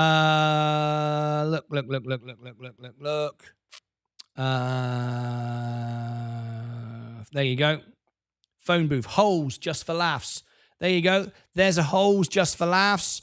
There's boring. There's drill. Short the market. Break it. There's all sorts of them. Look. Pair of gloves. We lost Superman. Lost him. Couldn't find Superman. All of these, look, have their own little videos now on the short page. Right at the top. Look for shorts. You'll find them all. They're right there. They're right there for all of you. I've already done it. Called you to tell you about the perforated phone. Oh, okay. I've already made it. It's already done. Get well, Crag. Get well soon, Crag. Yes. Get well, Crag. Okay. Would never do Trump media. I don't think it's a good business to own. Who you vote for is not, whatever you do. That's fine. But I'm just trying to advise and share information on that. Right. It's now time for our world premiere. Please do come and join me. Let me clear the decks. I'm going to watch it with you live. Please come and join me now. It's about to start. Should you hold cash? Is cash really king? Let me know your thoughts. I think by the end of it, you will agree it's absolutely not. So, everybody, how many people are watching me live right now? 63. Okay, let's go over to the premiere. As I end this, the link's in the top. I'll give it to you again. Click on that, or it will automatically take you there. And we are back in the morning. Our final week for a whole month. See you back in the morning. But for now, I'll say ta-ra to you and go and watch the premiere. Join me live. I'll be in the chat with you. Watch it all the way through. Leave a comment and a like, and I'd love to know your thoughts. Are you ready? Okay, here we go. Ta-ra for now. Bye-bye.